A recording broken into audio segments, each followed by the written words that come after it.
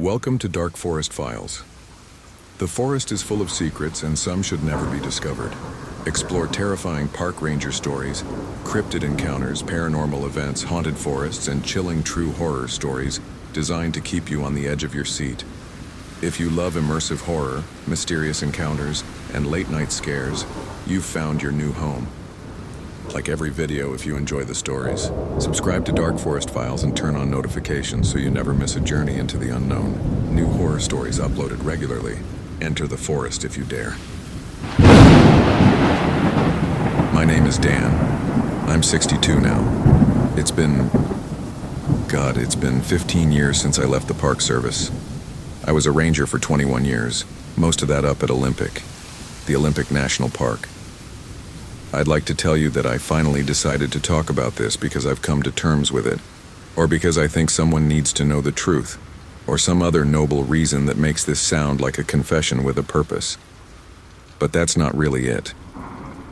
I'm telling you because I'm old and I'm tired, and my wife, she's been gone 3 years now, and the silence in this house gets so loud sometimes I can't stand it. It's just me and the memory. And I've carried it alone for so long that I'm worried if I don't say it out loud, it's going to just evaporate. Or worse, I'll start believing it didn't happen at all.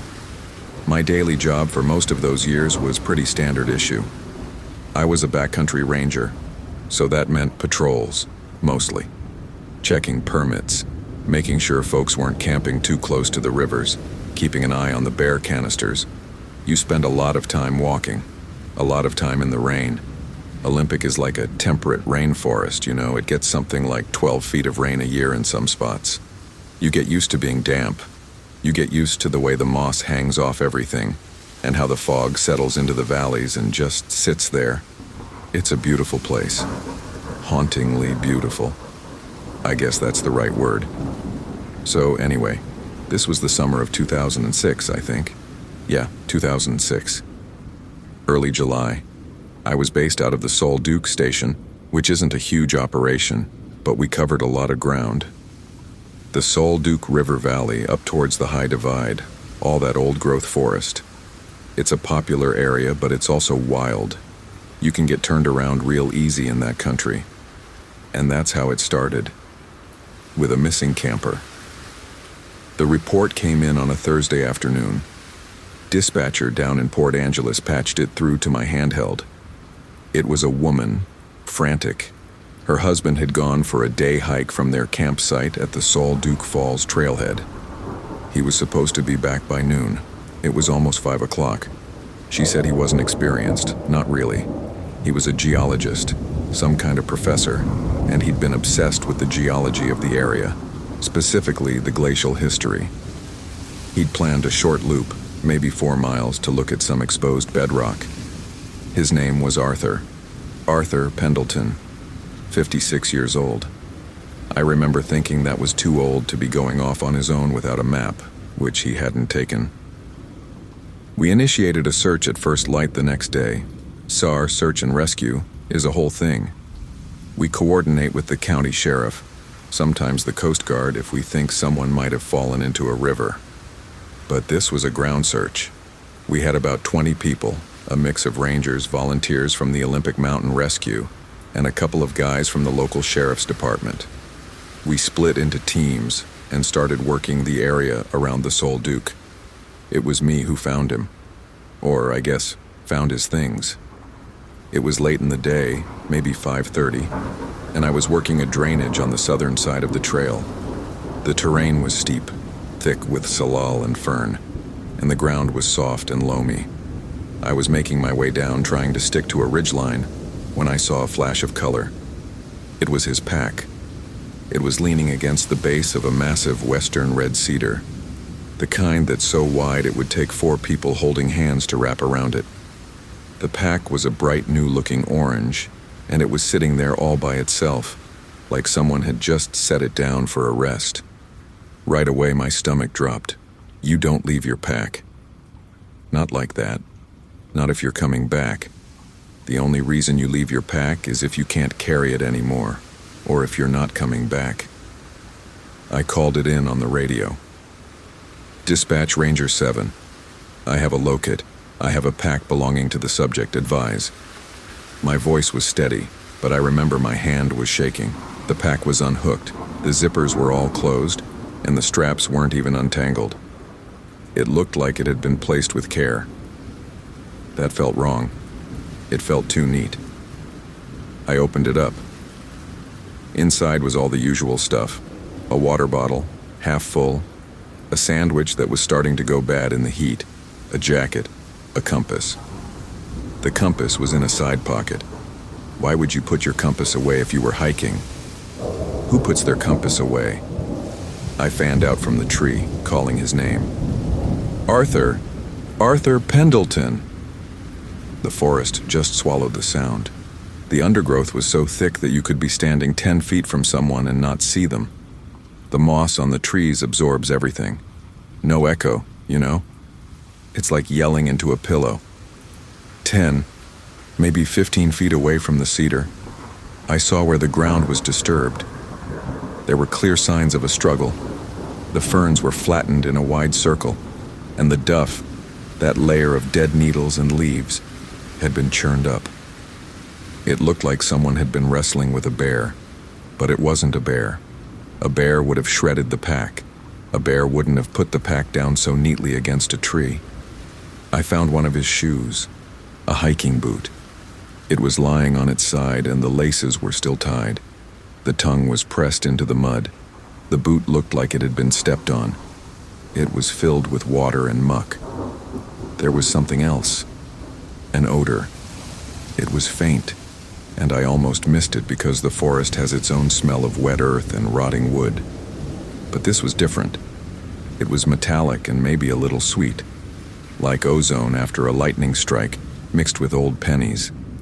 It hung in the air right over that disturbed patch of ground, and it made my sinuses sting. There was no blood, no sign of him being dragged, no tracks leaving the area. It was like he'd just been plucked out of existence. That's what it felt like. We searched until dark, but we found nothing else. Just the pack and the boot.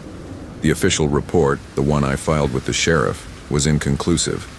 It listed Arthur Pendleton as a missing person, likely deceased. His wife, a woman named Carol, was devastated, of course. The theory was that he had a heart attack or something, fell, and then maybe an animal dragged him off. But that didn't make any sense. The boot had been stepped on, not clawed, and there was no trail of blood or disturbed vegetation leading away from the site. It was as if he just vanished into thin air. I remember lying in my bunk that night, staring at the ceiling of the ranger station and trying to fit the pieces together. It felt like a bad dream. That should have been the end of it. It was a closed case, a tragedy. We'd all done what we could, but it wasn't the end. The first clue that it wasn't over came about 3 weeks later. I was back at the station, going over some permit paperwork, when my radio squawked. It was the front desk at the visitor center, a guy named Jerry, one of the interpretive rangers. He sounded confused. "Hey Dan, you got a second? Something weird just happened." "What's up, Jerry?" I just got a call, a garbled call. It was on the emergency line. A male voice, sounded like he was talking through a wall of static. He said he needed help. He gave his name. His name? Arthur Pendleton. I put my pen down. "That's a sick joke, Jerry." I thought so too. I asked him to repeat it. He said he was Arthur Pendleton, and he was lost. He said he'd been hiking and he got turned around. He said he was near the waterfall, the one with the big logjam. "The Salduke Falls logjam?" I asked, the hair on my arms standing up. "Yeah." He sounded, I don't know, panicked, but also weirdly calm, like he was reading a script. The connection was terrible. I tried to get more details, but it was mostly static. I told him to stay put and that we were sending someone. He said, "Okay," and the line went dead. We checked the phone records. The call had originated from nowhere. It was a cellular number that didn't register to any carrier. It wasn't from a payphone. It wasn't from the lodge. It came from a cell phone that wasn't on our network. We should have just written it off as a hoax, a prank by some kids who'd read about the missing hiker in the paper. But we had to check. We had to. The search and rescue charter is clear. If there's a report of a lost person, you go. So I led a team of 4 back to the Salduke Falls logjam. That area is a jumble of ancient moss-covered trees that have been carried down the river and piled up like giant pickup sticks. It's treacherous, and it's loud. The water roars over the falls, and it's impossible to hear anything else. We spent the whole day there, calling his name, searching the nooks and crannies between the massive logs. We found nothing. No footprints. No sign of anyone having been there. I remember sitting on a rock, looking out at the river, and feeling a deep, sickening feeling of unease. I was starting to get angry. It felt like someone was messing with us, playing games. But who? And why? A week later, the call came again. This time, it was to a different ranger, a guy named Mike. Mike was a law enforcement ranger, a real no-nonsense kind of guy. He told me about it later that night over a beer at the station. He had the same haunted look I must have had. He said the same thing, Dan. This is Arthur Pendleton, I'm lost. I'm by the High Divide. I don't know how I got here. Mike shook his head. The static was unbelievable.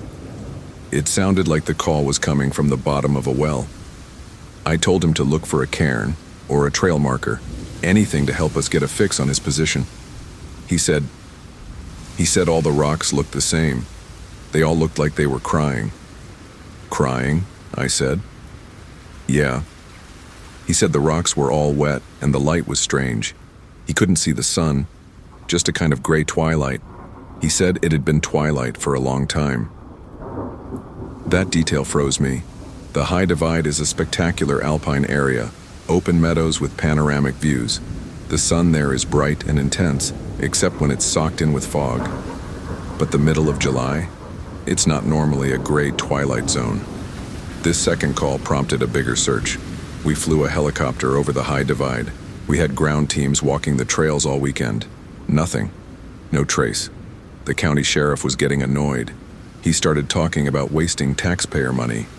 The official stance from the park was that these were copycat calls. They were probably coming from some kid with a voice changer. I nodded along, but I didn't believe it. What I didn't tell them, what I didn't tell anyone for a long time, was that I started hearing things when I was on my patrols.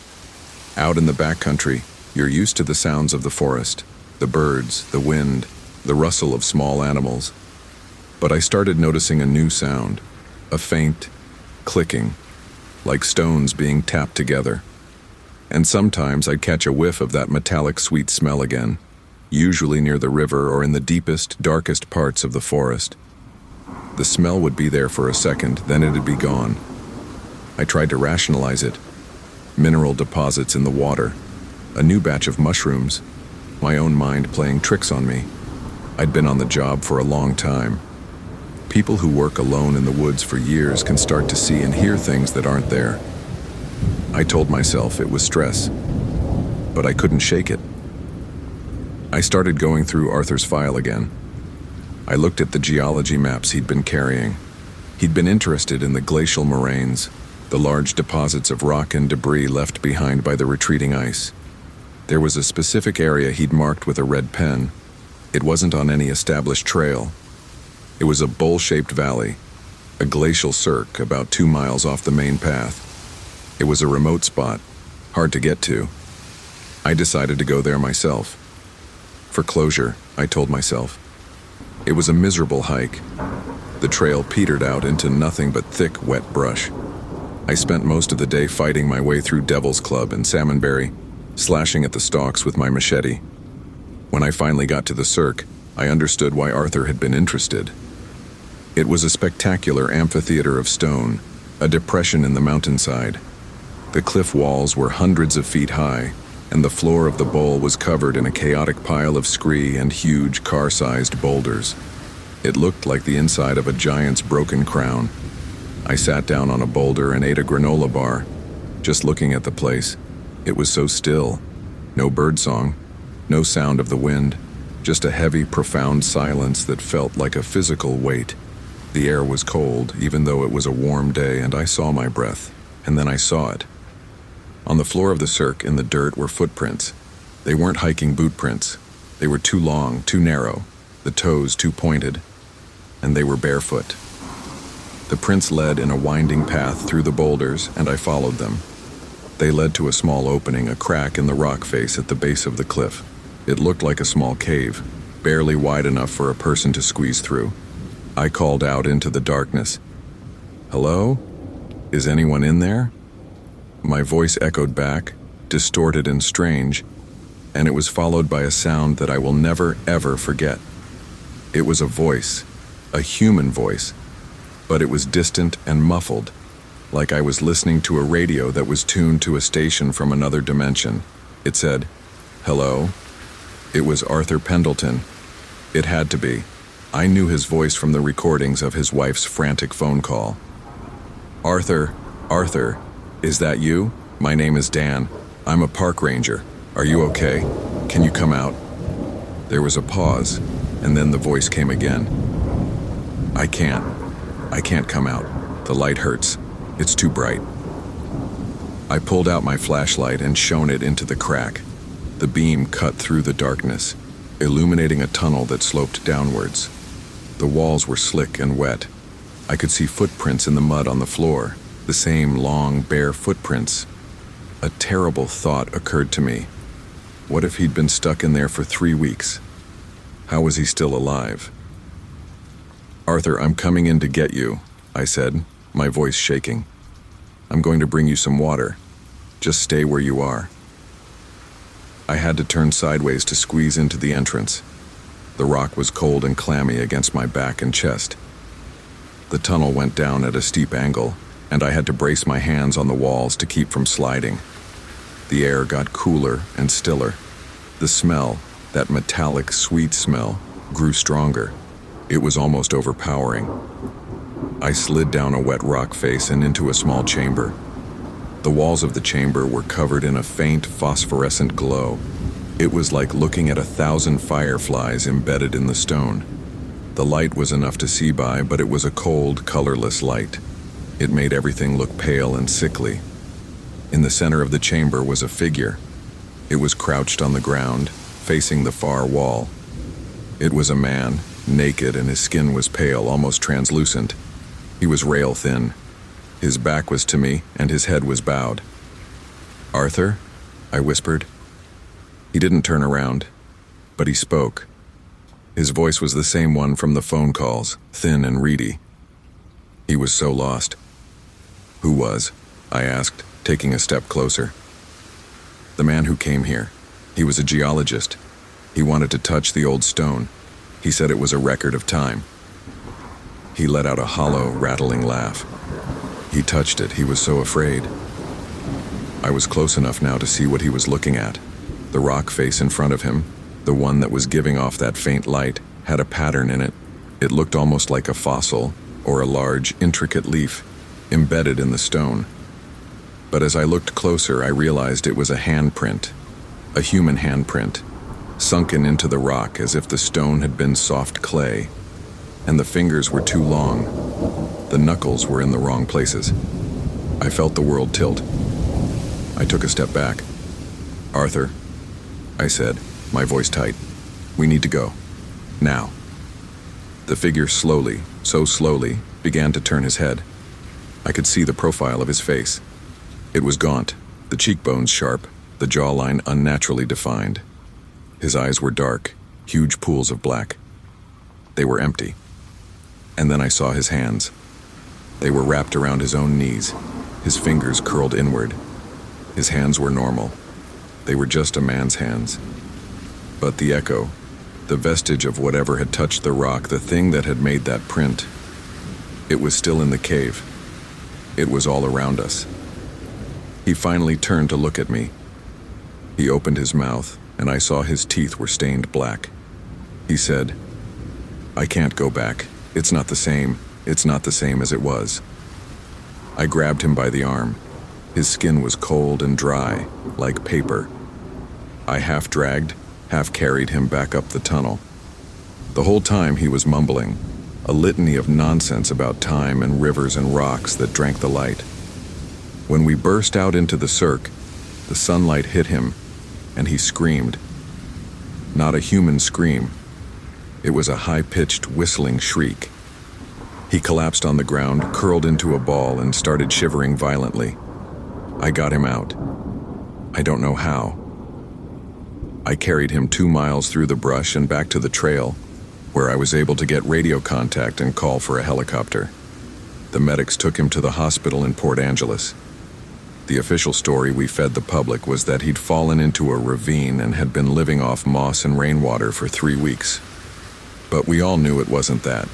The sheriff, the SAR team, the senior rangers, they knew. What I found in that cave was never written in the final report. I filed a separate, sealed document. I said I found him delirious from exposure and dehydration, that his story was incoherent. I didn't mention the handprint. I didn't mention the smell. I didn't mention the weird, unnatural cold. I didn't mention the way he'd described the location of the cave as the place where the light goes to die. I didn't mention any of that because I couldn't. It sounded like I was crazy. For weeks after the rescue, I was a hero. But inside, I was falling apart. I couldn't sleep. Every time I closed my eyes, I saw that cave, that awful phosphorescent glow, and the figure with its back to me. I started seeing things at the edges of my vision, shadows that moved when they shouldn't. I'd be on a routine patrol, and I'd get the sudden overwhelming feeling that I was being watched. And the calls didn't stop. A month after I found Arthur, a call came in from a young couple who were camping near the Ho River. They said a man had come into their camp late at night. The man was naked and his skin was pale. He didn't speak. He just stood at the edge of the firelight and stared at them. They were terrified. The man didn't move, didn't blink. Then, just as suddenly as he appeared, he was gone. I was sent to investigate. I found their campsite, and I found the footprints. The same long, narrow, bare footprints I'd seen in the cave. They led from the camp and disappeared into the dense underbrush, heading deeper into the park. There were no other tracks coming to the camp. He'd just manifested there. I knew it wasn't Arthur. Arthur was still in the hospital under observation, but I knew what it was, or at least, I knew it was the same thing that had taken Arthur and left the handprint in the stone. The same thing that had left his boot neatly placed by that cedar. I started doing research. Quietly. I found stories, vague and fragmented, about the Quinault people. They spoke of spirits that lived in the deep crevasses of the glaciers, in the unmapped caves where the ice never melted. They called them the Duwamish, which roughly translates to the ones who watch from the river. They weren't supposed to be dangerous, just observers. But the stories also said that if a person got lost, really lost in the deep forest, they might wander into the Duwamish's realm, a place where time doesn't flow right, a place of endless twilight. And once you're there, the Duwamish might become curious. They might try to understand you, and in the process they might take something from you, or they might leave something behind. The official explanation was that I needed a change of pace, but that wasn't the truth. The truth is that I was afraid. The memory of that handprint in the rock, the way the fingers were too long, it was like a key. It unlocked a door in my mind, and I couldn't close it again. I think it's still there. The Duwamish. I don't know what it really is. It's not a ghost, not a demon.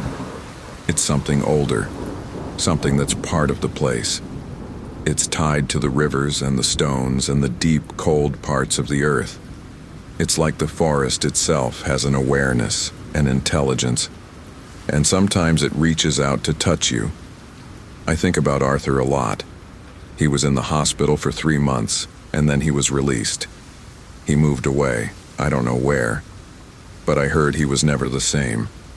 He couldn't stand to be in the dark. He'd sleep with every light in the house on. He was terrified of silence.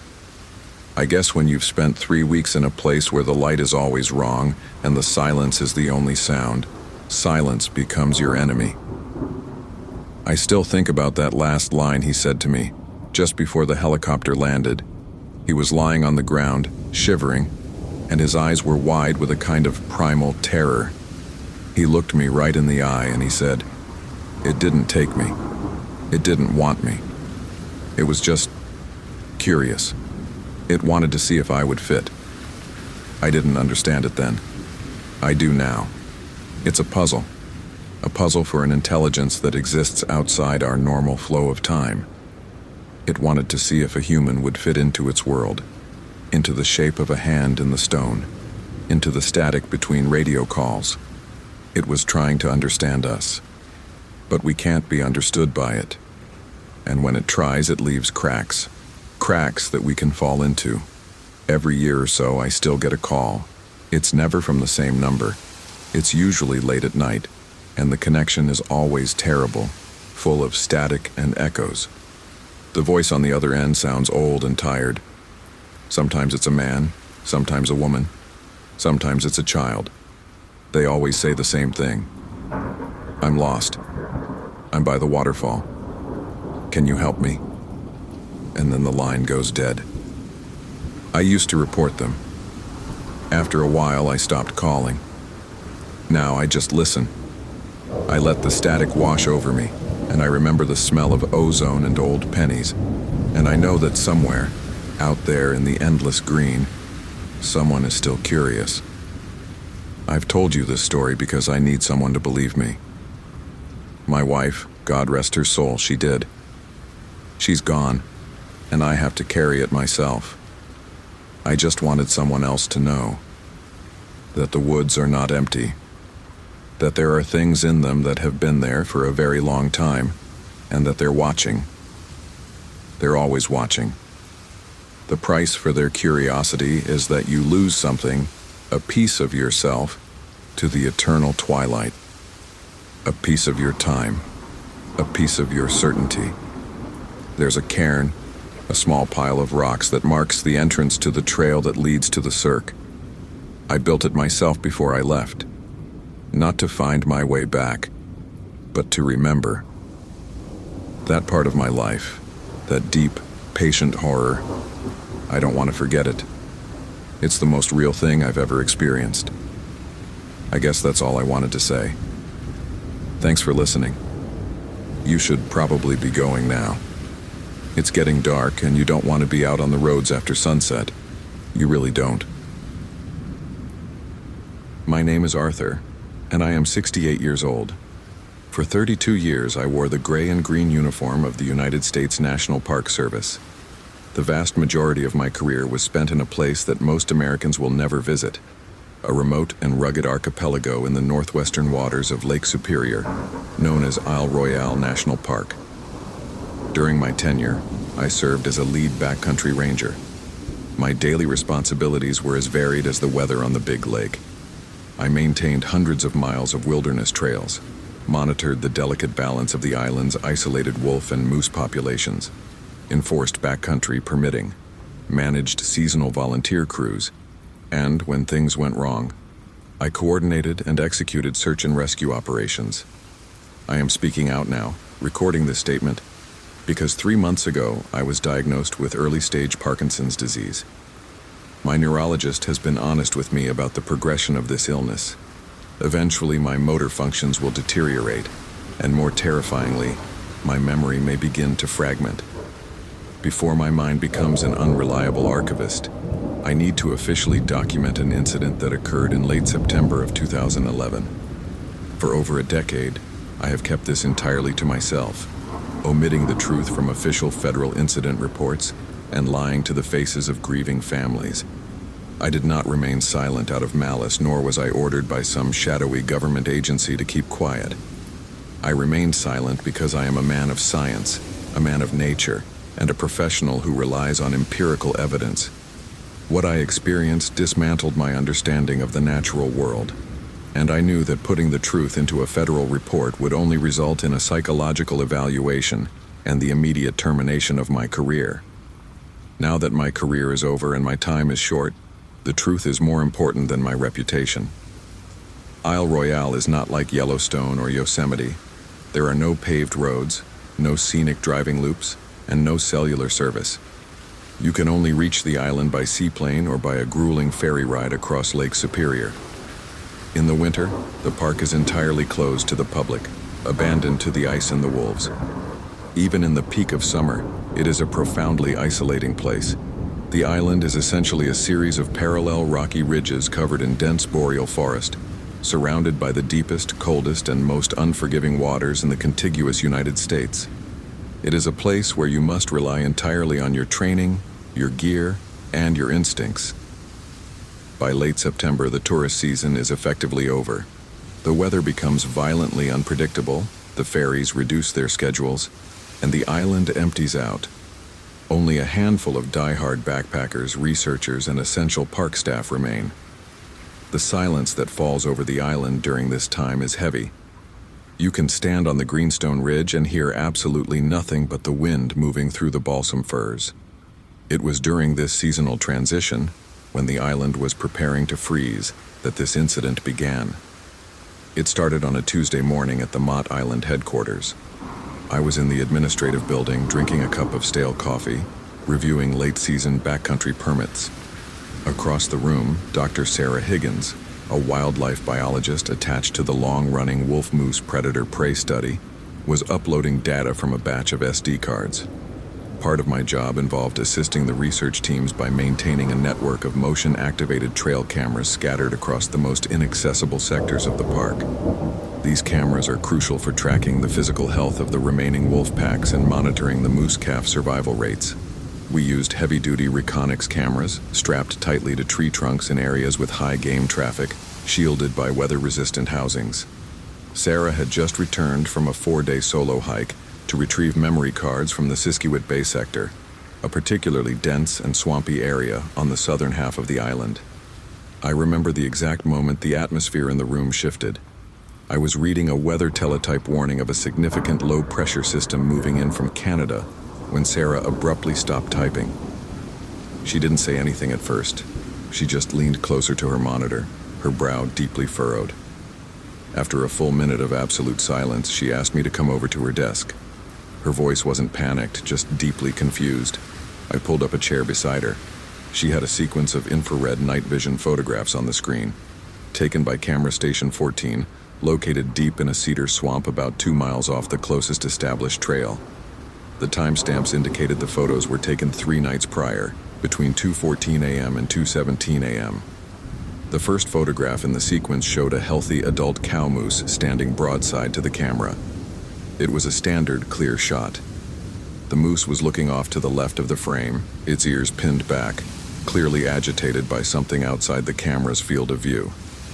The second photograph, taken 1 minute later at 2:15 a.m., showed the same moose, but it was now on the ground. Its neck was bent at a severe, unnatural angle, and a massive blur of movement was captured directly on top of the carcass. Because it was infrared, the moving object was a wash of white heat, lacking definition. We naturally assumed it was a bear. Black bears are not native to Isle Royale. They have never successfully established a population there, but occasionally one will swim across the channel from the Canadian mainland or cross the ice bridge in winter. It is rare, but biologically possible. I told Sarah it looked like a transient bear, perhaps a large male desperate for calories before winter. Then she clicked to the third photograph, taken at 2:16 a.m., and my bear hypothesis immediately evaporated. The blur had stabilized. The creature was standing over the dead moose, looking directly into the camera lens. Its eyes reflected the infrared flash, appearing as 2 brilliant, glowing orbs. It was standing on 2 legs. I want to be incredibly precise here. Bears can and do stand on their hind legs to observe their surroundings, to reach food, or to intimidate rivals. When a bear stands, it looks like a bear. Its weight is distributed on wide, flat hind feet. Its posture is somewhat slouched, and its forelimbs hang loosely at its sides or extend forward. The entity in this photograph was not standing like a bear. It possessed an upright digitigrade posture, meaning it was standing on its toes with a severe angle at the hock, exactly like the hind leg of a canine. Its legs were incredibly long, thick with heavily matted fur, ending in massive clawed feet. Its torso was lean, muscular, and V-shaped, entirely lacking the rounded bulk of a bear. But it was the head that made my stomach drop. It was undeniably a canid head. It had a long, pronounced snout, tall, pointed ears standing completely erect, and a thick mane of fur around its neck.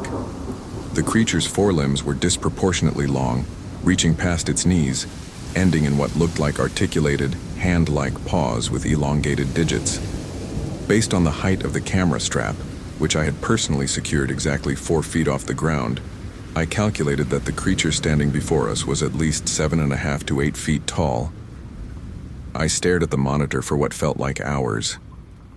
In my 32 years of wilderness experience, I had seen every conceivable manifestation of North American wildlife. I had seen wolves suffering from severe sarcoptic mange that looked like demons. I had seen bears missing limbs, moose with devastating neurological diseases, and genetic anomalies that distorted animal physiology. But this photograph defied every logical biological explanation. Sarah and I began the process of rational debunking. This is what professionals do. You do not leap to the supernatural, you exhaust the rational. We checked the camera's metadata to ensure the file hadn't been digitally manipulated. We discussed the possibility of a double exposure or a digital artifact caused by a failing image sensor. We even discussed the highly unlikely scenario of a sophisticated hoax, perhaps a poacher in a ghillie suit or a theatrical costume. But the scale of the dead moose beneath it, the sheer anatomical terror of the creature's build, and the remote swampy location made a hoax practically impossible. Who would hike 20 miles into a freezing, mosquito-infested swamp at 2 in the morning, carrying a massive costume, just to prank a wildlife camera that might not be checked for 6 months? The fourth and final photograph in the sequence, time-stamped 2:17 a.m., showed nothing. The creature was gone, and more incredibly, the 1,000-pound moose carcass was also gone. Only trampled ferns and disturbed mud remained in the frame. A black bear cannot carry a 1,000-pound moose out of a camera's field of view in 60 seconds. A pack of wolves cannot consume or relocate an animal of that size in 1 minute. Something had killed a healthy adult moose, stood upright to stare at the camera, and then dragged the massive carcass away into the dark with terrifying speed. I immediately authorized a field investigation. I needed to see the site with my own eyes. I needed to find the carcass, document the tracks, and find a logical explanation before I sent this data up the chain of command to the regional office. I requested the assistance of a junior ranger named Marcus. Marcus was 26, a former Marine Corps infantryman who had served a tour in Afghanistan before using his GI Bill to get a degree in forestry. He was physically built like a boulder, incredibly disciplined, profoundly observant, and strictly by the book. I trusted him completely. I did not show him the photographs. I simply told him we had anomalous wildlife activity at Station 14, possibly a very large, aggressive, transient bear that had taken down a moose, and we needed to document the kill site. We geared up with standard backcountry patrol equipment, heavy rain gear, topographical maps, compasses, GPS units, headlamps with extra lithium batteries, first aid kits, emergency bivouac sacks, and our standard issue Sig Sauer 40 caliber sidearms, which we rarely unholstered but always carried. Given my suspicion of a massive predator, I also checked out an 87-0 pump-action shotgun from the armory, loading it with alternating slugs and double-aught buckshot. Marcus noted the shotgun but didn't question it. We took a small Boston whaler down the rocky coast, fighting choppy gray waves, and made landfall at the Malone Bay Ranger Station. From there, we began the overland hike toward the Siskowit Swamp. The weather was rapidly deteriorating. The barometric pressure was plunging, and the air smelled heavily of ozone, rotting leaves, and the metallic tang of the impending storm. The sky was a bruised, continuous sheet of dark gray clouds pressing down on the canopy. The hike was brutal. We left the maintained trails after 3 miles and began bushwhacking through dense thickets of tag alder and balsam fir. The ground beneath our boots was a treacherous mix of slick, moss-covered rocks and deep, sucking black mud. What struck me most during that navigation was the profound silence. Normally, even in late September, a swamp is alive with sound. You hear the scolding chatter of red squirrels, the distant tapping of pileated woodpeckers, and the rustling of small rodents. But that afternoon, the woods were dead. There was no bird song. There was no movement in the underbrush. The only sounds were the snapping of twigs beneath our boots and our own labored breathing. It felt as though the entire ecosystem was holding its breath, paralyzed by the presence of an apex predator that did not belong there. It took us 4 hours to navigate to the GPS coordinates of Camera Station 14. We found the camera exactly where I had left it, strapped securely to a mature cedar tree. The immediate area was a scene of extreme, localized violence. The ferns were flattened into the mud in a wide circle. The scent hit us first, a thick, coppery stench of raw blood mixed with a foul, acrid odor that I had never encountered before. It smelled like wet dog, rancid meat, and something uniquely chemical, almost like burning sulfur. Marcus immediately unholstered his sidearm, his combat instincts kicking in, sweeping the perimeter with a hard, tactical gaze. I approached the center of the disturbed earth. The mud was deeply churned, and there was a massive arterial spray of dark, dried blood painted across the trunk of a nearby birch tree, approximately 6 feet off the ground. A wolf pack attacks the hindquarters and the throat, dragging their prey down over time. This moose had suffered a catastrophic, instantaneous trauma high up on its neck. I began searching for tracks. I expected to find the distinctive 5-toed, clawed prints of a massive bear. Instead, I found tracks that made my chest tighten. Deeply impressed into the black mud were paw prints. They were undeniably canine. 4 distinct toe pads, a triangular heel pad, and deep claw marks registering ahead of the toes. But their size was impossible. I placed my boot next to one for scale. The track was easily 7 inches long and 6 inches wide. Furthermore, the tracks were not arranged in the staggered, quadrupedal walking pattern of a wolf. They were placed in a linear, alternating sequence. Left, right, left, right. The creature had walked through the mud on 2 legs. I measured the stride length. The distance between the left heel and the right heel was nearly 5 feet. Whatever left these tracks moved with a massive, loping, bipedal gait. I took out my digital camera and photographed the tracks meticulously, placing a yellow plastic evidence scale next to them. Marcus watched me, his jaw tight. "Arthur," he said quietly, keeping his eyes on the tree line. "Wolves don't walk like that, and bears don't leave tracks like that. What are we tracking?" I told him I didn't know, and for the first time in my career, I meant it. We needed to find the carcass. A predator will rarely abandon a fresh kill of that size. They will cache it and defend it. We began a slow, expanding spiral search pattern, moving outward from the camera station. We found the moose 60 yards away, deeper into the swamp, in a dense grove of ancient, rotting cedars. It had not been dragged along the ground. There was no continuous blood trail in the moss, no broken saplings indicating a heavy mass being pulled through the brush. The carcass had been carried. We found it wedged into the lower branches of a massive dead cedar, suspended roughly 8 feet off the ground. The sheer physical strength required to deadlift 1,000 pounds of dead weight and heave it into a tree is beyond the biological capacity of any known North American animal. The carcass had been eviscerated. The rib cage was snapped open, the ribs broken outward, and the heart, lungs, and liver were entirely missing. The hindquarters, typically the prime meat for wolves, were completely untouched. The creature had eaten only the most nutrient-dense organs and left the rest to rot. As I was documenting the carcass, my handheld VHF radio crackled to life, breaking the suffocating silence of the swamp. It was Brenda, the lead dispatcher at Maud Island. Her voice was unusually tense, lacking her normal, relaxed radio etiquette. Backcountry 2, this is Mott Island Dispatch. Radio check, over. I keyed my microphone. Dispatch, this is Backcountry 2. I read you loud and clear, go ahead. Brenda paused for a second before responding. Arthur, we have a situation developing. I just received a call from the Ranger 3 ferry captain. He's running the final departure manifest out of Rock Harbor. We have 2 unaccounted for passengers. 2 brothers, David and Mark Miller, ages 32 and 34. Experienced backpackers out of Minnesota. They were scheduled to board the ferry 30 minutes ago. They haven't checked in, and their vehicle is still sitting in the long-term lot on the mainland. I pulled out my waterproof notebook.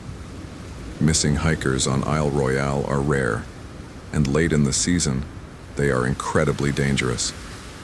Hypothermia can kill a man in hours once the sun goes down. Copy that, Brenda. Do we have a filed backcountry itinerary for the Miller brothers? Over.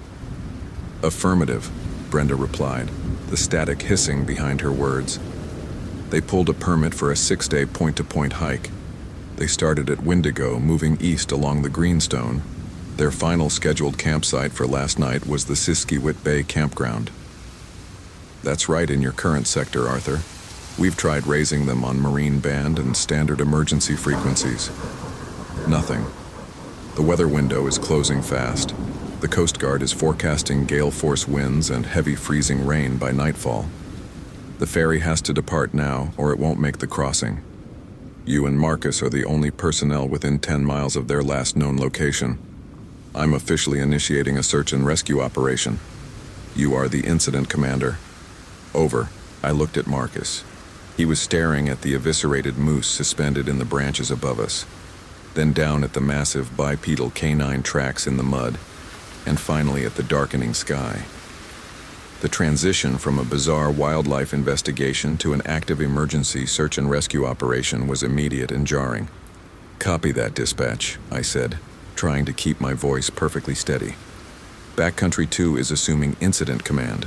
Marcus and I are initiating a hasty search toward the Siskiwit Bay campground immediately. We will check their last known coordinates and sweep the trail. We will report back in 1 hour. Backcountry 2, out. I clipped the radio back to my harness and racked a slug into the chamber of the 87-0 shotgun. The metallic clack echoed loudly in the damp woods. Marcus didn't say a word. He just checked the magazine of his sidearm, nodded, and we began moving fast. We abandoned the camera site and pushed through the swamp toward the established trail network. The psychological pressure of a SR operation is immense. You are fighting the clock, the weather, and your own physical exhaustion. But this was different. Usually I'm worried about a hiker with a broken ankle, severe dehydration, or a bad case of hypothermia. Today, as we marched through the gathering gloom, I was terrified that David and Mark Miller had crossed paths with whatever had torn that moose apart. We reached the Siskiwit Bay campground an hour later. It is a primitive site, just a few cleared dirt pads near the rocky shoreline of Lake Superior. The wind was already howling off the lake, whipping the gray water into violent white-capped swells. The temperature had plummeted at least 15 degrees, and a freezing drizzle had begun to fall, instantly slicking the rocks. We found the Millers' campsite in site number 3. It was abandoned, but it had not been packed up. Their green 2-man dome tent was still pitched, but it was destroyed. It hadn't collapsed from the wind. The reinforced nylon had been shredded. Massive parallel vertical lacerations ran down the side of the tent, completely bypassing the zipper. I approached the tent slowly, the shotgun raised to my shoulder, my finger resting lightly outside the trigger guard. Marcus covered my flank. "Park Service, David, Mark, are you here?" I shouted, my voice swallowed instantly by the roaring wind. Nothing answered. I used the barrel of the shotgun to lift the shredded nylon flap and peered inside. The interior was a chaotic mess. Sleeping bags were violently ripped open, synthetic insulation scattering in the wind like dirty snow. Backpacks were overturned, but the food bear canister, sitting 10 feet away, was completely untouched and sealed. A bear will always go for the food. Whatever hit this tent ignored the high-calorie trail rations and went directly for the occupants. I examined the lacerations on the tent fabric. They were clean, razor-sharp cuts spaced about an inch apart, tearing through the heavy nylon with terrifying ease. I noticed small smears of dark blood on the edges of the torn fabric, but no massive pooling inside the tent. They hadn't been killed in their sleep. They had managed to get out. I backed out of the tent and began a methodical sweep of the immediate perimeter, looking for tracks, discarded gear, or blood trails. "Look for track traps," I yelled to Marcus over the wind, referring to patches of mud, sand, or soft pine needles where footprints are easily preserved. We found their exit path, deep, panicked boot prints slipping in the mud, tearing up the moss, heading directly away from the lake and straight up the steep, densely forested ridge. They had run blindly into the deepest part of the wilderness in the middle of the night. But what chilled me to the bone was what we found running parallel to their boot prints. The same massive bipedal canine tracks we had seen at the moose kill site. But there was a horrifying new detail. As I measured the stride length of the pursuing tracks, I realized the prints were slightly smaller than the ones near the camera, and the claw marks were deeper, more frantic. I looked closer at the mud. The tracks overlapped in places. There wasn't one set of canine prints. There were two. The brothers weren't just being chased. They were being hunted by a pack. "Dispatch, this is Incident Command," I called over the radio, huddling under the canopy of a large spruce to block the freezing rain. "We have located the missing hikers' campsite. The tent has been aggressively breached by an unknown predatory animal. We have evidence of a chaotic retreat up the ridgeline. We are tracking 2 sets of human boot prints and 2 sets of massive unknown animal tracks in pursuit, requesting immediate Coast Guard helicopter support for an aerial thermal sweep. Over." Static hissed violently from the radio, punctuated by sharp pops of atmospheric interference caused by the storm. "Incident Command, this is Dispatch. Be advised, Coast Guard Traverse City has grounded all rotary wing aircraft due to the advancing gale. Sustained winds over 50 knots over the lake. No aerial support is available until the storm breaks, estimated tomorrow morning. You are on your own. Do you need to abort the search and seek shelter?" Over. I looked at Marcus. He was shivering slightly in his rain gear, his eyes scanning the dark woods above us. "If we retreated to the patrol cabin on the shoreline, the Miller brothers would certainly die of exposure tonight, assuming the creatures hadn't already killed them." "Negative, Dispatch. We are continuing the pursuit up the ridge. We will maintain radio contact every 30 minutes. Incident Command, out." We climbed the ridge, following the chaotic trail of overturned rocks, broken branches, and deep impressions in the mud.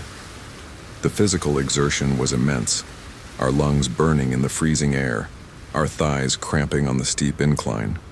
The light was failing rapidly, the gray afternoon turning into a bruised, oppressive twilight. The freezing rain turned to sleet, pelting our jackets like birdshot. As we crested the first false summit of the ridge, Marcus suddenly threw his fist up in the air, the universal tactical signal to halt. He dropped to one knee, raising his sidearm, pointing toward a massive deadfall of tangled pine trees about 40 yards ahead.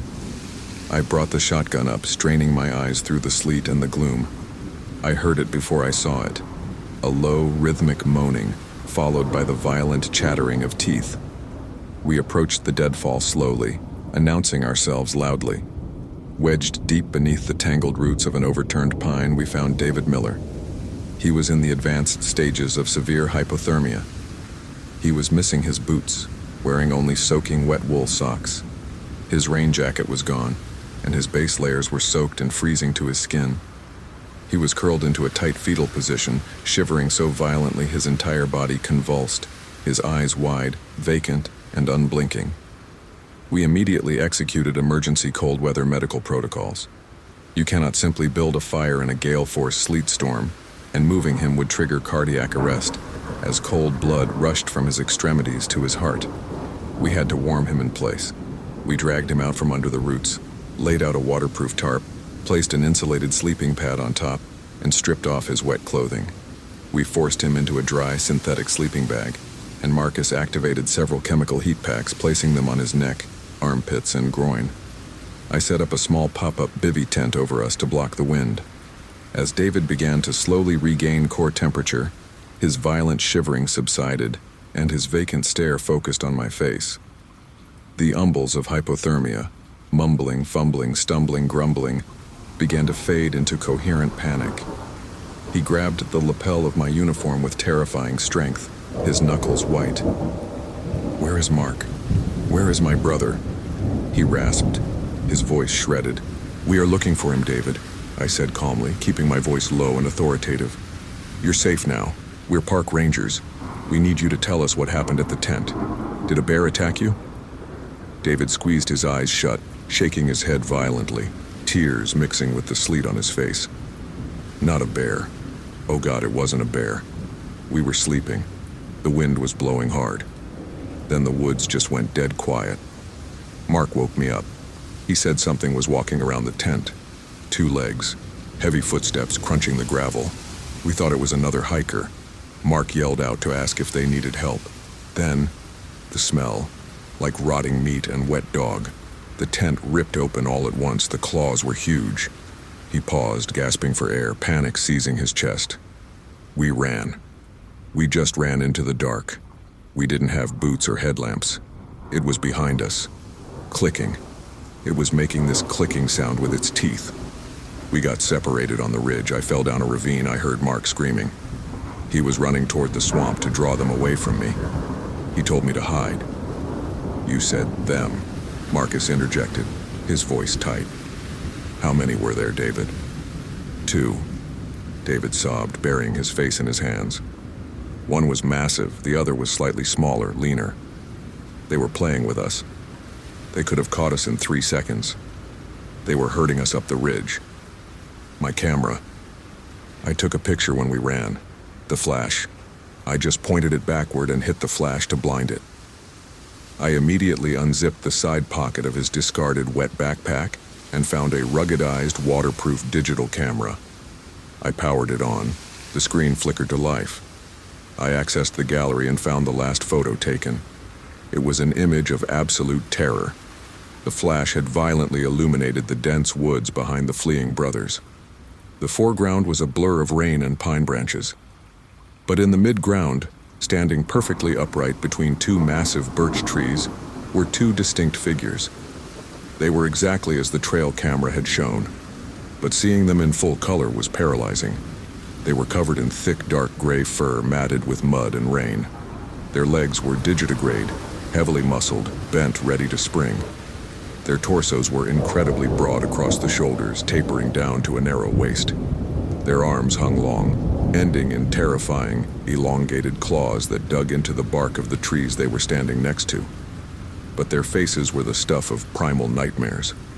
Pronounced canine snouts, lips pulled back in grotesque, unnatural grins, exposing rows of thick, yellowed teeth. Their ears were pinned flat against their skulls, and their eyes, reflecting the camera flash, glowed with a sickening, pale yellow luminescence. They weren't roaring. They weren't snarling. They were just watching. I showed the screen to Marcus. The color drained from his face. He didn't speak. He just checked the chamber of his sidearm again, his hands shaking slightly, a rare crack in his stoic armor.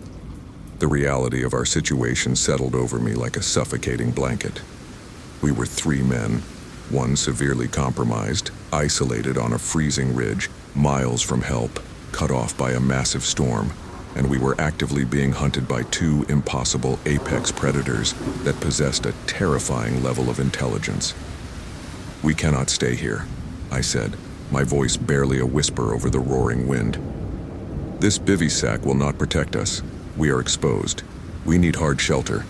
The Daisy Farm patrol cabin is approximately 2 miles northeast of our position. It has solid log walls, heavy wooden shutters, and a steel reinforced door. We are going to carry David. We are going to move fast, and we are going to move together. Do not run. Predators trigger on the flight response. We move deliberately." We hauled David out of the sleeping bag, dressing him in spare dry layers from my pack. Marcus and I essentially carried him between us, each supporting one of his arms over our shoulders, while I kept the shotgun slung awkwardly across my chest, ready to fire one-handed if necessary. The 2-mile hike to Daisy Farm was a descent into pure psychological torture. The storm reached its peak, plunging the forest into absolute pitch-black darkness. Our headlamps cut weak, dancing cones of white light through the driving sleet. Every shadow looked like a towering monster. Every groan of a dying tree bending in the wind sounded like a roar. But it was the subtle things that broke my nerves. Over the howling gale, I began to hear sounds that did not belong. The snapping of large, heavy branches just beyond the reach of our lights. The distinct sound of heavy, bipedal footsteps pacing us, moving parallel to our path through the brush, matching our speed perfectly. They were flanking us. Then, the whistling started. It wasn't the wind. It was a sharp, modulated, 2-note whistle, human-like but incredibly loud, coming from the darkness to our left. A few seconds later, an identical 2-note whistle answered from the darkness to our right. They were communicating. They were coordinating their movements. We reached the Daisy Farm clearing entirely exhausted, our muscles burning, our adrenaline reserves utterly depleted. The patrol cabin was a small, robust log structure sitting 50 yards from the rocky beach. We dragged David up the wooden steps, fumbled wildly with the heavy padlock key, shoved the heavy door open and piled inside. We slammed the door shut, throwing the heavy steel deadbolt and dropping the wooden barricade bar across the frame. I immediately moved to the 2 small windows, pulling the heavy wooden storm shutters shut and locking them from the inside. We were in total darkness. I clicked on a battery-powered lantern, bathing the small, dusty room in harsh white light. The cabin was Spartan: a wood stove, a small table, a radio desk, and 2 cots. We laid David on a cot. He was shivering again, his eyes darting frantically around the room. "Secure the perimeter," I ordered Marcus. He moved efficiently, checking the structural integrity of the walls, ensuring the chimney flue was locked tight. I went to the radio desk and keyed the heavy base station microphone. "Mott Island Dispatch, this is Incident Command. Emergency traffic. We have located David Miller. He is severely hypothermic but stable. We have retreated to the Daisy Farm patrol cabin. We are under active pursuit by 2 unidentified, highly aggressive predatory animals. We are barricaded inside, requesting immediate emergency extraction the second the weather clears. Over." I waited. Only the hiss of static answered. I tried again. Nothing. The atmospheric interference from the storm, combined with the heavy cloud cover, had completely severed our VHF communications. We were entirely alone. For the first hour, nothing happened. The storm battered the cabin, the wind screaming around the eaves, the rain hammering the metal roof like machine gun fire. We sat in silence, our weapons drawn, staring at the thick wooden door. Then, the probing began. It started softly, a light, scraping sound against the exterior logs of the back wall. It sounded like someone dragging a heavy iron nail across the wood. The sound moved slowly around the perimeter of the cabin, stopping at the shuttered windows. Something massive pressed against the exterior wall, testing its strength. The heavy log timbers groaned under an immense weight. Marcus stood up, aiming his sidearm at the window. "They're checking for weaknesses," he whispered, his training taking over. "They aren't just animals trying to break in. They're conducting a tactical perimeter sweep." Suddenly, a massive, deafening impact struck the roof directly above us, shaking dust and dried moss from the ceiling beams. One of the creatures had effortlessly jumped the 10 feet from the ground onto the roof. I heard the scrape of massive claws digging into the metal roofing panels, followed by heavy, measured footsteps pacing back and forth above our heads. It was searching for an entry point. I raised the shotgun, aiming directly at the ceiling, waiting for the metal to buckle. But it didn't. After a few minutes, the creature dropped heavily back to the ground. Then came the psychological warfare. The wind died down for a brief moment, leaving an eerie lull in the storm. From the darkness right outside the front door, a voice called out, David? David, are you in there? It's me, Mark. Let me in. It's so cold out here. The voice was unmistakably human. It sounded exactly like a frightened, freezing 30-year-old man. David bolted upright on the cot, his eyes wide with desperate hope. Mark! He's alive! Arthur, open the door. It's Mark! He lunged toward the door, throwing his weight against the barricade bar. I tackled David to the floor, pinning him down with my knee. Listen to me, David. Listen to the voice, I ordered, keeping my shotgun leveled at the door. The voice called out again. David? David, are you in there? It's me, Mark. Let me in. It's so cold out here. It was absolutely identical to the first call. The exact same cadence, the exact same pitch, the exact same terrified inflection. It wasn't a man repeating himself, it was a recording being played back perfectly. It was mimicking what it had heard Mark screaming on the ridge before they killed him. It was using his dying words as bait to draw us out. David realized it at the same moment I did. The hope drained from his face, replaced by a horror so profound he simply stopped fighting and began to weep silently on the floor. That's not him, he whispered. That's not my brother. Do not speak, I whispered to Marcus and David. Do not let them know we are listening. The creature outside the door grew impatient. The mimicking stopped, replaced by a low, vibrating growl that I didn't just hear. I felt it in my chest. It was infrasound, a low-frequency rumble utilized by tigers and certain large predators to induce primal terror and physical nausea in their prey. The air in the cabin grew thick and suffocating. The creature struck the reinforced steel door with unbelievable force. The metal buckled slightly inward, the wooden frame splintering around the hinges. The barricade bar groaned, bowing under the immense pressure. It struck the door again, harder. The top hinge snapped with a sound like a gunshot.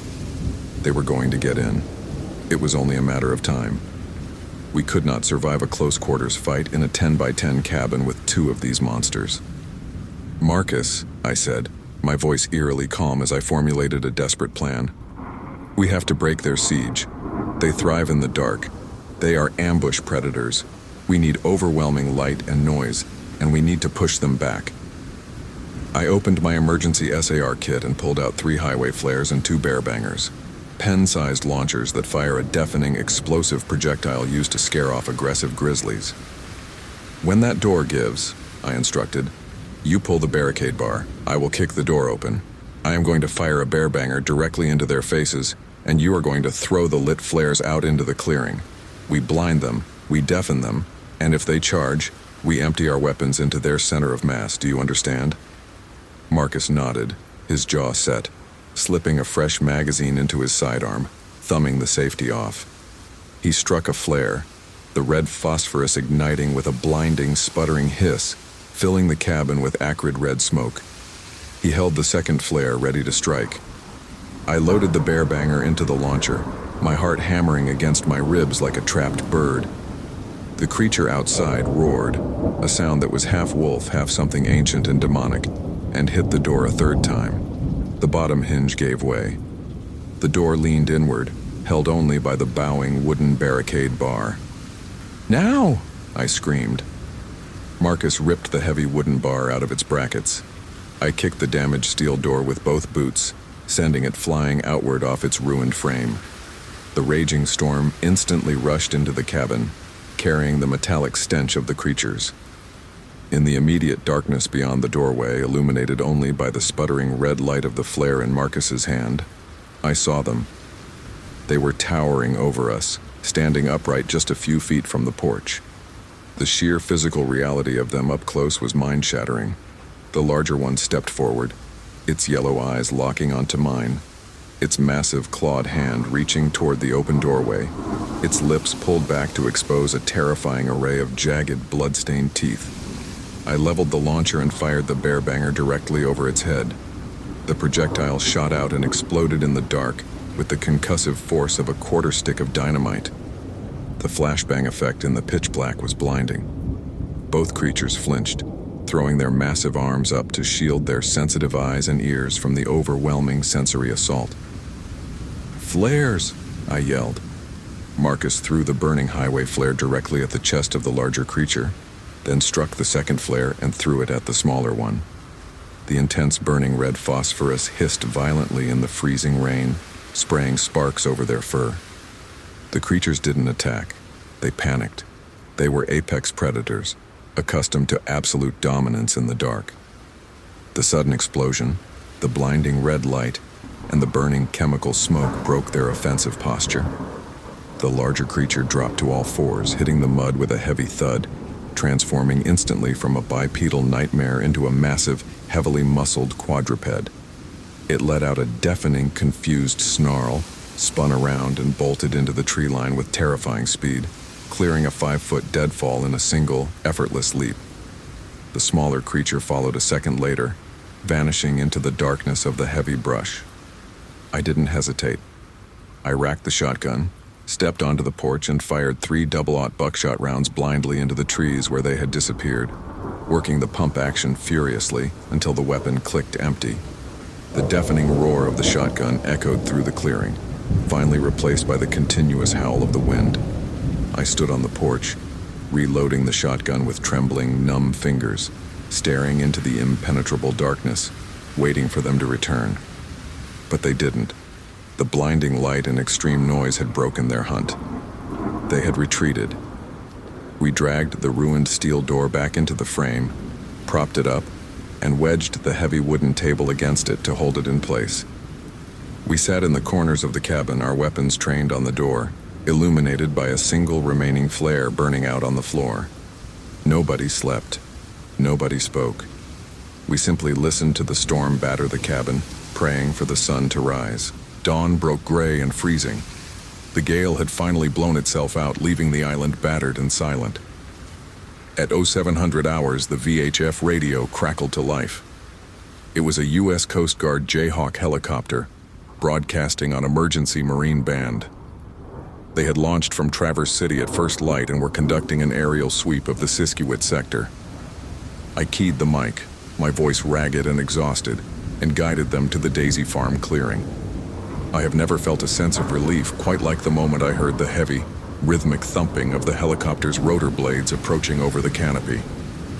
The massive orange and white bird hovered over the beach, lowering a rescue basket to the shoreline. We evacuated David first. As Marcus and I boarded the helicopter, I looked back at the tree line surrounding the cabin. The woods were still, peaceful, and utterly normal. It looked like any other beautiful, rugged morning on Isle Royale. The cognitive dissonance was almost sickening. The aftermath was exactly what you would expect from a federal bureaucracy. We flew David to a mainland hospital, where he recovered from severe hypothermia and shock. He told the doctors and the local deputies his story: the bipedal wolves, the terrifying pursuit, the mimicking voices. The doctors gently diagnosed him with acute trauma-induced hallucinations, exacerbated by extreme cold and terror.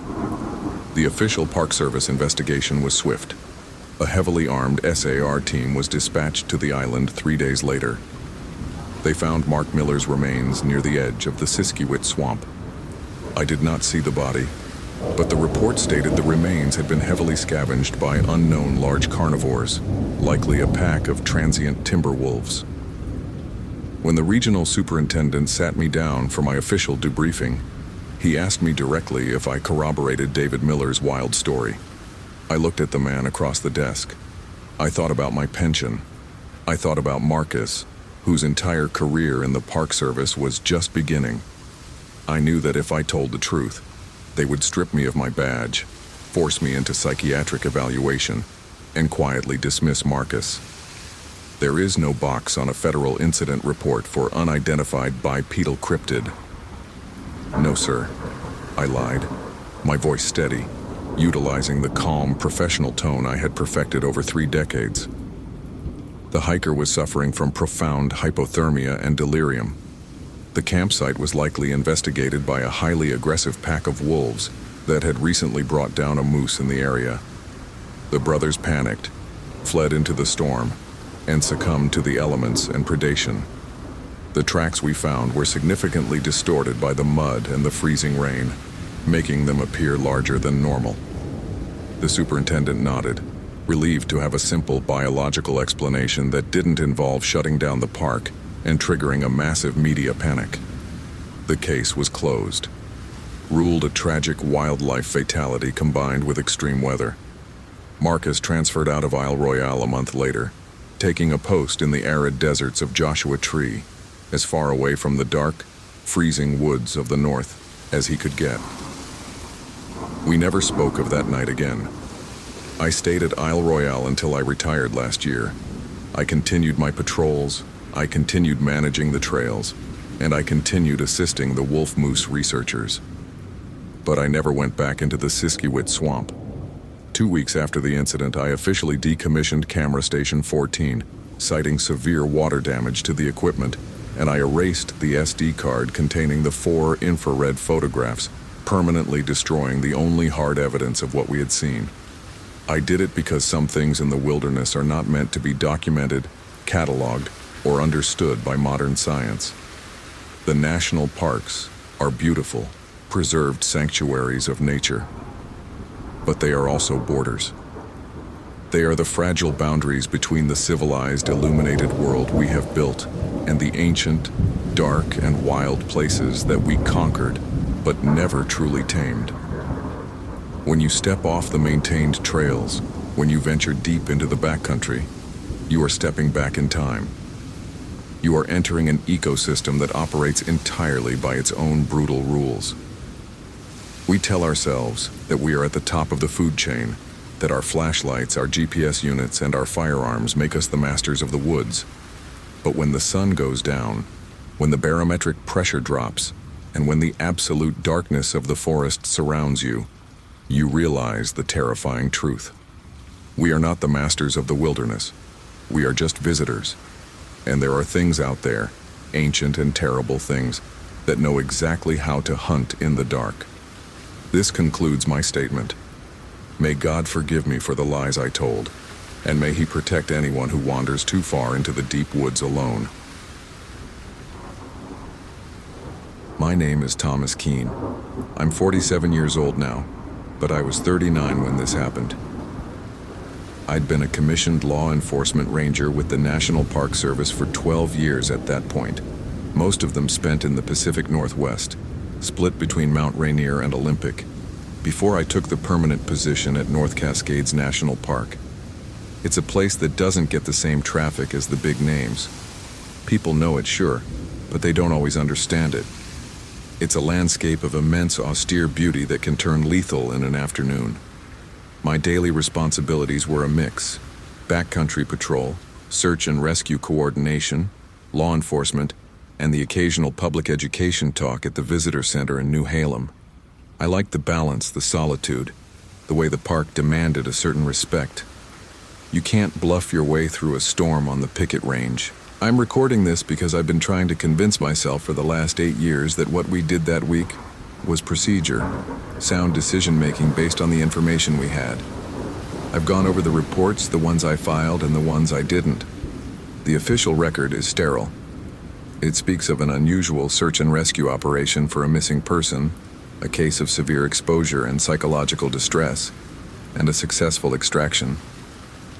It doesn't mention the smell, or the way the fog held its shape, or the sound the rocks made. It doesn't mention the child. But if there's a chance, however slim, that another ranger will find themselves in the upper reaches of the Chilliwack River drainage, following a lead that doesn't make sense, I want them to have more than the official record. I want them to understand that what they might experience isn't a failure of their training, but a failure of the training to account for the thing that lives in that place. It started with a missing persons report, filed by a woman named Sarah Bellamy from Bellingham. Her husband, a man named David Bellamy, hadn't returned from a solo backpacking trip. He was an experienced hiker, a retired civil engineer, and he'd planned a 5-day loop. He was 10 days overdue. Mrs. Bellamy had already contacted the Whatcom County Sheriff's Office, who had done their due diligence and passed it to us, as the last known point of entry was from the Hannigan Pass trailhead. which lies just outside the park boundary but leads into the heart of the backcountry we manage. I took the case on a Tuesday. The late summer weather was holding, but the days were getting shorter, the nights cooler. I reviewed his itinerary, a classic loop that would take him up over Hannigan Pass, down into the Chilliwack River Valley, and then back up over Whatcom Pass. It was a strenuous route, about 40 miles, but well marked. My initial assessment was that he'd either had a medical event, a bad fall, or simply gotten lost in the thick, often trailless undergrowth of the lower valley. I packed my gear, arranged for a helicopter to drop me at the pass the following morning, and organized a ground team to start working their way up the Chilliwack from the other side. It was standard procedure. My first sign that this wasn't standard was the weather. The forecast called for clear skies and moderate temperatures. As the chopper lifted off from the Sedro-Woolley Airport, the sky to the east was a hard, cloudless blue. But as we approached the crest of the Cascades, a solid wall of fog appeared, hugging the peaks and spilling down into the valleys. It wasn't the high, wispy cirrus you see on a weather map. It was a dense, low-hanging marine layer that had pushed over the passes, but it wasn't moving. It was static, like a white lake filling the landscape. The pilot, a guy named Mike who'd been ferrying rangers for years, just shook his head. "Weird," he said over the intercom. "That's not supposed to be there. It's not on any of the satellite images I saw this morning. It's like it just appeared." He set me down at the Hannigan Pass trailhead, a barren, rocky saddle. The fog was thick, reducing visibility to less than 100 yards. It was cold, damp, and utterly silent. The sound of the helicopter rotors seemed to be swallowed the moment they hit the fog, leaving a profound emptiness after the noise faded. I started the hike down the switchbacks towards the Chilliwack, the trail well defined. The rocks on the path were slick with condensation. I was an hour in when I found the first of the evidence. It was a single hiking boot, a size 11, men's, fairly new. It was sitting on a flat rock in the middle of the trail, as if someone had placed it there. There were no scuff marks, no signs of a struggle. It was just there. I bagged it, noting the brand and size, and continued down. About a quarter of a mile later, I found the matching boot. It was similarly placed, perfectly aligned with the first, as if David Bellamy had stepped out of his footwear and vanished into the fog. This was unusual. People in distress don't neatly remove their boots. They shed them in panic, they lose them in mud, or they leave them tied to their packs. This was deliberate, methodical. I radioed base and reported the finds. My dispatcher, a woman named Carol with a voice as calm as a still lake, acknowledged. I pushed on. The trail descended into the old-growth forest of the valley. The trees were massive, western red cedars and Douglas firs, their trunks draped in moss. The fog was thinner here, filtered through the canopy, but it still gave everything a muted, underwater quality. The silence was oppressive. No birdsong, no rustling of squirrels, no wind. It was as if the ecosystem was holding its breath. I was about 6 miles in, near the junction with the trail to Copper Ridge, when I saw something that made me stop cold. A young girl was standing on the trail about 50 feet ahead of me. She was maybe 9 or 10 years old, wearing a thin, pale yellow dress that was too light for the mountains, and she was barefoot.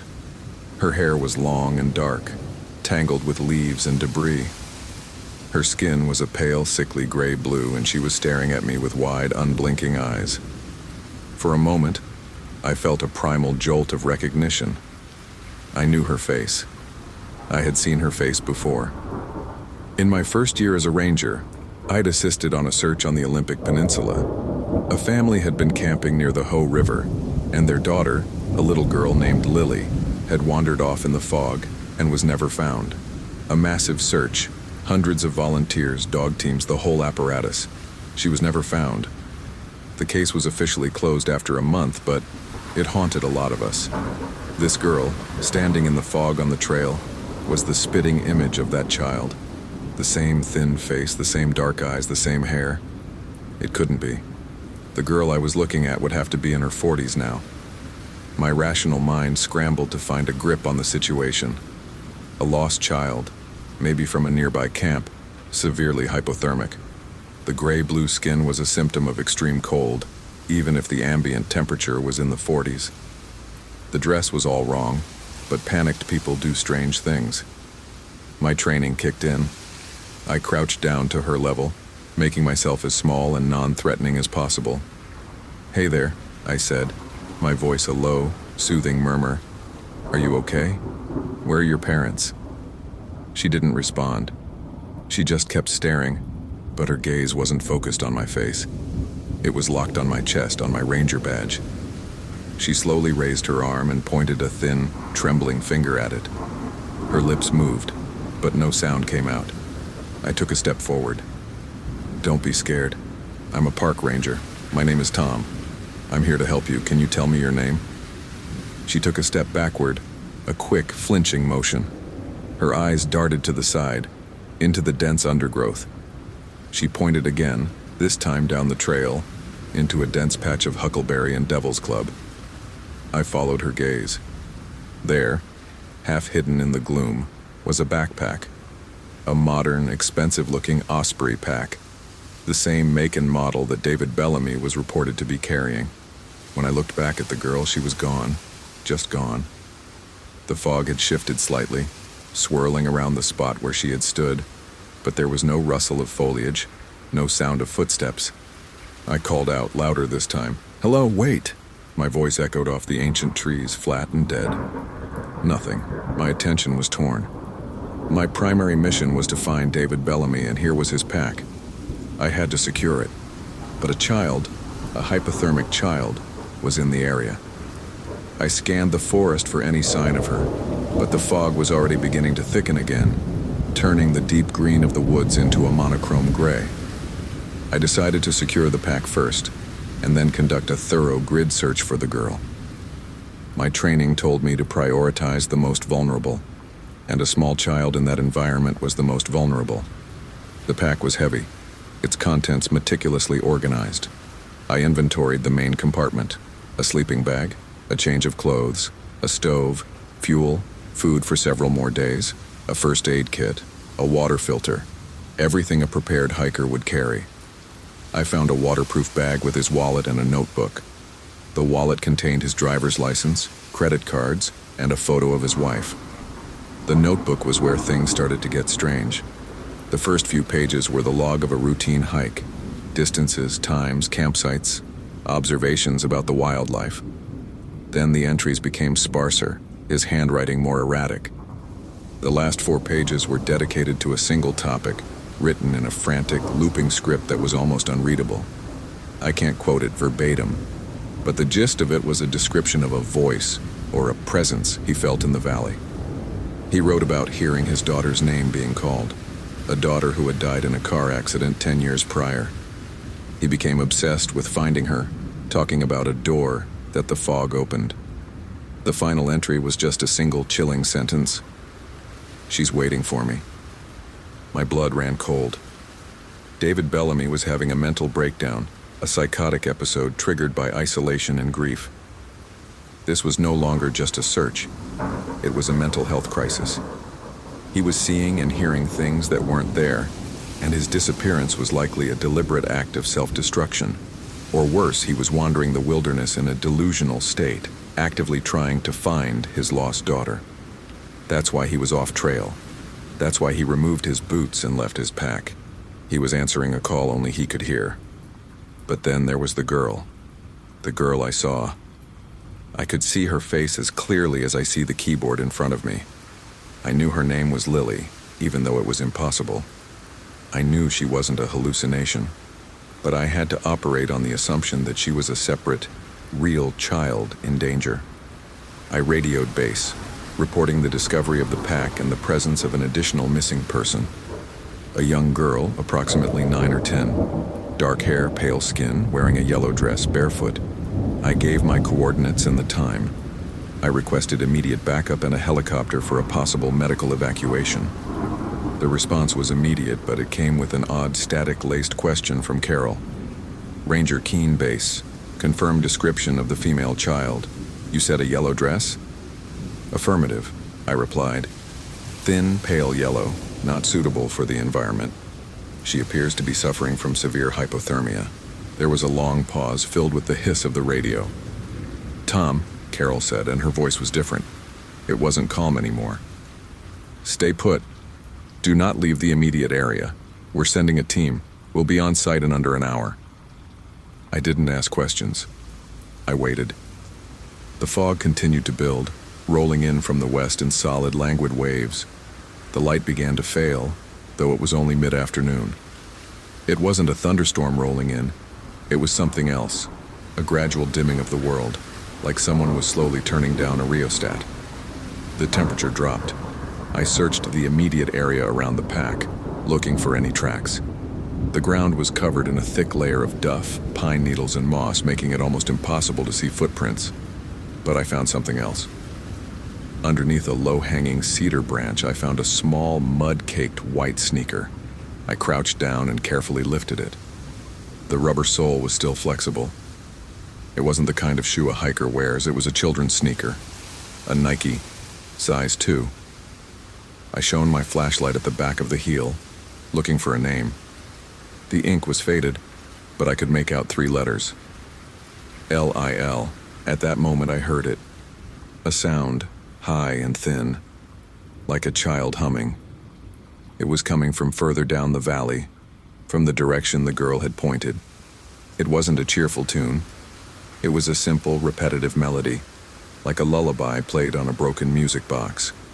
It was eerie, but it was also incredibly clear, cutting through the fog and the silence with an unnatural clarity. I stood up, my hand instinctively going to the bear spray on my belt. A child was down there. A child was humming. It was the most logical explanation. "Hello?" I shouted again. "Is that you? I'm a ranger. I'm here to help you." The humming stopped. The silence that followed was worse. It was a heavy, expectant silence, as if the forest was waiting for something. I strained my ears. Then I heard another sound, much closer. The sound of rocks being struck together, a sharp, rhythmic clicking. Clink, clink, clink. It was coming from somewhere just beyond the range of my vision, in the thick fog that shrouded the trail. I took a step forward. The clicking stopped. I took another step. It started again, faster this time, more insistent. I called out once more, but my voice was weak, swallowed by the fog. I looked at the radio in my hand. The battery was full, but the display was flickering, the signal bars fluctuating wildly. I called base again, but all I got back was static. Not just any static, but a pattern of static that almost sounded like syllables. The same rhythm as the clicking. My training told me not to go into an area I couldn't see, to wait for backup, but my gut was screaming at me. A child was in danger. A child who had the same name and wore the same shoe as a girl who had disappeared over a decade ago. I had to find her. I had to find out how she was connected to David Bellamy. I pushed forward into the fog. The trail became unrecognizable. The thick undergrowth closed in around me, scratching at my uniform. I had to use my hands to push the branches aside. The clicking sound was my guide. Always just ahead, always just out of sight. I found myself in a small, rocky clearing. The clicking was coming from the center. I shined my light into the middle. There was no one there, just a pile of stones, the kind a child might make into a little cairn. They were stacked precariously, 5 stones high. As I watched, the top stone slowly rotated on its own, a full 180 degrees, and then settled with a soft clink. I stared, my mind refusing to process what I was seeing. It was impossible. I looked around the clearing. The fog was so thick now it was like walking through clouds. My visibility was down to about 15 feet. I heard the humming again, this time from my left. I turned, my heart hammering in my chest. And there she was. The girl, Lily, was standing just outside the ring of light from my flashlight, her face partially obscured by the gloom. She wasn't looking at me. She was looking at something at her feet. I took a step closer, my boot crunching on a twig. She looked up, and this time she made eye contact. Her eyes were black. Not dark brown, but black, like polished obsidian. There was no white in them. The skin on her face wasn't just pale gray-blue. It had a strange, waxy sheen. She looked like a doll left out in the rain. Her head tilted to the side, a slow mechanical motion, like a bird listening for a worm. She raised her arm again and pointed, this time not at me, but past me, deeper into the fog. I turned, expecting to see the rest of my team. Instead, I saw David Bellamy. He was standing about 20 feet away, upright, his hands at his sides. He was wearing only his socks and a pair of hiking pants, his torso bare. His skin was covered in a sheen of moisture and dirt. His eyes were open, but they were vacant, focused on nothing. His mouth was slightly ajar, and I could see that his lips were cracked and bleeding. He was alive, but he wasn't there. "Mr. Bellamy?" I said, my voice trembling slightly. "David. My name is Tom. I'm here to take you home." He didn't respond. His chest was barely moving, his breathing so shallow it was almost imperceptible. I took a step towards him. The girl behind me started humming again, louder this time. The sound was no longer eerie. It was aggressive, almost mocking. I ignored her. I had to get to the man. I had to get him out of here. I reached him and placed a hand on his shoulder. His skin was cold, unnaturally cold, like touching a piece of metal that had been left outside all night. "Can you walk?" I asked. He blinked, slowly. His eyes shifted from the distant fog and focused on me. A flicker of recognition crossed his face, followed immediately by a wave of utter terror. Don't listen to her," he whispered, his voice a rasping croak. "She's not my daughter. She's not anything. She's just wearing her face." A bolt of pure ice shot down my spine. I knew who he was talking about. I didn't have to look behind me. I knew she was there. I could feel her presence, a cold pressure in the air, a prickling sensation on the back of my neck. I needed to get him out. I looped his arm over my shoulder. "We're leaving," I said, my voice firm and decisive. "Now, come on." He was weak, his legs barely supporting him, but he had the will to move. He dragged his feet, but he moved. We stumbled out of the clearing, back into the tunnel of brush I had just pushed through. Behind me, the humming stopped. The silence that followed was terrifyingly loud. But then I heard another sound, the sound of a rock shifting. Then another, and another. It was the sound of the cairn being dismantled stone by stone, by an invisible hand. I didn't look back. I just kept moving, half dragging, half carrying David Bellamy through the forest. We burst out onto the main trail just as the first searchlights of my team appeared through the fog. It was a massive relief to see them. A team of 5 other rangers and 2 paramedics. They were just as professional as ever, immediately taking Bellamy from me, wrapping him in thermal blankets, checking his vitals. The paramedics reported he was severely dehydrated and in a state of profound shock, but otherwise stable. "Tom, you okay?" asked my assistant, a ranger named Corey. "You look like you've seen a ghost." "Where's the girl?" I asked, my voice sharp with urgency. "The girl in the yellow dress? She's still in there. We need to get her." Corey looked at me, a strange, unreadable expression on his face. He glanced at the other rangers. They all seemed to be looking at me with that same expression. "Tom," Corey said slowly, carefully, "we need to get you back to the base. You're in shock. We'll debrief on the way." "I'm not in shock," I insisted. "There's a child in there, a little girl. She's been out here for a while. She's not wearing the right clothes. She's in danger." Corey sighed and pulled out a small worn photograph from his vest pocket. It was the same picture that had circulated on the news back in the early 2000s. A picture of a smiling girl with dark hair and a gap-toothed smile, wearing a bright yellow dress. It was Lily, the missing girl from Olympic. "Tom," Corey said, his voice barely a whisper, This is the girl you described. But Tom, she disappeared in 2004. If she were alive today, she'd be 24. There's no way you could have just seen a little girl in a yellow dress barefoot in the fog up here. Not a real one anyway. I opened my mouth to argue, to tell them about the shoe, the humming, the clicking, the way she moved. But the words wouldn't come. The story sounded insane, even to me. I knew what I saw, but I also knew what they were telling me. It was impossible. The official report would say I had found David Bellamy suffering from severe hypothermia and disorientation in a state of mental collapse. They would say the report of a young girl was a result of the disorienting effects of the fog and my own emotional state. They were right. That was the rational conclusion. That's what I would have written off as a symptom of the environment if I hadn't been there myself. But the shoe with the faded LIL on the heel, was in my pocket. I had put it there. It was real. It was evidence.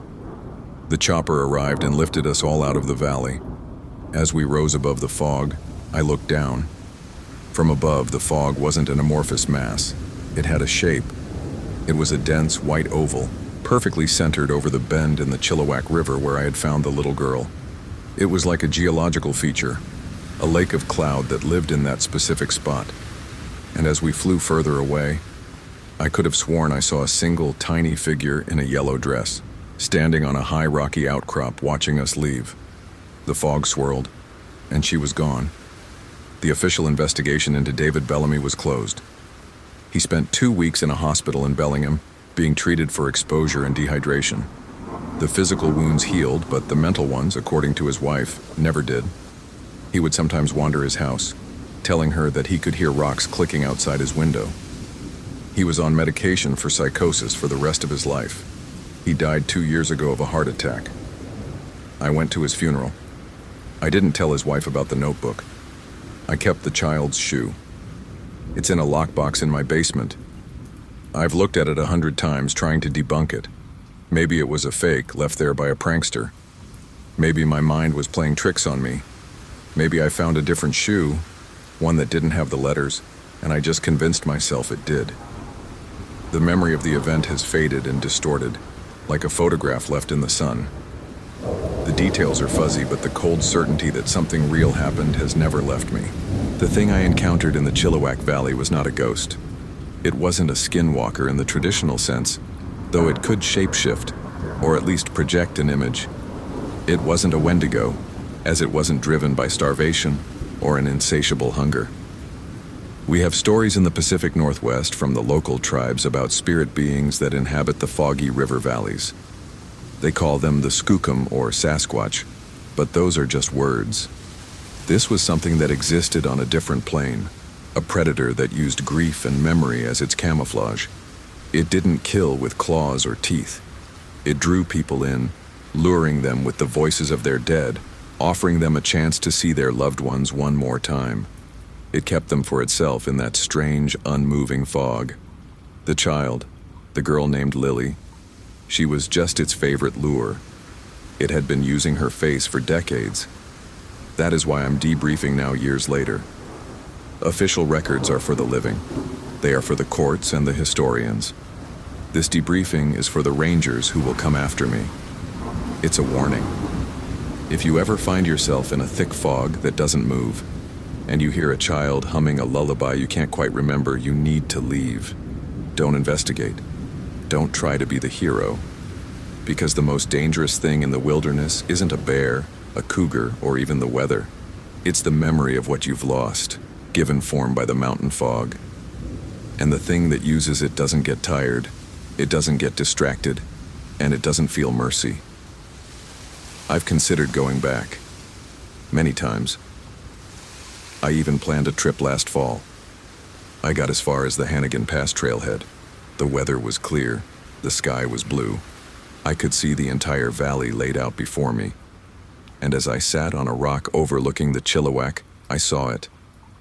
At the base of the valley, a small white cloud was forming, coiling around itself like a snake.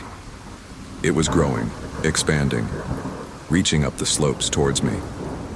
It was waiting. I got back in my truck and drove away. That's the part that haunts me the most. It wasn't just that I saw the fog. It was the feeling I had when I saw it. I wasn't just scared, I was homesick. I felt a profound, aching desire to go down there, to walk into that cloud and let it take me. I wanted to see Lily again. I wanted to ask her questions, I wanted to understand. And I realized, sitting there in my truck, sweating despite the cold, that the lure of the thing, the trap, isn't just grief, it's curiosity. It's the desire for answers that don't exist. That's how it gets you. That's how it got David Bellamy. I'm leaving a copy of this debriefing in a sealed envelope in my permanent file, to be opened only in the event of my death or disappearance. My wife knows about it. I've told my partner about it. I'm telling you now, whoever you are, reading this from the future. I was a good ranger. I followed procedure. I did my job. But I wasn't prepared for that. Training doesn't prepare you for the weight of a ghost story that turns out to be a field report. It doesn't teach you how to handle the knowledge that the forest is capable of a kind of cruelty that is utterly, terrifyingly patient. The truth is, we don't protect these parks from the people. We protect the people from the parks. And sometimes, we fail. The official report says David Bellamy was found and saved. But he wasn't. Not really. He was just a man who walked out of the fog. The rest of him is still in there, waiting. Just like the rest of me. The child who walked into the fog and returned 30 years later didn't return. Not as herself. She became a tool, a memory worn as a mask. And the worst part is, I know she's still there. When I close my eyes, I can see her, standing at the edge of a clearing, pointing a thin finger at my badge, the symbol of my authority, as if asking me to validate her existence. And I have to live with the fact that, for one brief, terrible moment in the fog, I did. I acknowledged her. I saw her as real. And that's a bond I can never break. The fog is patient, and I know deep down that one day it will call me back. My name is David. I was 34 when this happened, 42 now. I served with the National Park Service for just under 11 years, 8 of those as a backcountry ranger at Olympic National Park in Washington State. That's where I was stationed when everything occurred, the Hoh Rainforest section primarily. My daily responsibilities were a mix of things: trail maintenance, resource protection, permit verification, wilderness first aid, and of course, search and rescue. We were the ones who went in when visitors didn't come back out. I'd been quiet about what happened for a long time. I'd made a sort of uneasy peace with it, or I'd told myself I had. The reasons I'm finally agreeing to talk are complicated. It's not a sudden sense of duty exactly. It's more that I've started to notice patterns in other stories, things I've read, things other rangers from other parks have hinted at. And the silence feels less like protection and more like complicity. I'm not trying to scare anyone. I don't want to be sensational. I'm just telling you what I saw and what I did, the way I remember it, for whatever it's worth. A lot of it is facts, evidence, and procedure. The rest?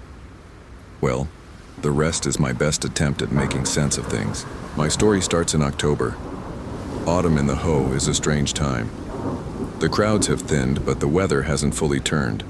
It's less the rainy, gray deluge of November and more a persistent, cool mist. The mosses are lush, the ferns are thick, and the light gets this soft, almost translucent quality.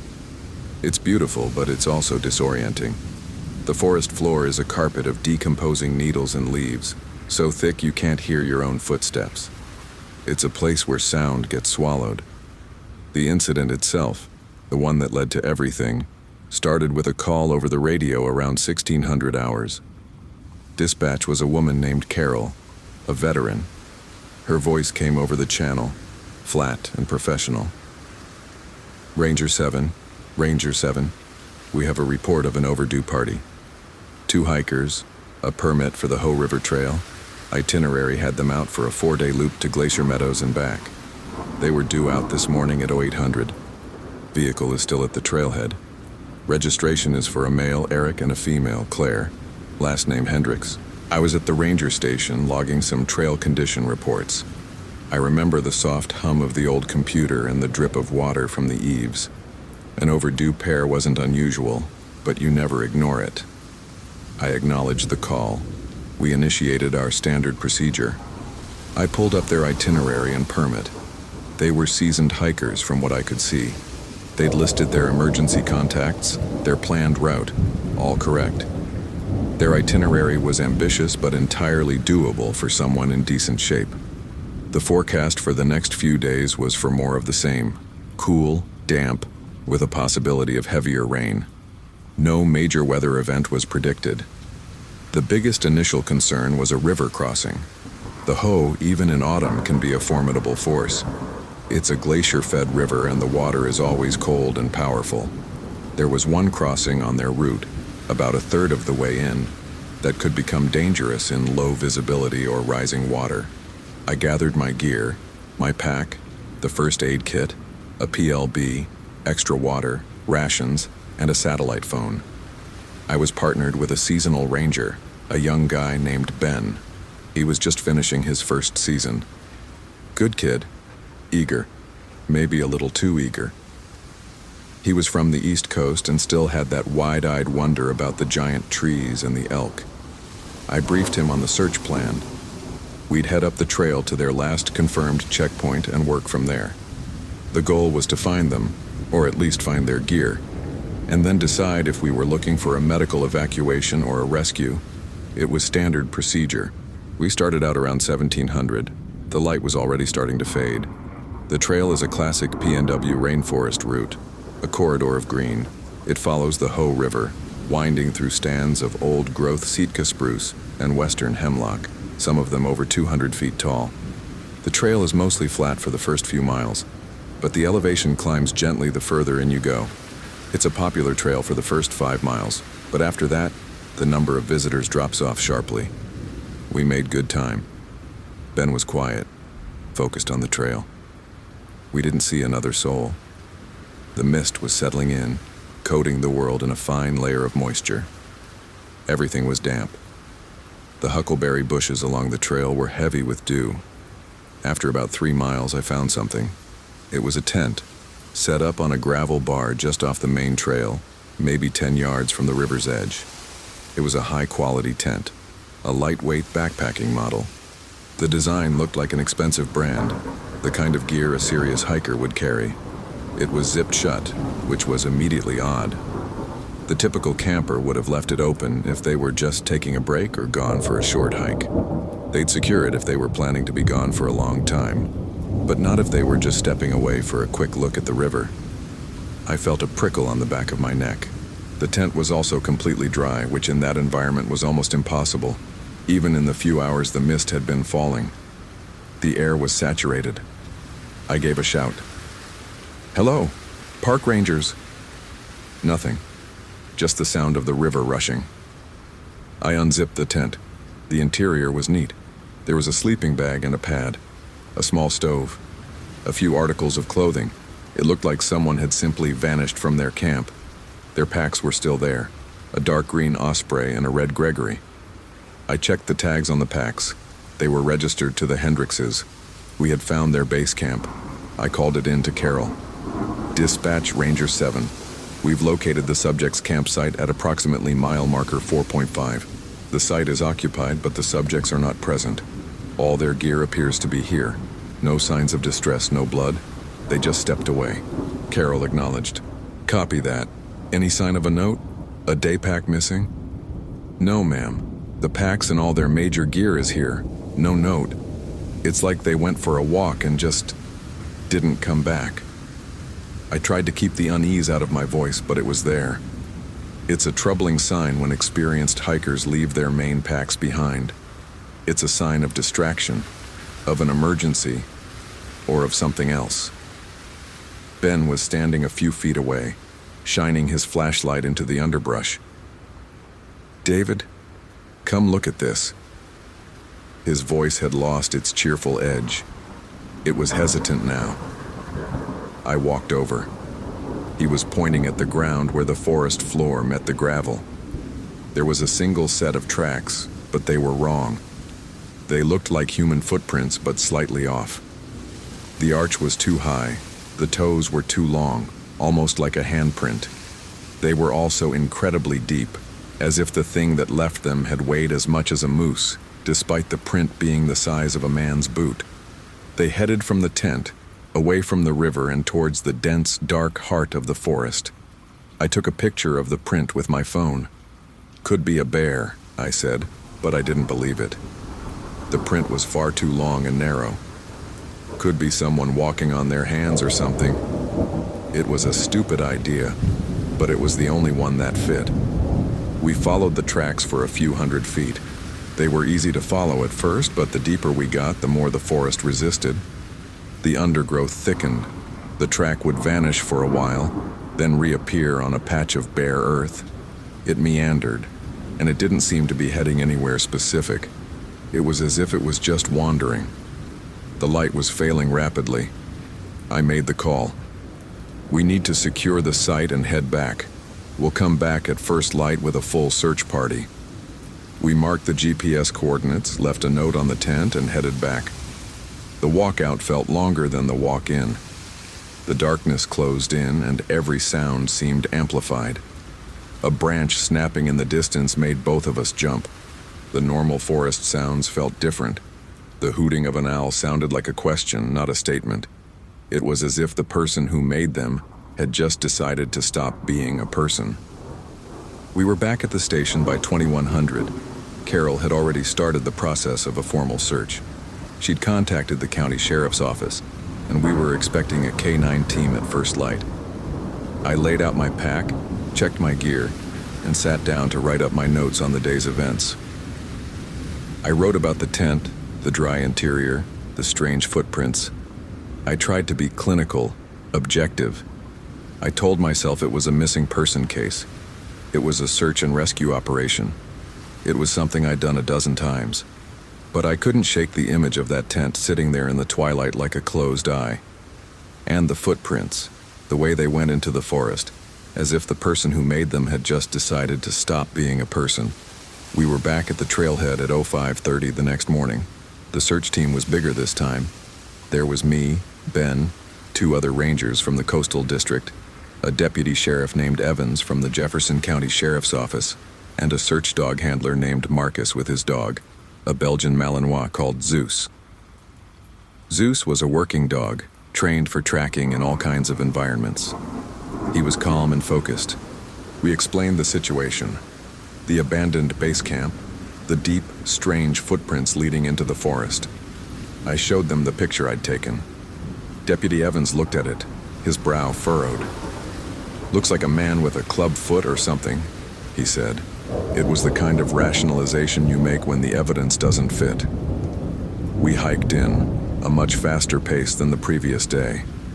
The morning mist was thicker, coalescing into a fine, persistent rain. By 07:30, we were back at the tent. It was just as we'd left it.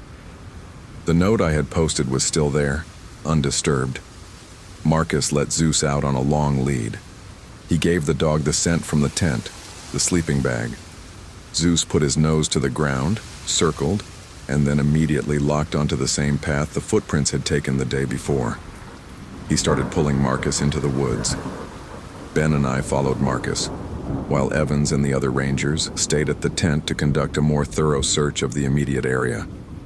We followed the trail through the brush for about an hour. The dog was relentless, clearly on a strong scent trail.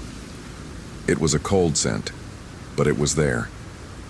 At about 08:30, the path led us to a small clearing. In the center of the clearing was a single spruce tree. It was a massive, ancient tree, and at its base there was a man's boot. One single, size 12 hiking boot. It was sitting upright, as if it had been placed there, not thrown. It belonged to Eric Hendricks. We called in the find. "Dispatch Ranger 7, we have located a piece of personal property. One hiking boot, matching the description of the male subject's footwear. It's placed very deliberately." I was starting to feel that same unease from the night before, but deeper. The whole thing felt ritualistic. Zeus was going crazy. He was barking and whining, straining at his leash, trying to go around the tree and further into the forest. Marcus was having a hard time holding him. "He's got a strong scent," Marcus said, his voice tight. "He's agitated. This is a good sign he's close to the source. Usually, a find like this, the source is close. The scent is old, but it's potent." We pushed on. The forest seemed to get even more dense. The rain was coming down harder now, soaking us to the bone. We were all quiet. The only sounds were our breathing, the squelch of our boots in the mud, and the whining of the dog. It felt like the forest was slowly closing in on us. About 20 minutes later, we entered a larger clearing. In the center of this one, there was a massive, moss-covered boulder, the size of a small car. The area was relatively open. There was a thick canopy of branches overhead, but it felt exposed. And then Ben, who was ahead of me, stopped dead. He let out a sound, a choked gasp. "David," he whispered. "Over there." I followed his gaze to the far edge of the clearing, near the base of a grove of western red cedars. There was what looked like a tangle of dark shapes. We approached slowly. They were Eric and Claire. They were sitting side by side, their backs against the gnarled roots of the cedar. Their eyes were open, staring blankly forward. Their faces were frozen in expressions of profound shock, their mouths slightly open. They were pale, their skin almost translucent. There was no blood, no obvious sign of trauma. My training kicked in. I knelt and checked for a pulse. There was nothing. I felt the skin on Claire's neck. It was cold and firm, but with a strange texture. It didn't feel like normal skin. It felt oddly plastic, like it had been coated in something. I opened Eric's jacket. There were no wounds, no bruises. It was like they had just sat down and died of fright. I called it into Carol, my voice shaking slightly. "Dispatch. We have found the subjects. They are deceased. We are at the coordinates. Both subjects are in a seated position. No visible injuries. It looks like they just sat down and expired." Carol's voice was steady. "Copy that. Any cause of death apparent?" "Negative, Carol. No signs of trauma. No animal activity. I don't know what happened to them. They're dressed for the weather. There's no reason for them to have just sat down." Carol's voice was a little quieter. "Understood. A full investigation team is on its way. The county coroner is en route. Secure the scene as best you can. We're coming in." We secured the area. I took hundreds of photos. We marked the location of the bodies, the tree, the boulder. We took samples of the moss, the air. We bagged the boot. I was trying to act like a professional, but my mind was racing. The look on their faces, it wasn't the peace of death, it was terror. It was abject, primal terror. And their clothes, the fact that they had just sat down in the rain to die. They hadn't tried to build a shelter. They didn't have a fire. They had just given up. It was the most unnatural thing I'd ever seen. Deputy Evans arrived with the other rangers. He took one look at the scene and his face went pale. "All right, everyone, let's get this processed," he said, his voice a little strained. "I need a radius. I need to know if there's anything else here. Any sign of an animal, any sign of a struggle." His words were a mask for his own disturbance. We did a grid search. We didn't find any footprints from an animal. We didn't find signs of a fight. We found nothing, except as the afternoon wore on, we started to notice a strange smell on the wind. It was faint, but it was there. A mix of ozone, like after a lightning strike, and a sickly sweet smell of rotten vegetation like a corpse flower, but faint and cloying. The coroner arrived with a small crew. They worked for hours. They couldn't determine a cause of death at the scene. There were no defensive wounds, no signs of poisoning. They were just empty. One of the coroner's assistants, a young woman, started to cry as she was bagging Claire's personal effects. She said, "They look like they saw God." It was a disturbing thing to say, and she immediately apologized. But the phrase lingered. The official investigation, such as it was, went cold. The autopsy was inconclusive. There were no toxins in their systems, no internal injuries. The official cause of death was listed as cardiac arrest, cause unknown. The sheriff's department ruled it a natural death, a tragic freak occurrence. The families were devastated. They wanted answers, but there were none to give. I felt a profound sense of failure. I felt like I had let them down, and I was troubled by that tent, by the boot, by the sense that something else was there. Something that had just been observing. I didn't sleep well after that. I started to have strange dreams.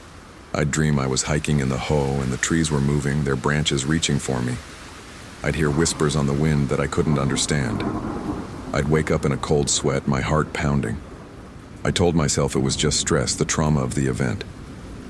But it felt more than that. It felt like I was being watched, even in my own home. A few weeks after the incident, I was reviewing our search records and the maps of that area. I noticed that we had done a deep grid on the site where we found the bodies and for a quarter-mile around. But we'd never followed the boot trail. We'd made a decision. Human remains were the priority. We'd stopped. That gnawed at me. One morning, I told my supervisor I wanted to go back to the site, just to do some routine follow-up and to ensure no evidence was overlooked. He agreed. I didn't tell him about the dreams. I didn't tell anyone. I just took my pack and headed out. I hiked in alone. The forest was wet and cold. The trail was familiar, but it felt different. It felt hostile. The same mist was there, the same quiet. But it was a heavy quiet, a silence that seemed to absorb sound. I reached the boulder clearing where we'd found the Hendrixes. I stood there for a moment, trying to feel the energy of the place. It felt empty, hollow. Then, I decided to go deeper. I remembered the direction the boot had been facing. It was pointing towards the inner forest, away from the river. I started walking. The undergrowth was thick, but I pushed through. I went for about an hour. The terrain was getting rougher. I climbed over a fallen spruce, and as I did, I saw it. A cave. It wasn't a large cave. It was more of an overhang, a scoop in the hillside hidden behind a curtain of ferns.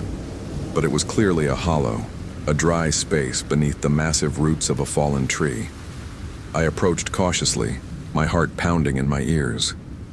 The entrance was about 4 feet high. I could see darkness inside. I pulled out my flashlight and shone it inside. It was a shallow cave, maybe 15 feet deep, and it was clearly being used. There was a pile of fresh moss in the corner, arranged in a neat, almost nest-like shape. There was a small, flat rock near the center of the cave, and on it were a collection of small objects. A few smooth river stones, a piece of twisted driftwood, and a small, bleached white bone from what looked like a bird. And there were the tracks. The same strange, long-toed prints were all over the floor of the cave. They were fresh. Dust and debris had been recently disturbed. This was a lair. A wave of terror washed over me. It wasn't just a place where something had been. It was where something lived. I took a few photos, my hands trembling. Then I heard it. A soft, rhythmic sound. It was coming from deeper in the cave, a place I couldn't see. It was a sound that was almost like breathing. Slow, deep, and wet. It wasn't a human breath. It was something else. A guttural, chesty sound, like air being drawn into huge lungs. The smell hit me then. The same smell from the forest, ozone and rot, but much stronger. It was overwhelming, suffocating. I stumbled backward, out of the cave. My survival instinct took over. I didn't run. I was too terrified to run. I just backed away, my eyes fixed on the entrance. I was waiting for something to come out. Nothing did. I don't remember the hike back. I just remember being back at the station, covered in mud and sweat and trembling. I told my supervisor what I'd found. We organized a larger team, including state police. We went back the next day. We found the cave. We found the moss nest. We found the small collection of objects. And we found the tracks. Everyone saw them. Everyone agreed they were not human. We called in a forensic specialist. We took casts of the tracks. We analyzed the moss. We took samples of the air. The bone we found was identified as belonging to a juvenile elk. The nest was meticulously dismantled and analyzed. That's when the story started to change. The forensic specialist, a quiet man from the state crime lab, called me privately a few days later. He was shaken. "David," he said, "those tracks, they're not a hoax. The casts are consistent with a large bipedal animal. The depth and the alignment of the pressure points indicate a very heavy being. But the stride is that of a creature that moves on two legs. We also found hair. It's not human. We don't have a match for it in any of our databases. It's not a bear, not an elk, not a primate. It's something else." The county sheriff tried to keep it quiet. They knew how it would sound. They knew the stories about Sasquatch, the Bigfoot of the Pacific Northwest. They didn't want to be the department that brought a monster story to the public. But rumors leaked. A local reporter got wind of it. Then the story made it to a national tabloid. It got sensationalized. It was called a Sasquatch attack in the headlines. The families of the Hendrickses were outraged. They didn't want their children's memory tarnished by a myth. They launched a lawsuit against the Park Service claiming negligence. It was a nightmare. I was interviewed by the park's public affairs officer. I was told to stick to the facts. I did. I described the evidence, the tracks, the cave, the smell. I didn't say it was a monster. I just said we found unexplained biological evidence at a site near where the deceased were located. But I knew. I had seen the evidence. I had heard the breathing. I had felt that overwhelming sense of dread. I knew it wasn't a bear. It wasn't a person. I eventually left the Park Service. Not because of a scandal, but because I couldn't be in those woods anymore. I couldn't hear that silence without imagining that wet, rhythmic breathing. I moved to the East Coast, took a job with a small state park. I tried to forget. I started to have this recurring thought, this way of seeing the world. I started to think about the Hendrickses. I thought about the look on their faces. It wasn't the look of someone who had been attacked. It was the look of someone who had been examined, observed, overwhelmed. I started to think that maybe the creature, this thing, didn't kill them in the way we understand killing. Maybe it just got too close. Maybe its presence, the sheer otherness of it, was so profound that it simply broke their minds. Their hearts gave out from the shock of encountering something that shouldn't exist. I remembered the boot, sitting so deliberately at the base of the tree, the nest, the small objects arranged so carefully. It wasn't a killing ground. It was a cache, a collection. Maybe it was a place where it kept things it found interesting. And we were just things it found interesting. We were tourists in its world. So that's why I'm here. I'm not trying to convince you of anything. I'm not a monster hunter. I'm a ranger who saw something he couldn't explain. I wanted to give the Hendrickses a voice, an explanation beyond cardiac arrest. They didn't die of a heart condition. They died of a reality they couldn't process. I want people to understand that the woods are old and full of things that don't care about our maps or our rules. The forest is a place of immense ancient silence. And sometimes, in that silence, you hear something breathing back. That's what I learned. And that's what I'm still trying to understand. I don't know if I ever will. I don't know if I want to. But I know that tent was dry when it had no right to be. I know the tracks were wrong. And I know what I heard in that cave. It wasn't an animal. It wasn't a man. It was something else. And it's still out there. It's out there in the hall, with the moss and the mist, breathing in that deep, patient rhythm, waiting for the next pair of eyes to wander too close to its home. My name is Jack. I'm 72 years old now. I served with the National Park Service for 34 years, and for 22 of those, I was the chief ranger at Great Basin National Park in eastern Nevada. My daily responsibilities, as you might imagine, covered a staggering amount of ground. I managed search and rescue operations, coordinated with local law enforcement for anything that crossed the park boundary, handled visitor assistance, supervised resource protection, and oversaw wildlife response. I've pulled hypothermic hikers off Wheeler Peak, had tense standoffs with poachers, and mediated disputes between campers that seemed more ridiculous than any bar fight. I've dealt with missing persons, broken bones, and the quiet gnawing dread of a child lost in the woods.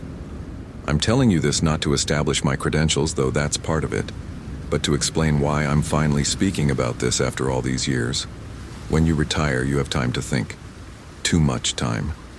You spend your days in a quiet house, the hum of the refrigerator and the creak of the floorboards replacing the radio chatter and the wind.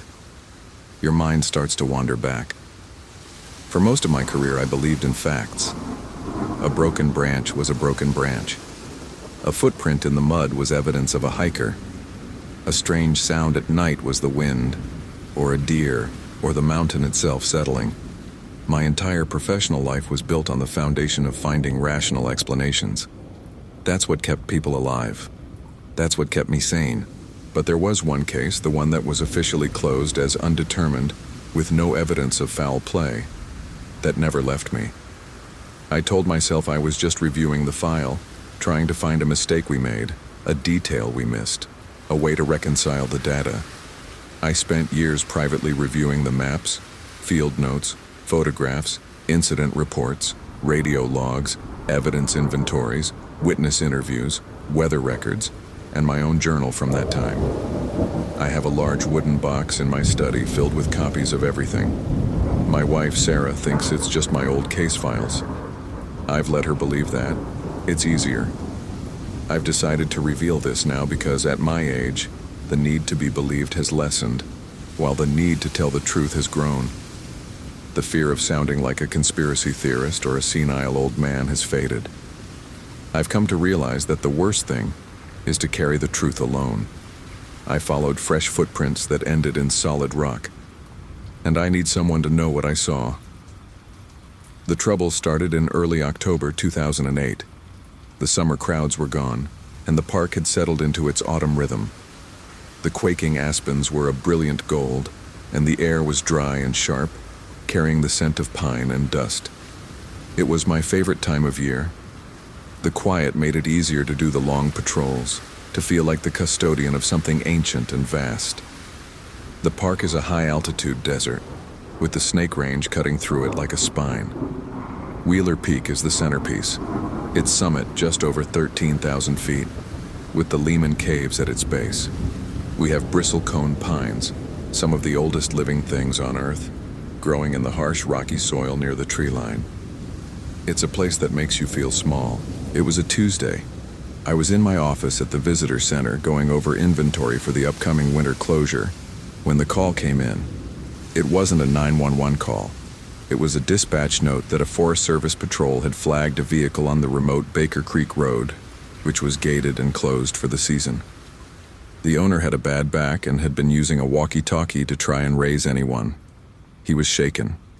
His name was Charles, a retired geologist from Utah. He and his wife had been camping at a secluded spot near the creek, a spot he knew from decades prior. They'd returned from a day hike to find their camp in disarray. Their tent was collapsed. Their coolers and supplies were scattered, as if something had rolled or torn through the site. His wife, Eleanor, was missing. She'd apparently gone for a short walk down a dry creek bed to look for rocks, a favorite pastime of hers. She hadn't come back. He had searched for hours, his calls echoing unanswered against the canyon walls. He found her day pack near the creek, its contents, a water bottle, a granola bar wrapper, and her rock hammer, scattered on the ground. There was no sign of violence, no blood. It was just gone. The scene was a confusing mess. The tent damage looked like a bear had investigated it, but the manner in which the equipment was scattered was wrong. It wasn't the methodical, destructive rummaging of a black bear. It was more like a sweeping, chaotic path of destruction, as if something large had simply crashed through and kept going. I took a small SR team up to Baker Creek. The road was rough and we had to take ATVs the last mile to the campsite. The air was colder up there, the smell of sagebrush stronger. Charles was sitting on an overturned crate, his face pale and drawn. He was a small, wiry man, and the fear seemed to have shrunk him even further. He directed us to the site. The tent was indeed collapsed, the fabric shredded in a few places. There were long, distinct claw marks on the side of his SUV, deep gouges in the metal, like it had been raked by something with immense strength. I'd seen black bear and even mountain lion scratches, but this was different. The gouges were too far apart, too deep. It looked like a giant had sunk its fingers into the hood and dragged them down. We set up a base of operations and began a grid search. I took a section of the dry creek bed Charles had said Eleanor had walked toward.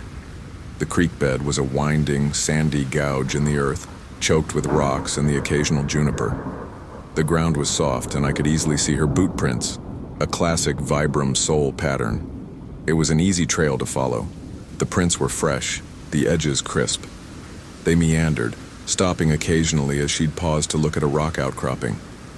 They led me along the creek bed for nearly a mile, away from the main road and into a more rugged, confining canyon. I radioed my position to my team. "I've got a clear print trail heading east-northeast up the creek. Looks like Ms. Lang's boots. I'm following it in." "Copy that, Jack," came the reply from my second, a young ranger named Dave. "Be careful. Sun's going down fast in that canyon." I acknowledged, my attention firmly fixed on the tracks. I was in my element. This was the kind of work I loved, the detective work of the wild, reading the land, interpreting the story written in the disturbed soil and bent grass. The prints were consistent with a normal stride. Then I started to see something else, another set of tracks. They were massive. There were no defined toes or heel. It looked like the imprint of a bare, wide foot, with a strange, almost three-toed shape to the front. They were deep, pressing almost an inch and a half into the packed sand of the creek bed. They appeared to be roughly paralleling Eleanor's prints, sometimes from a distance, sometimes closer. I thought it was a bear, a big one. But bears have plantigrade feet, a distinct heel and toe pattern. This was different. It looked almost like a very large, deformed human footprint, but with a forward splay that was all wrong. I photographed them, my professional curiosity overriding the faint unease creeping into my gut. I knew I was taking photos of something that couldn't exist the way it appeared. The prints didn't match any known animal in the Great Basin. They were not the prints of a black bear, a mountain lion, or a bighorn sheep. I followed the trail, the two sets of tracks converging and diverging like a strange, silent dance. The sun was now completely gone behind the high canyon walls, and the world was steeped in a deep violet twilight. I switched on my headlamp. The beam was a pitiful thing in the vast darkness, casting long, dancing shadows that turned every rock into a crouching animal. That's when I saw her boot prints, with the massive, unidentifiable tracks, lead straight to a featureless, solid rock face. The base of the canyon was a sheer wall of gray limestone, rising up perhaps 60 feet. There were no cracks, no fissures, no ledges. It was a smooth, monolithic wall. Eleanor's tracks stopped. They just ended. There were no prints leading away, no scuff marks indicating she turned back. It was as if she had been picked up and plucked from the earth. And the massive tracks? They led right up to the same rock face and simply disappeared. They didn't go around the rock, they went into it. I knelt down, sweeping the dirt with my gloved hand. The rock was cold, solid, and impervious. I shone my light up and down the wall. Nothing. The silence was absolute. Not a single bird called. The wind had died. My own breathing was the loudest sound in the world. I felt a strange electric tingling on the back of my neck, a primal warning system that had nothing to do with my training. My rational mind was screaming for an explanation. A cave? There were no known caves in that section of the canyon, but we hadn't mapped every nook and cranny. Maybe there was a hidden fissure. I spent the next 30 minutes meticulously searching the immediate area, tapping on the rock, looking for any sign of a crevice. My radio crackled with static. Dave was calling for a sit-rep, his voice breaking up. "We've got a situation up here," he said, his voice tight with stress. One of the search teams found a deer carcass, or what's left of one. I left the impossible footprint site and made my way back up the canyon.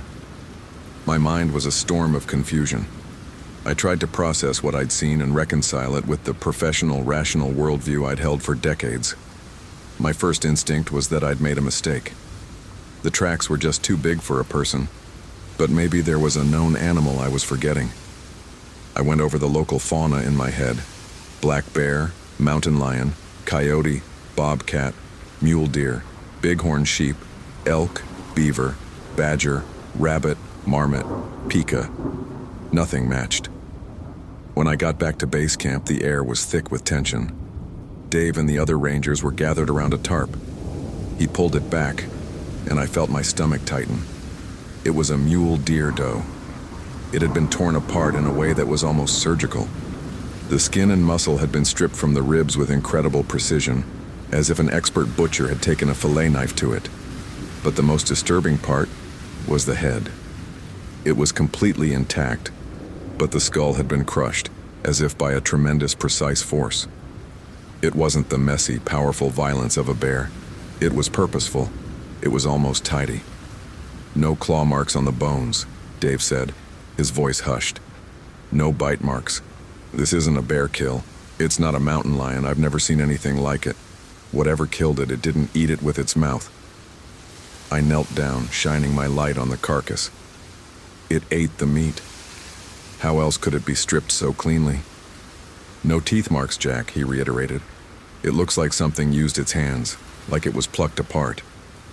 A cold dread settled in my stomach, coalescing with the impossible image of the tracks ending in solid rock. I kept my voice level. "And the head?" Dave shook his head, looking pale. "That's the weirdest part. It's like it was squeezed, like a lemon." We documented the scene: photographs, measurements, GPS coordinates. We bagged any trace evidence we could find. I'd had my team collect plaster casts of the mysterious prints before the shadows got too deep. We hiked back to the staging area near Baker Creek Road. I set up a night watch rotation. It was standard protocol, but tonight it felt less like a precaution and more like a necessity. The unspoken understanding between my men was that we weren't protecting the camp from curious tourists. The first significant witness interview came the next day. A couple had been hiking a trail on the other side of the ridge, about 3 miles from the Baker Creek site. They were experienced hikers from California. They reported that a day before Eleanor disappeared, they'd seen something strange near their own camp.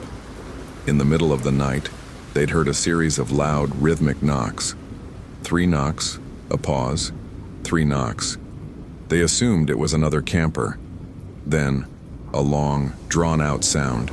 They described it as a low, guttural scream, like something between a bull elk bugle and a mountain lion's cry, but deeper, more resonant, and laced with a chilling intelligence. "It wasn't an animal sound," the woman insisted, her eyes wide. "It was a call, like it was trying to communicate. It felt like it was right next to our tent, but we were too scared to look out." This sent a chill through me. I'd heard all kinds of animal sounds in my years, but this wasn't one of them. These knocks, the screams, it felt deliberate. I asked the couple if they saw anything. The man hesitated, then said, "There was something in the moonlight, just at the edge of the clearing. It was tall, too tall to be a man. It was hunched over, and its limbs were long, disproportionate, but it moved so fast. It was just there, then gone." I thought I was dreaming. I was becoming more convinced that we were dealing with a highly unusual, possibly habituated and exceptionally dangerous animal.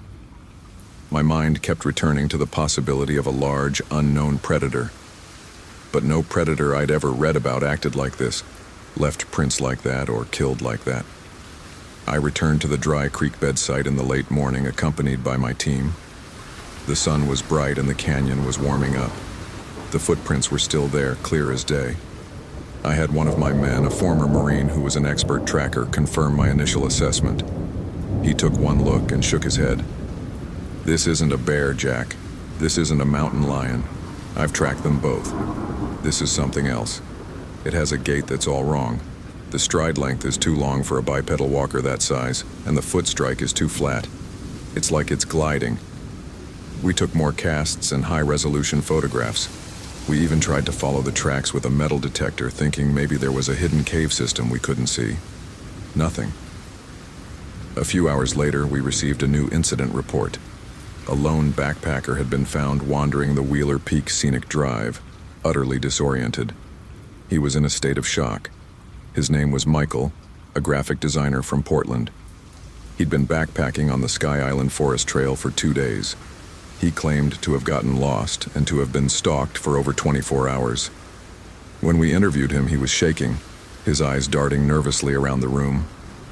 "It was fast," he whispered, clutching a cup of coffee that was more for warmth than comfort. "So fast, I never saw it clearly. Just a shape. A tall, dark shape moving between the trees. It was like a shadow that didn't belong to anything. It made no sound. I'd just be walking and then I'd feel it. A cold, a feeling like I was being watched but from inside my own head. Then I'd turn and the shadow would be closer." "What did it look like?" I asked, my pen poised over the notepad. "I don't know, it was like a man, but wrong. The proportions were wrong, the arms were too long, and the legs looked like they bent backward. The head, it had no real features. But I heard the sounds. At night I heard the clicks and the knocks. I heard the scream and the smell." He looked up at me, his face pale and gaunt. It smelled like a wet dog, but there was something else. A metallic smell, like ozone or old blood. I knew if I stopped, it would get me. I just kept moving. I threw my pack away, just to be lighter, hoping it would distract it, but it wasn't interested. It was interested in me. He described hours of flight, of bushwhacking through dense forest, falling down slopes, cutting his hands on sharp rocks. He said the shadow would occasionally step into the open, a massive silhouette against the canopy, watching him with an unwavering stillness that was more terrifying than any roar.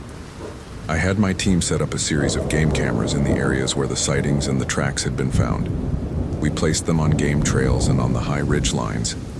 We also consulted with a local wildlife biologist from the Nevada Department of Wildlife. He was a skeptical, pragmatic man. He looked at the plaster casts and the photographs and at first dismissed them as fakes or as an optical illusion created by melting snow or animal tracks overlapping. But when I showed him the depth of the prints, the splay, the location, he became quiet. "I can't tell you what this is," he said finally. "It's not on any list. It doesn't exist, but it walks and it walks fast. If this is a hoax, it's the most elaborate and geographically insane hoax I've ever seen." That night, I stayed up late in my office reviewing everything we had. The evidence was piling up. The impossible prints, the deer carcass, the witness reports of a tall shadow, the strange sounds. I tried to fit it into a logical framework. A bear with mange?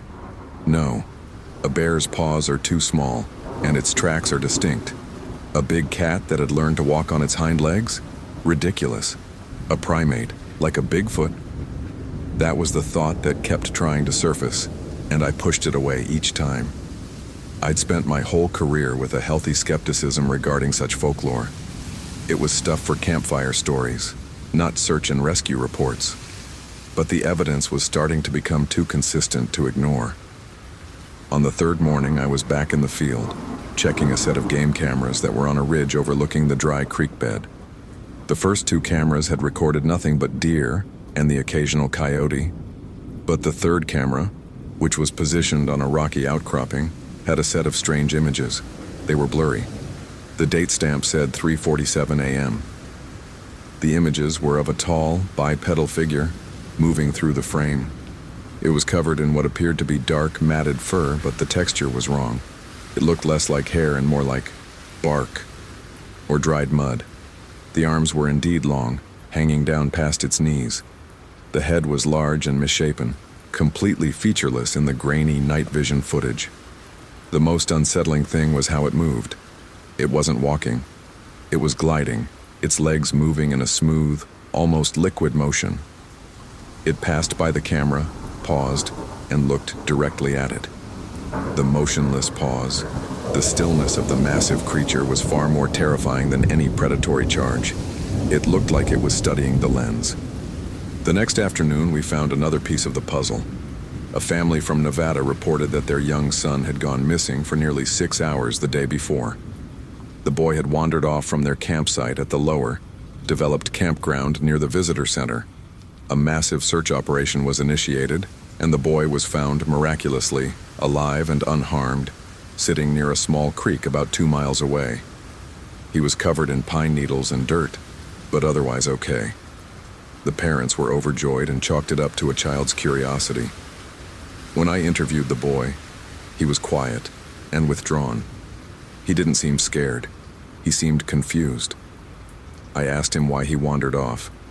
He looked at his hands and said, "The tall man told me to follow. He said he had something to show me. He talked in my head. He led me to the stream and showed me the fish." "Who was this man?" I asked, my voice carefully neutral. "I don't know. He was really tall. He was wearing a cloak," the boy said. "A cloak?"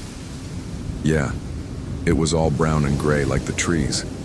He was standing in the shadows," the boy continued. I couldn't see his face. He had really long arms. He just pointed at the stream. The fish were jumping. It was cool. A cloak. A tall figure. A voice inside the boy's head that made him follow. This was becoming more than an animal. This was more than a strange creature. This was a predator with an intelligence that was unnerving. A predator that could compel, that could mimic human form, that could hide in plain sight by appearing to be part of the landscape itself. It wasn't just hunting for food. It was playing a game. It was testing us, its curiosity, both alien and terrifying. That night, the weather changed. A strong cold front swept in from the west, bringing high winds and a sudden drop in temperature. I was on the radio with the communications center at the visitor center. We were coordinating to pull all teams back from the backcountry. The weather report predicted the possibility of early snow. "Dispatch to Ranger 1. All teams are to return to base. We have an emergency weather advisory. Get out of the high country now," the dispatcher said. "Copy that, dispatch," I said. "All teams, this is Ranger 1. We are initiating a weather recall. Report to Base Alpha immediately." I was at the base camp near the dry creek bed, waiting for the last of the teams to come in. The wind was howling, picking up dust and grit and whipping it against my face. The temperature was plummeting. We had one more team out, a 2-person team that had been searching a high ridge. They were overdue. I was about to radio them when the wind suddenly died. The silence that followed was deafening. It was an unnatural stillness, like the world was holding its breath. Then, I heard it. A sound that cut through the stillness like a cold blade. Cock, cock, cock. 3 sharp knocks. They came from the canyon wall where Eleanor's tracks had ended. My blood ran cold. The knocks were rhythmic, measured, and impossibly loud in the dead air. I stood frozen, my hand on my radio. Then, the scream. It rose from the canyon. A sound of pure, chilling malevolence that was nothing like an animal. It was a cry of anger, of warning, of something I couldn't understand. It was a sound that seemed to come from the ground itself. It was a sound that told me, in no uncertain terms, that we were not the hunters. We were the hunted.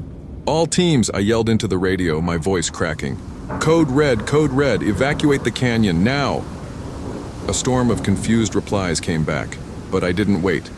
I grabbed my pack and started moving, not toward the canyon, but away from it. I knew that whatever was in that canyon was not just a wild animal. It was a malevolent intelligence that had been playing with us, toying with us like a cat with a mouse. It had let us see its tracks. It had let us find the deer. It had let us know it was there. It had been establishing its territory, and we had trespassed. We made it back to the visitor center, shaken but unharmed. The missing team, Dave and another ranger, showed up an hour later. They were pale and disheveled. They told us they had gotten lost in the sudden weather and had hunkered down in a rock shelter. They hadn't heard my call, but they both said they had the strangest feeling of being watched the entire time. They had heard a scream, they said, but it was so faint, they thought they had imagined it. The next morning, I went to the canyon with a larger team. The winds had died down, and the sun was shining. The footprints were gone. The wind had erased them, covering the entire creek bed with a layer of dust and sand. It was as if they had never been there. I brought the plaster casts from my office and held them up, comparing them to the dusty ground where they had once been. The evidence was gone, but the casts were real. They were a tangible, physical reminder that what we had experienced was real. The official investigation was a bureaucratic nightmare. I had to file a report that was full of contradictions. I had to explain why we couldn't find Eleanor. I had to explain the footprints that didn't match anything. I had to explain the deer. I had to explain the witness accounts. The official conclusion was missing person, no foul play suspected, animal activity possible, but inconclusive. The case was quietly closed because no conventional explanation could be proven. The higher-ups I knew were happy to let it fade away. It was bad for tourism. It was bad for morale. It was bad for the simple, clean narrative of the National Park Service. But I knew the truth. I had followed those footprints. I had seen them end. I had heard the screams. I had seen the footage. And now, in my retirement, I am forced to live with the knowledge that the thing that took Eleanor was not an animal. It was something ancient, something that had been there long before the park was created, long before the first settlers arrived. It's a part of the landscape, a part of the high desert's harsh and unforgiving beauty. It's a secret the mountains keep, and it will continue to keep it long after I am gone. I have my box of evidence, my memories in this story. It's the only complete account of a case that officially ended without answers. I don't expect anyone to believe me. I wouldn't have believed me, not back then. But I've learned that the universe is far stranger than we give it credit for. There are places where the boundary between the known and the unknown is thin, places where the darkness itself has weight and intent. Great Basin National Park is one of those places. And in the quiet moments when the wind is blowing and the pines are creaking, I sometimes think I can still hear the knocks. 3 slow, deliberate taps. And then silence. My name is Robert. I'm 68 years old. I served with the National Park Service for 31 years, and for 18 of those, I was the lead ranger for Lassen Volcanic National Park in Northern California. My daily responsibilities were varied and demanding. I managed search and rescue operations, coordinated law enforcement efforts, provided visitor assistance, handled resource protection, and responded to wildlife incidents. I've crawled through steam vents to rescue dehydrated hikers, chased off bears that had gotten too comfortable with human food, and mediated disputes between campers that escalated into near physical altercations. I've stood in the middle of firestorms and felt the earth shake during small seismic events. I've been called to recover bodies, to comfort families, and to deliver news that no one wants to hear. I'm reconstructing this case now because I recently found my old field notes from the summer of 2012. I was going through boxes in my garage, organizing things for a yard sale, when I came across a battered green notebook. The pages were water-stained and the ink had faded to a muddy brown, but I recognized my handwriting immediately. I sat down on the concrete floor and started reading, and as I read, I remembered. I remembered the confusion, the fear, and the quiet, gnawing certainty that we had stumbled onto something that didn't fit into any of our training manuals. I've spent the last 3 weeks carefully rebuilding events from reports, radio logs, handwritten notes, photographs, maps, interviews, and memory. I've been comparing pieces of evidence, trying to reconcile contradictions that I glossed over at the time. And throughout this process, I've come to realize that I misunderstood several critical details. I almost ignored certain pieces of information because they didn't fit my preconceived framework. I'm not trying to entertain anyone.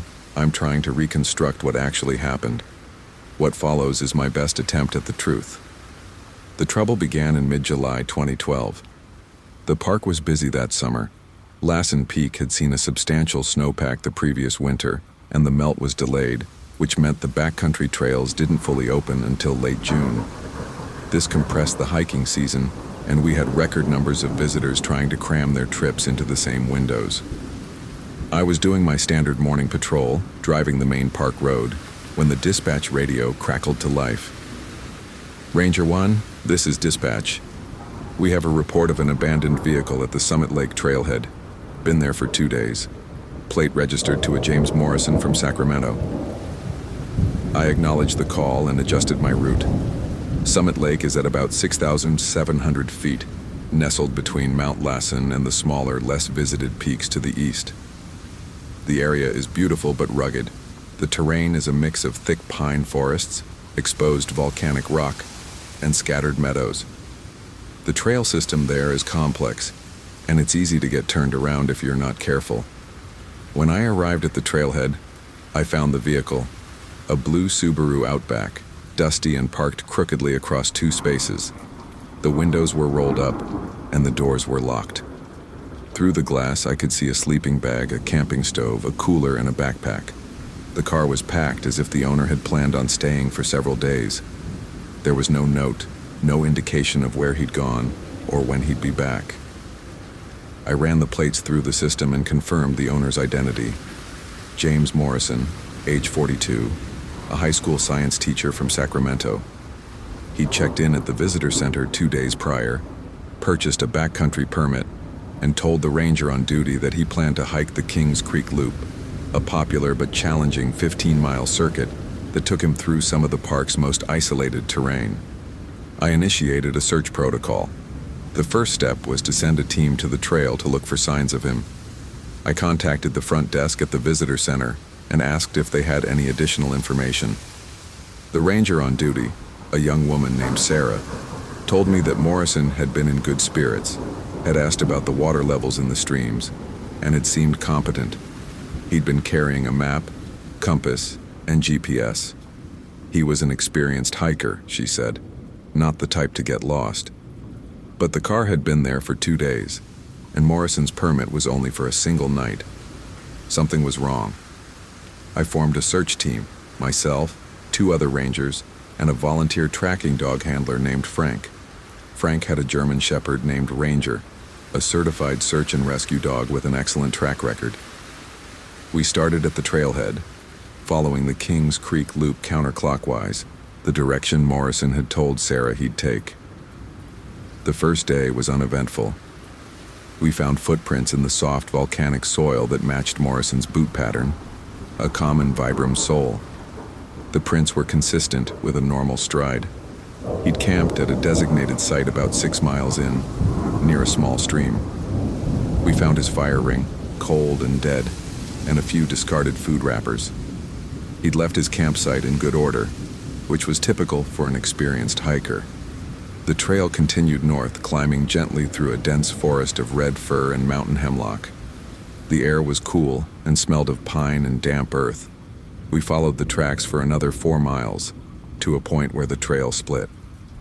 The main loop continued to the right, while a smaller, unmaintained trail led left, dropping down into a narrow valley that wasn't on the official park map. This valley was a local secret, known only to a few. The rangers called it the Basin because it was a natural amphitheater of steep ridges and thick, old-growth forest. There were no established trails in the basin, and it was notoriously difficult to navigate. The vegetation was dense and the terrain was littered with jagged volcanic rock, remnants of a much older eruption than Lassen's more famous events. Morrison's tracks turned left. They headed down into the basin. I remember pausing at the trailhead. The basin had a reputation among the rangers, not for anything specific, just a general sense of unease. It was too quiet. There was no birdsong, no insect drone. The air felt heavy, somehow. I'd been in the basin a few times over the years, and it always felt wrong, like the forest was holding its breath. I'd dismissed this as a product of imagination, a trick of the mind generated by a sterile environment. But standing there, looking down into that dark green valley, I felt it again. Frank was walking Ranger ahead of us. I called out, "Frank, hold up." He turned, and I saw his face was pale, The dog won't go any further. Ranger was standing at the edge of the valley, his ears flat against his head, his tail tucked between his legs. He was whining softly, a sound of pure distress. He was planted, his legs stiff, refusing to move another inch down the slope. Frank tried to coax him forward, using treats, using encouraging commands. Ranger wouldn't budge. He lay down on the ground and pressed his head against Frank's leg, trembling. "I've never seen him do this," Frank said, his voice strained.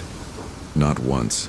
He's tracked in fire zones, he's tracked in flood zones, he's tracked through bear territory. He's never refused a track. Something in that valley is scaring the hell out of him." I stared down into the basin. The sun was high overhead, bright and warm, but the valley looked cold. The shadows were deep, and the trees were so thick that I couldn't see more than 20 feet into the undergrowth. I tried to rationalize it. Dogs have sensitive noses. Maybe there was a bear den down there. Maybe a mountain lion had marked its territory. But I couldn't shake the feeling that there was something else. We made the decision to split up. I would take a team of 2 rangers down into the basin on foot, while Frank and another ranger circled around the rim to see if they could find Morrison's tracks on the other side. I wrote this down in my field notes at the time. Dog refused entry. Frank concerned. Splitting team to cover more ground. It seemed so clinical, so routine. I didn't write down the fear I felt. I descended into the basin with Rangers Michael and David. We were all armed, standard protocol for a potential search and rescue, and carried GPS units, compasses, and satellite phones. The descent was steep, and we had to move carefully, testing each footfall on the loose rock. The vegetation closed around us, the canopy blocking out the sun. It was like walking into a green tunnel. The air temperature dropped dramatically, and I could see my breath. The silence was absolute. No birds, no wind, no insect buzzing. The only sound was our own footsteps and the rustle of our clothing. I could feel the silence pressing against my ears, building pressure like I was underwater. We found Morrison's tracks in the soft earth. They were clear and unmistakable. He'd walked slowly, pausing frequently. There was a set of other tracks too, much larger, that appeared to have crossed his path. They were unclear, distorted by the uneven ground, but they were roughly the size of a bear's paw, but with a different shape. I took a photograph and made a note. Large prints, possibly bear, adjacent to subject's tracks. We followed the tracks deeper into the basin. The valley was a natural bowl, perhaps a mile across with steep sides and a dense floor. The trees were enormous, ancient pines and firs with trunks as thick as cars. The ground was carpeted with deep moss and fallen needles. It was quiet, so quiet that I could hear my own heartbeat. That's when we found the campsite. Morrison had set up his tent in a small clearing. It was a small, light hiking tent, bright orange, and it was the only spot of color in that sea of green and brown. But the tent was collapsed, lying flat on the ground, as if something had stepped on it. The gear was scattered. A sleeping bag was thrown against a tree. A backpack was torn open, its contents, a stove, a water filter, some food packets, strewn across the ground. There was a single hiking boot lying on its side. "Spread out," I said, my voice quiet but steady. "Look for any sign of him. Don't touch anything yet." We searched the perimeter. There were signs of a struggle. The ground was torn up as if he had been dragged. I found a broken branch, about head height, with a piece of fabric caught on it. It was from Morrison's shirt. I bagged it as evidence. We found his GPS unit, cracked and lying in a patch of ferns. I picked it up, carefully, and looked at the screen. It was dead, the battery drained. I later discovered, after sending it to our IT department, that the last recorded coordinates were from this spot, the campsite. But the GPS had recorded an anomalous reading before it died. A sudden, massive electromagnetic spike. It was as if something had generated a pulse of energy, frying the electronics. I was examining the GPS when Michael called out, "Boss, you need to see this." He was standing about 30 feet away, at the edge of the clearing, looking at the base of a large tree. I walked over to him. The tree was a massive ponderosa pine, its trunk covered in rough, scaly bark. At its base, the bark was disturbed, as if something had been pushed against it. Embedded in the bark, about 7 feet off the ground, there was a deep, clean cut, as if a sharp blade had been driven into the wood. And another, and another. There were 6 of them, arranged in a vertical line, each about an inch deep. "Claw marks?" David asked. I examined them closely. They were too clean to be claw marks. Claws would have left gouges, would have splintered the wood. These were cuts, precise and parallel. They were about a foot long, spaced about 6 inches apart. They looked like the marks left by a large, sharp instrument like a hunting knife or an axe. But the spacing was wrong. A person swinging an axe would make marks that were irregular, staggered. These were perfectly aligned, as if whatever had made them had been able to hold its arm completely still while it carved into the wood. I shook my head. I don't know what did that. We continued to search. We found Morrison's other boot about 50 yards away, stuck in a patch of thick mud. There was no sign of his body, no blood, no drag marks leading out of the area. It was as if he had simply vanished. We searched for another 3 hours, spreading out in a grid pattern, but we found nothing more. The terrain was difficult and the dense vegetation made visibility nearly impossible. We decided to mark the campsite with flags and return with more equipment and a larger team. That evening, I interviewed the other search teams. Frank and the other ranger had circled the rim of the basin and found nothing on the other side. Morrison's tracks didn't continue out of the valley. It was as if he had walked in and simply ceased to exist. "He disappeared in there," Frank said, his face grim. "Ranger wouldn't go in, and now we know why. There's something in that valley. Something that doesn't want to be found." I didn't want to believe him. I was a rational man. I had spent my career confronting the wilderness on its own terms, but I believed that every mystery had a logical solution. I told myself that Morrison had fallen into a hidden crevasse, or that he had been attacked by an animal and dragged away, and that we just hadn't found him yet. I was wrong. The following week, we conducted a massive search of the basin. We brought in 60 volunteers, 3 more search dogs, and a helicopter. The dogs all behaved the same way as Ranger. They refused to enter the valley. They would stand at the rim, whining, barking, and refusing to go any further. It was as if there was an invisible barrier that they couldn't or wouldn't cross. The helicopter crew reported that the forest canopy was so thick that they couldn't see the ground. They saw nothing unusual from the air. I found 2 more pieces of evidence during that week. The first was a single strange footprint. It was in a muddy patch near the campsite, preserved by the damp ground. It was enormous, at least 16 inches long, and had a bizarre shape. It looked like a human foot, but too large, too distorted. The toes were splayed and there was no arch. It was flat and heavy. I made a plaster cast of it, and I wrote in my notes, "Footprint found near campsite. Unknown origin. Possibly animal deformation. Cast collected." I didn't write that the print had 3 toes. I didn't write that it was nearly twice the size of my own boot. The second piece of evidence came from a witness I interviewed a few days later. A family from Oregon had been camping at a site on the opposite side of the valley's rim, about 2 miles from where Morrison had parked. They told me they had heard strange sounds one night. The father, a man named Tom, described it as a low, droning hum, like a generator. It lasted for about 10 minutes, he said, and then stopped abruptly. Later that same night, his daughter, a young girl of about 12, woke up screaming. She said she had looked out the tent window and seen a tall man with no face, staring at them from the edge of the clearing. She said the man was wearing a coat made of leaves and bark, She said he was standing completely still, just watching. Tom told me he had dismissed it as a nightmare, a result of being in a strange place. But the next morning he found a set of strange tracks around their campsite. He showed me photographs he had taken. They were the same massive, distorted prints I had found in the basin.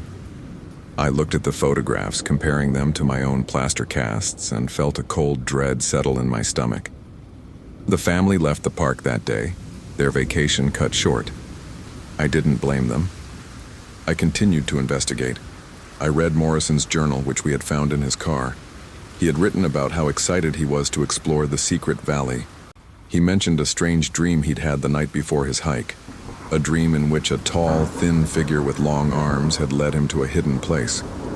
He wrote that he felt pulled toward the basin, that he felt a strange sense of curiosity and kinship.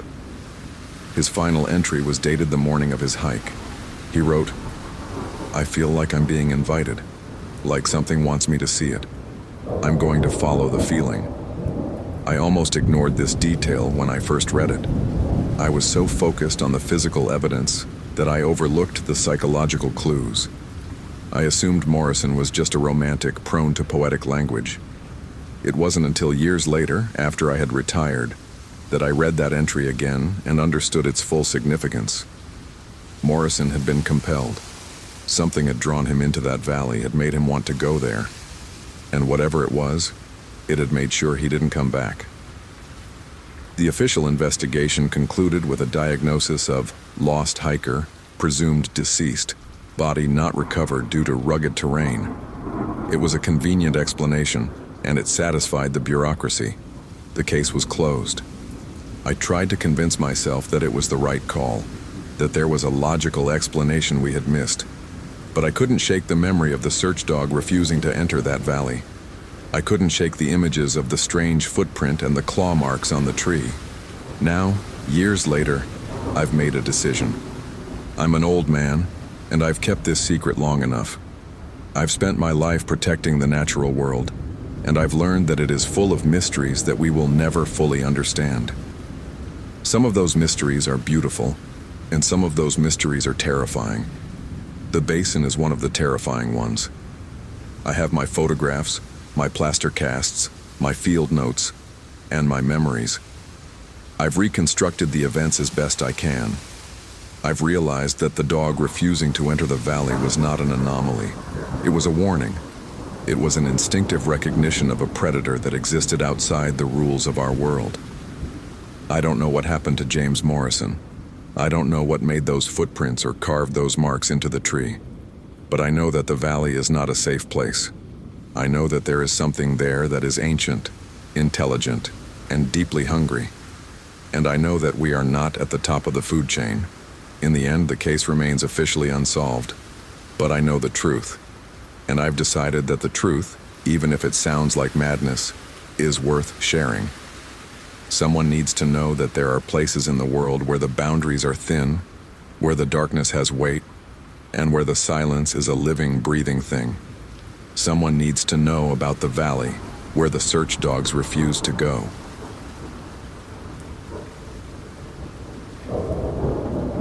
My name is Walter. Walt to anyone who knew me back then. I'm 73 now, and I spent 32 years of my life as a backcountry ranger for the National Park Service, most of that time stationed at Olympic National Park in Washington State. My daily responsibilities were the standard mix of what you'd expect from a backcountry ranger: search and rescue, law enforcement, visitor assistance, resource protection, and wildlife management. I hiked the trails, checked permits, monitored campsites, and responded to emergencies. I pulled more than a few hypothermic hikers off the high divide and helped lost tourists find their way back to their cars at Hurricane Ridge. It was a good life. A hard life, but a good one. I've decided to finally tell this story after all these years because I got a letter last Tuesday, and it shook something loose inside me that I'd spent decades trying to keep buried. The letter was from a woman named Clara Davis. She's the daughter of a man I failed to find during that summer of 2006. She wasn't angry. She just wanted to know if I remembered her father, and if there was anything I hadn't put in the official report that might give her some peace. She's in her 50s now, and she wrote that she'd been thinking about him more and more as she got older, and she wondered if maybe the Rangers had known more than they were allowed to say. I suppose I should have just written back and told her the official line, the one I'd repeated so many times it felt like a kind of truth. But I couldn't do it. Not this time. Because the truth is, I never included a lot of things in my reports, and I lied to my supervisors more than once that summer. And now, with my health not what it used to be and the memory of that summer pressing on me like a physical weight, I think I need to say it out loud, at least once before I'm gone. I need to tell someone the whole story of what happened when every GPS led us to a different corpse. It started in June of 2006. The weather that spring had been unusually wet, even for the Olympic Peninsula, and the trails were a mess of mudslides and downed timber. We were already stretched thin, dealing with a higher than normal number of incidents. There were the usual lost day hikers, a few minor injuries, and one real tragedy when a climber fell on Mount Olympus and broke his neck. That was a body recovery, not a rescue, and it cast a pall over the entire district. We were all feeling it, that low-grade dread that follows a death in the park. It makes you more alert, more cautious. It also makes you see things that aren't there. The first report came in on June 16th, a Friday evening. A young couple had set out on a 3-day backpacking trip on the Ho River Trail. They were experienced hikers, well prepared, and had filed a detailed itinerary with the Wilderness Information Center. They were supposed to come out on Thursday, but they didn't. By Friday evening, their families were worried and had called us. We initiated a search the next morning. The weather was overcast and cool, and the Ho River was running high and fast, a milky gray from all the glacial till. I led a team of 3 other rangers along the trail. The Ho is a classic rainforest trail, a cathedral of moss and old-growth Sitka spruce with ferns that grow as tall as a man. It's beautiful, but it's also claustrophobic and wet. The canopy blocks out most of the light, and even on a clear day, the forest floor is a dim green twilight. We called out their names into the silence, our voices swallowed by the damp air. And I remember thinking that this was just one of those search and rescues that everyone hoped would end with a couple of embarrassed but safe hikers. The first sign of something wrong was their tent. It was pitched about 12 miles in near the Elk Creek campsite, but it had been torn open from the outside. It looked like an animal attack, but not like any bear or cougar I'd ever seen. The cuts were too clean, too deliberate, as if made with a blade. Inside the tent there was blood, a lot of it. But the bodies were gone. No sign of a drag mark, no fur, no scat, nothing. Just a gruesome scene and a profound, unnerving silence. We set up a perimeter and called for a more extensive search team, including a canine unit. The dogs arrived later that day, but they didn't find anything. They wouldn't track. They just sat down and whimpered. The lead handler, a veteran named Mark, looked spooked. He told me he'd never seen his dogs act like that before. They weren't just unwilling. They seemed terrified. That was the first moment I felt a cold knot tighten in my stomach. We found the first body the next day. Or rather, the GPS unit we were using for the search grid led us to it. I had a Garmin eTrex, a reliable little unit that I'd used for years. I had input the coordinates for a secondary search zone, one we were going to grid out based on the prevailing wind and the topography of the river valley. I was following the little arrow on the screen, which was pointing straight off the trail and into a thick patch of Devil's Club, those spiny, broad-leaved bushes that are the bane of every ranger's existence. I initially cursed the GPS, thinking it was having a glitch. But I pushed through the Devil's Club anyway, the sharp thorns raking my jacket because I wanted to be thorough. In a small clearing, half hidden under the ferns, I found the woman. She was positioned strangely, propped up against a mossy log, her hands folded neatly in her lap as if she'd been placed there. She wasn't mangled or torn apart.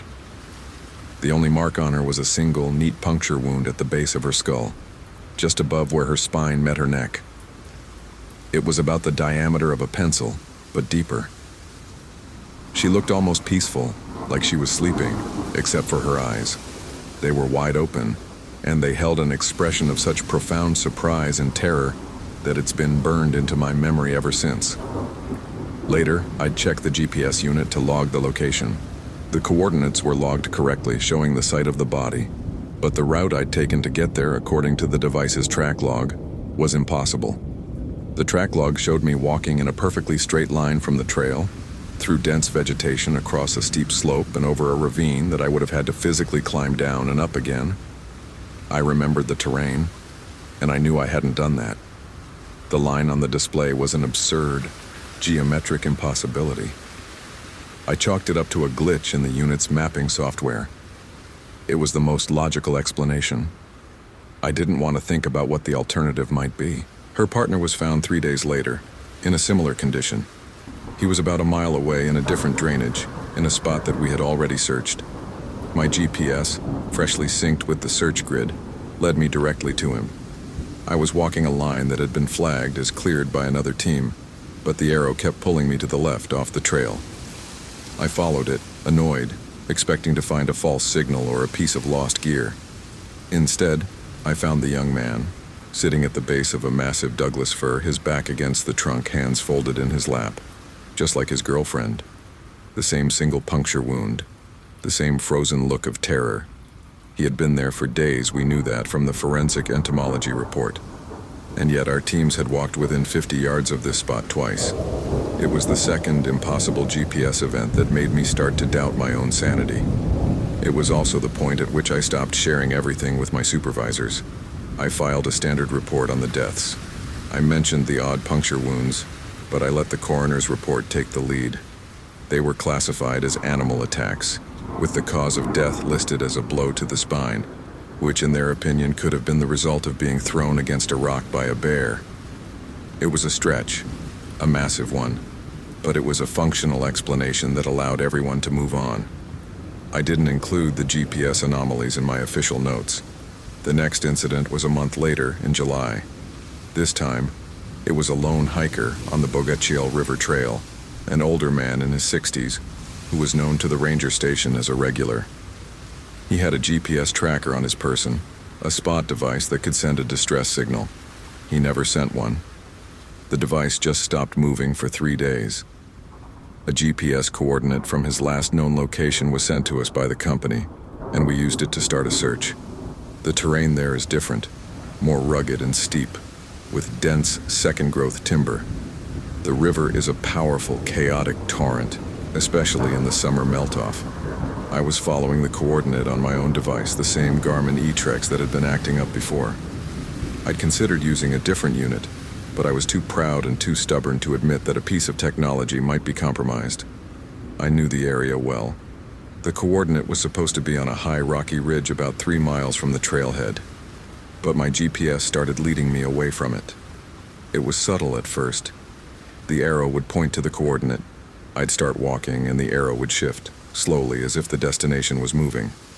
I stopped and recalibrated. I checked the batteries. I even compared it to my map and compass. My compass read true north. My GPS was giving me a location that didn't match the topography. Frustrated, I decided to ignore the GPS. I turned it off and followed my map and compass to the ridge. I found nothing, not a trace of the hiker. After 3 hours of searching the area, I turned my GPS back on in desperation. It immediately acquired a signal and pointed directly down into a steep, narrow ravine I'd just passed. The ravine was full of brambles, deadfall, and poison oak. I was tired and annoyed. I almost didn't go, but I did. I found him at the bottom of the ravine, tucked into a crevice between 2 fallen logs. He was in perfect condition, as if he'd just laid down for a nap. No signs of a struggle, no blood. Again, hands folded in his lap, and the single neat puncture wound at the base of his skull. His eyes were open, wide with that same final, unspeakable shock. Something had moved him, and something had set the GPS to make sure he was found. This wasn't a glitch anymore, it was a delivery system, a message. By the time the third body was found, the official mood had shifted from tragedy to the first stirrings of bizarre, unspoken confusion. The park superintendent had started talking to the state police and the FBI, which is unusual for a series of incidents that could still technically be attributed to a wild animal. But these bodies were stacking up, and they were too clean. The puncture wound was too precise. There was no devouring, no mauling. The predator, if it was a predator, wasn't eating. It was collecting. I started getting the feeling that I was being watched, not by a person, but by something. The feeling was strongest when I was alone on the trail, that prickling sensation on the back of my neck that makes you look over your shoulder. I started having trouble sleeping, and the other rangers were on edge too. We started having meetings where we'd talk in low voices, making sure the doors were closed. One of the younger rangers, a kid named Parker, admitted that his GPS unit had been doing the same thing. He said he'd been assigned to a search zone, and his GPS had taken him in a complete circle, and when he looked at the track log later, it was a perfect spiral. He laughed it off, but his laugh was hollow. He didn't think it was funny. He asked me if I thought it was the bodies, like some kind of weird electromagnetic field. I didn't have an answer. The fourth incident was the one that broke something in me. It was August now, and the weather was beginning to shift. The first hints of the oncoming autumn fog and rain. A team of 4 scientists from the University of Washington had gone into the Quinault rainforest to study a specific species of moss. They were experienced backcountry travelers, and they had top-of-the-line satellite phones and GPS equipment. They were scheduled to be out for 10 days. On day 8, they stopped responding to their satellite phone calls. Their last GPS ping was from a location deep in the woods, near the Enchanted Valley, an area known for its high concentration of elk and its thick, ancient forest. We deployed a large search team, including members of the local sheriff's department and a volunteer search and rescue crew. The plan was to set up a base camp at the edge of the valley and conduct a grid search. I was in charge of the mapping and navigation. I was determined to figure out what was going on with the GPS, so I carried 3 different units, all of different brands, and I also had my compass, map, and a sextant I'd borrowed from a former Navy navigator who was in town visiting his daughter. For 2 days, we found nothing. The forest is so dense there, so wet and silent, that you can be within 50 feet of something and never see it. The search was becoming demoralizing. Then, on the 3rd morning, I decided to recheck the coordinates of the last GPS ping. I input the data into all 3 of my units. This time, the response was different. All 3 units acquired a signal, but they didn't agree. One gave me a coordinate 2 miles to the east. Another gave me a coordinate a mile to the north. The third gave me one that was right on top of my current location. The dots were scattered in a perfect triangle around me, but I was standing in the middle of a bog, nothing but muddy water and sedge grass. Then, as I watched, the first unit's coordinate began to change. It moved slowly, incrementally on the screen. It was sliding to the east, then back to the west, then settling on a new location. The second unit did the same, and the third. They were all converging on a single new coordinate, a place on the map that was up a steep forested hillside away from any trail. It was like they were being deliberately directed. I led a small team up the hill. The climb was brutal, a scramble up slick, moss-covered roots and rocks. The air grew colder and more silent as we gained elevation. The trees were enormous here, old-growth giants that blocked out most of the sky. At the top of a small rise, we found the first member of the science team. He was lying on his back in a patch of ferns, hands clasped over his chest like a knight on a tomb. The same puncture wound, the same frozen expression. The rest of the team was found over the next hour, each one strategically placed within a 100-yard radius, all in the same pristine, ghastly condition. This was when I started hearing the sound. It was faint, barely perceptible at first, carried by the wind. It was a rhythmic pulse, a low-frequency hum that vibrated more in my chest than my ears. It sounded like a song, but not a human one. It had a cadence to it, a repeating sequence that seemed almost musical, but with notes that were slightly wrong, alien. I looked around at the other searchers, but no one seemed to hear it. They were all too focused on the bodies, on the shock of the discovery. I walked away from them into the trees, trying to find the source of the hum. As I moved, the sound got louder and more complex. I realized there were words embedded in it, or something like words. A voice, or many voices, chanting. It was coming from all directions at once, echoing through the ancient forest. The forest itself seemed to be whispering a name, a single nonsense syllable over and over. Hylai, Hylai, Hylai. Then I saw it. It was standing about 40 yards away, half hidden behind the trunk of a massive western hemlock. It was tall, unnaturally tall, at least 9 feet, with limbs that were too long and angular. Its skin was the color of wet bark, rough and textured, and its head was an elongated, wedge-shaped thing, devoid of eyes or a mouth. It was just a smooth, pale face, like a mannequin's head. It was wearing a crude, tattered cloak of what looked like animal pelts, but they were stitched together with what I swear were human sinews. And one of its long, slender arms was extended, a single finger-like appendage pointed directly at me. I froze. I couldn't move. I couldn't breathe. The humming intensified, becoming a physical pressure against my eardrums. The creature was making the sound. The whisper of Hylai was emanating from it. It wasn't a vocalization. It was more like a projection, a psychic broadcast that filled the air. Then it lowered its arm and pointed to my feet. I looked down. There, in the mud, was a small GPS unit. One of the ones I'd been carrying. I hadn't dropped it. I hadn't taken it out of my pocket.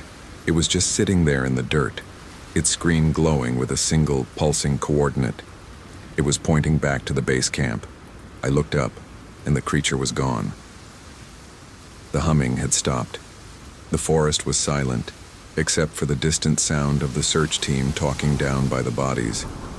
I picked up the GPS unit. It was warm to the touch. I wiped the mud off the screen and looked at the coordinates. They were the coordinates of the base camp, but they were wrong. They were subtly, horribly different. They corresponded to a location on the map that didn't exist, a spot in the middle of a sheer cliff face.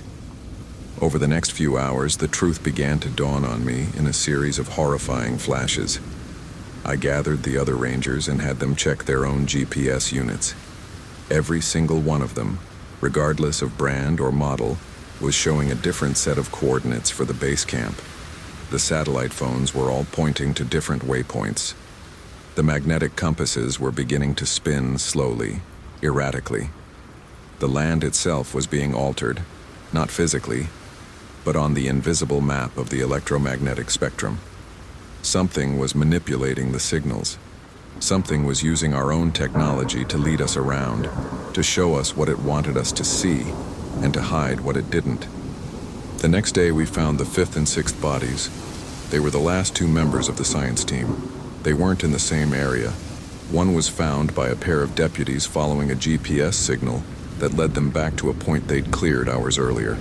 The other was found by a volunteer with a GPS that was somehow pointing to the dead man's own spot device, which had been turned off. The volunteer's unit was showing a single red dot that shouldn't have existed. He followed it, and it led him straight to the body. The creature was hurting us, or perhaps just playing with us, showing us its kills one by one, at its own pace, in its own order. The final incident was the one that made me retire. It was the first week of September. The days were growing shorter and the rain had returned in earnest, a persistent, soaking drizzle that turned the trails to grease. I was back in the Hoh rainforest, doing a routine check on a backcountry campsite that had been closed due to bear activity. I was with a young volunteer, a college kid named Steve, who was eager and bright and didn't know enough to be afraid. We were hiking along the trail when I heard the hum again. It was fainter this time, more distant, like a ringing in my ears. I stopped and looked around. Steve didn't seem to hear it. He was staring at his phone, trying to get a signal. "Check your GPS," I told him. He pulled it out. It was showing us a location directly on top of a massive, deadfall-tangled slope that was completely impassable. "That can't be right," he said. "I know this area. There's nothing there." I looked at my own GPS. It was showing a different coordinate, a spot on a trail about a mile back. I looked at my compass. It was spinning. I looked at the sky, searching for any landmark, any hint of the familiar world I'd known for 30 years. But the forest was a green void, and the GPS had become a liar. Then the humming intensified, and I saw the creature again. It was closer this time, standing right on the edge of the trail, partially obscured by a curtain of moss. It was taller than I remembered, and its head was cocked as if studying us. Its long, thin arm was raised, and it pointed directly at Steve. Steve saw it too, his face drained of color. He screamed, a high, piercing sound that was swallowed by the damp air. He started to run, but he wasn't running away from the creature. He was running toward it. He was following his GPS. The device in his hand was glowing, and he was following the little arrow on its screen like a hypnotized man. I grabbed his arm and tried to pull him back, but he was strong, and his eyes were fixed on that screen. He was muttering the numbers of the coordinates under his breath, a droning mantra. 47.81, 124.03. I tackled him to the ground. We fell in the mud, grappling with each other. I wrestled the GPS from his hand and threw it as far as I could into the woods. The sound of it hitting a tree was a sharp crack, and Steve's eyes snapped back into focus. He blinked, looking around as if waking from a dream. "Walt, what happened?" he asked. The creature was gone. The humming had ceased. But the damage was done. A report went out that a volunteer had become disoriented, and we'd had a minor incident. I covered it up. I told my supervisor that Steve had tripped and hit his head, and that the GPS had malfunctioned. I protected him. But I knew the truth. The creature had been about to claim him. It had used the same trick it had been using all summer, the same manipulation of the signals. It had been trying to use the GPS to lead Steve to its predetermined spot, to deliver him, neat and pristine, with his hands folded and his eyes wide. The only reason he survived was because I threw the device away. That was the last straw. I couldn't pretend anymore. I couldn't be part of a system that was being actively subverted by something I couldn't understand, let alone fight. I put in my retirement papers a few weeks later. I didn't mention the creature. I didn't mention the hum or the impossible GPS tracks or the bodies with their empty, horrified eyes. I just said I had a bad back and wanted to spend more time with my family. I've spent the last 16 years trying to forget that summer, trying to convince myself that it was a case of mass hysteria, a series of bizarre coincidences, a trick of the mind in the deep, isolating forest. I told myself that the puncture wounds were from a new kind of insect, or that the GPS signals were being disrupted by a secret government experiment. I tried on every rational explanation I could think of. They all fit poorly, and they all left a gaping hole where the truth should be.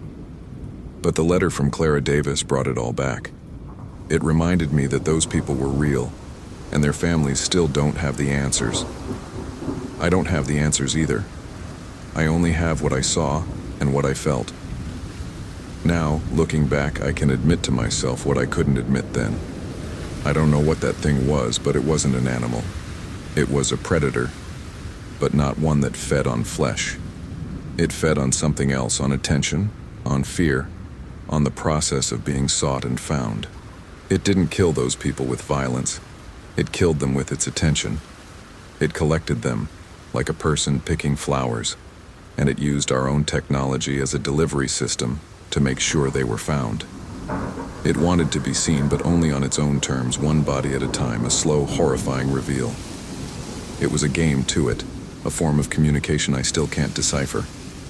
That chant, Hylai, was it a name, a warning, a prayer? I'll never know. I never included any of this in my official reports.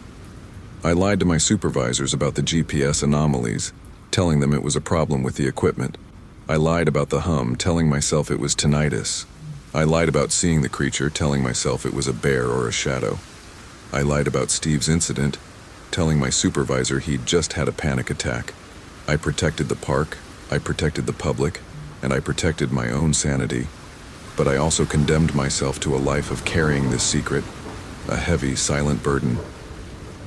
Now, I'm going to write back to Clara Davis. I can't give her the closure she wants. I can't tell her what happened to her father or why. The official record is a fiction. The truth is a story that nobody in their right mind would believe. But I can tell her that her father didn't suffer, at least not in the way we think of suffering. He was taken quickly, and he was placed somewhere beautiful in a forest that has existed for millennia and will exist for millennia more. I can offer her that small, strange comfort. It's all I have. I still have nightmares sometimes, but they're not about the bodies anymore. They're about the GPS. I dream that I'm walking in the forest and my GPS is pointing me in a direction I know is wrong. I walk anyway because I have to. I follow the little arrow on the screen and it leads me deeper and deeper into the woods, into a place where the trees are too close together and the light is dim and the humming starts. And I know, in the dream, that I'm being led to a spot where I will be placed, with my hands folded in my lap and my eyes wide with a surprise I'll never get to explain. I always wake up before I get there. The truth is, I'm running out of time. Not just because I'm old, but because the memory of that summer is like a cancer. It's spreading. It's filling the quiet moments of my life. I think I finally realized that silence isn't protection, it's just another form of being lost. So I'm telling this story now, not because I expect anyone to believe me, but because I need to stop being the only person who knows it. I need to hand over this terrible weight. It's the only way I can think of to find my way back to the trail, to the real world I used to know. And maybe, just maybe if I say it out loud, the humming will finally stop. My name is Frank Hollister.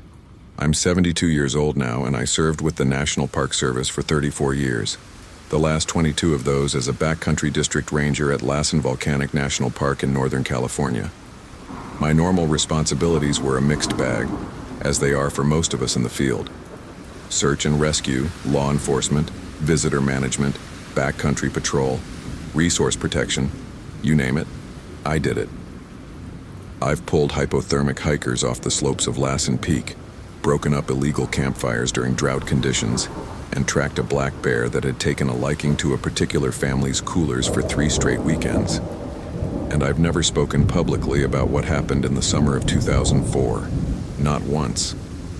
I've turned down documentary filmmakers, true crime podcasters, and a half-dozen reporters who caught wind of the case through FOIA requests. I even hung up on a producer from one of those cable shows about unsolved mysteries. I figured I'd taken my oath to protect the park seriously, and that included protecting its secrets. But I've been retired for a decade now, and a couple of things have changed my mind. That's a fair question. Why now? 2 reasons. First, my wife passed away last spring. She was the one who always asked me not to talk about it. Not because she was afraid, but because she saw what it did to me. She saw the way I'd stare out the window at night, or the way I'd flinch at a certain frequency of static on the radio. She said it wasn't healthy to keep it all locked up, that it was like a poison, but she also said she didn't want to see me relive it. I loved her, so I kept my mouth shut. Second, I got a letter a few months ago from the daughter of a man named Paul Driscoll. Paul was one of the people we lost that summer. His daughter, a young woman named Elise, wrote to me. She wasn't accusatory. She was respectful. She just asked if I could tell her what I remembered. She said her mother had passed a few years ago, and she'd grown up with her father's disappearance as a kind of ghost in her house. She wanted to know if her father had suffered. She wanted to know if we'd done everything we could. So that's why I'm here, for Elise, and maybe, a little bit, for myself. To understand what happened, I need to explain something first. The park is a strange place. Geologically, it's a landscape that's still being born. It's a volcano, but it's an active one. In the 1990s, we had a swarm of several hundred earthquakes. We have hydrothermal areas where steam vents hiss and the ground is so acidic it can burn the soles off your boots. The terrain is a mix of dense, gnarled old-growth forest, high alpine meadows, and massive lava rock fields that look like the surface of another planet. It's beautiful, and it's treacherous. When you're in the backcountry, You can be just a few miles from a paved road and still feel like you're the last person on Earth. The incident began, as these things often do, with a single, slightly odd visitor report. It was the second week of July. The summer season was in full swing and the park was busy. My district included the area around Juniper Lake and the trails leading into the Warner Valley. It's a less visited part of the park compared to the main highway corridor, but we still had plenty of backpackers and fishermen. On the morning of July 12th, I got a radio call from the dispatch center. A woman had come into the visitor center at the southwest entrance, reporting that her husband had not returned from a day hike the previous day. He'd gone up to check out some of the old lava tubes near the cinder cone, and she'd expected him back by 6. When he wasn't there by 9, she drove to the visitor center and reported him missing. The missing hiker was Paul Driscoll, a 43-year-old architect from Sacramento. His wife, Sarah, was understandably frantic. She'd told the desk ranger that Paul was an experienced outdoorsman. He'd done the Pacific Crest Trail when he was younger. He was prepared for a day hike: water, snacks, a map, a compass, a flashlight, the works. I called her on the phone from my truck, and she gave me his itinerary. He was going to hike from the Butte Lake area up to the base of the cinder cone, then take a side trail to explore one of the lower lava tube entrances. It was a well-known feature, but not one we actively promoted. The tubes were unstable, and people had gotten themselves stuck before. That was the initial logical theory. He'd gotten into the lava tube and gotten lost or injured. It happens. It's dark down there, and the tunnels can branch off in confusing ways. I assembled a search team. We had a couple of seasonal rangers, a local sheriff's deputy, and a volunteer from the park's search and rescue unit. It was a solid group. We drove to the Butte Lake area and started at his last known trailhead. There was a dusting of volcanic ash, and we found his footprints almost immediately. They were easy to track. He was a size 10, wearing a distinctive pair of boots with a worn-down heel on the right side. We followed his prints for about 1.5 miles, and they led us right to the entrance of the lava tube. I stood there with the rest of the team, peering into that black hole in the earth. It was a jagged opening in a pile of shattered rock, maybe 4 feet high and 6 feet wide. A cool, damp draft was emanating from it, carrying with it a smell that was earthy and metallic, like wet basalt and rusted iron. I called into the opening. Paul Driscoll, this is the National Park Service." My voice just got swallowed up. No echo, which is always a bad sign. It means the space is either huge or it's full of absorbent material. We radioed dispatch and requested a cave rescue unit from a nearby national forest. It took them about 4 hours to arrive with their specialized gear.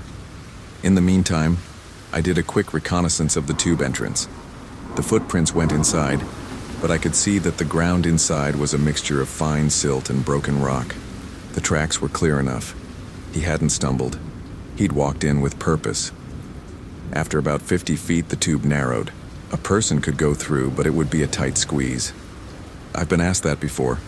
Why didn't I just go in after him right away?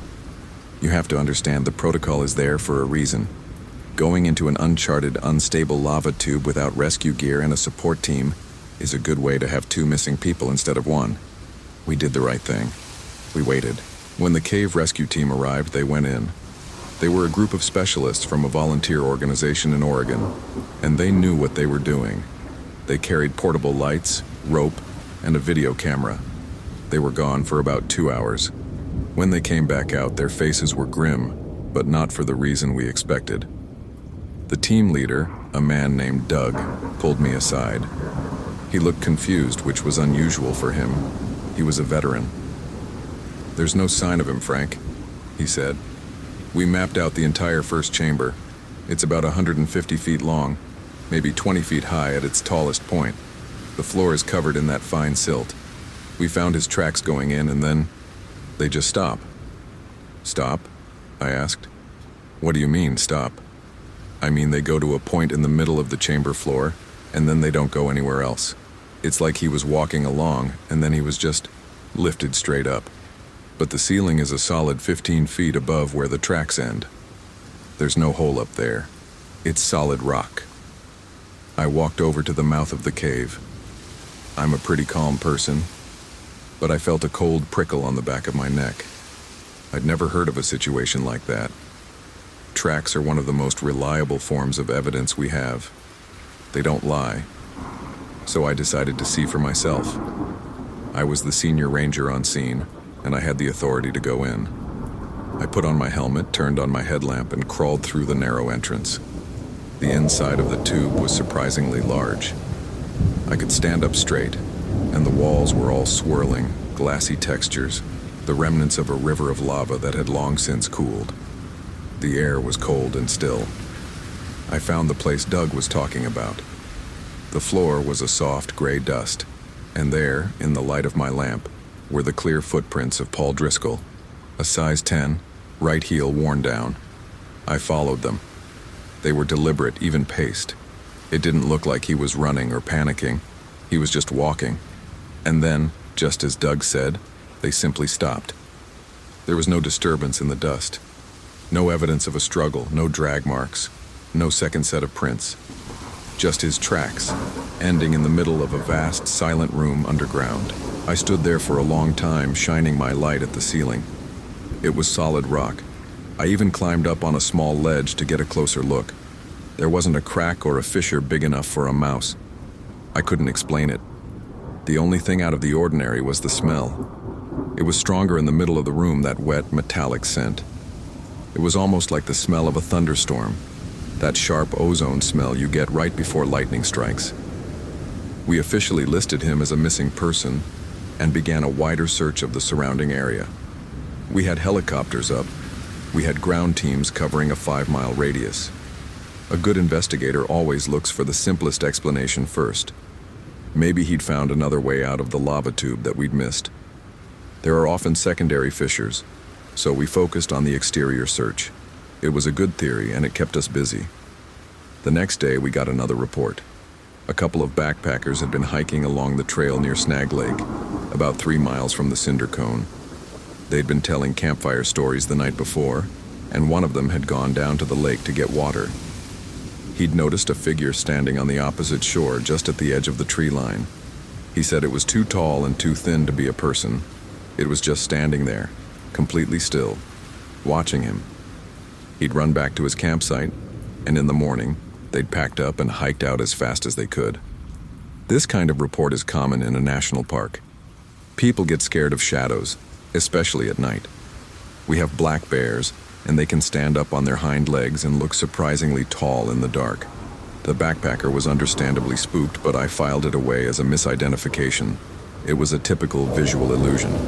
But then, a couple of days later, we got a third report. A group of fly fishers had set up camp along the shoreline of Juniper Lake. They were experienced, quiet people who didn't spook easily. They reported hearing a sound coming from the forest around their camp around 2 a.m. They described it as a kind of heavy, low-frequency hum. Not a voice, not an animal's cry, but a vibration they could feel in their chests. One of them, a guy named Martin, told me he'd shined a high-powered flashlight into the woods to try and figure out what was making the noise. He said he saw nothing, but that the air itself seemed to shimmer, like heat rising off asphalt. It was a cold night, he said. It shouldn't have been shimmering. I talked to Martin for a long time. He was a retired engineer, a rational man. He wasn't looking for publicity or a thrill. He just wanted an explanation. I didn't have one for him, but I gave him my card and told him to call me if he heard or saw anything else. People always assume that was the frightening part, the report of the shimmering air. But it wasn't. Not really. It was just another piece of a puzzle I didn't know how to solve. The investigation was getting more and more complicated. The physical evidence from the lava tube contradicted the simple lost hiker narrative. The witness reports, while maybe explainable individually, were starting to form a pattern. And then came the fourth report, the one that really changed things. We'd received a report of a possible poaching incident near the trailhead. A hunter had been in the area a week before Paul went missing and had shot a deer. He'd field dressed it, but when he'd come back the next morning with a pack to carry it out, the carcass was gone. There were no drag marks, no bear prints. It had simply vanished. He'd figured a bear carried it off.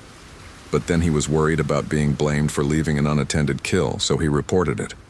Normally, a poaching report is a low-priority item, but I decided to go out there and take a look. I wanted to get my mind off the disappearance, to do some work that was straightforward and had clear procedures. I hiked out to the coordinates the hunter had given me. It was in a remote area, near a tributary of the creek. I found the spot easily enough.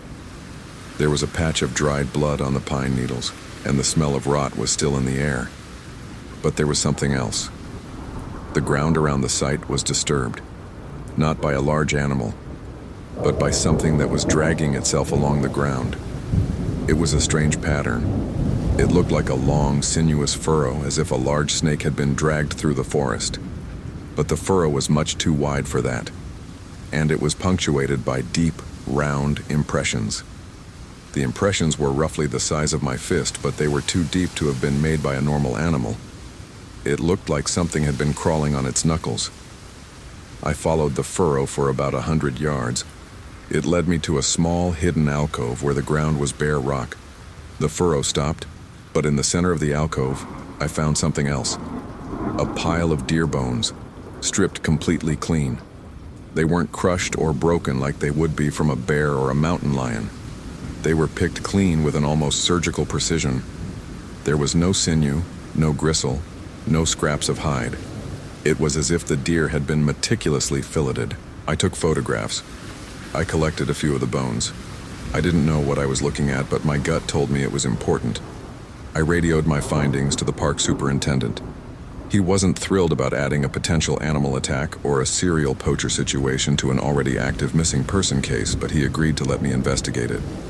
The search for Paul Driscoll was now in its 5th day, and there was still no sign of him. The helicopters had scanned the area with infrared. The ground teams had beaten the bushes. The cave rescue team had gone back into the lava tube with better lights and more people. They found nothing. The official attitude was shifting. We were still classifying it as a search, but in my mind it was becoming a recovery. The reality is a person doesn't just vanish in a national park. I'd never seen it happen. On the 6th night, I was on patrol in my truck, covering the loop road around the eastern side of the park. It was a quiet, clear night. The stars were incredible, and the moon was just a sliver. I'd pulled over at one of the scenic overlooks to drink some coffee and look at my maps. I was trying to find a connection between the lava tube, the shimmering air, the weird furrow, and the missing deer. That's when the radio crackled. It wasn't a voice.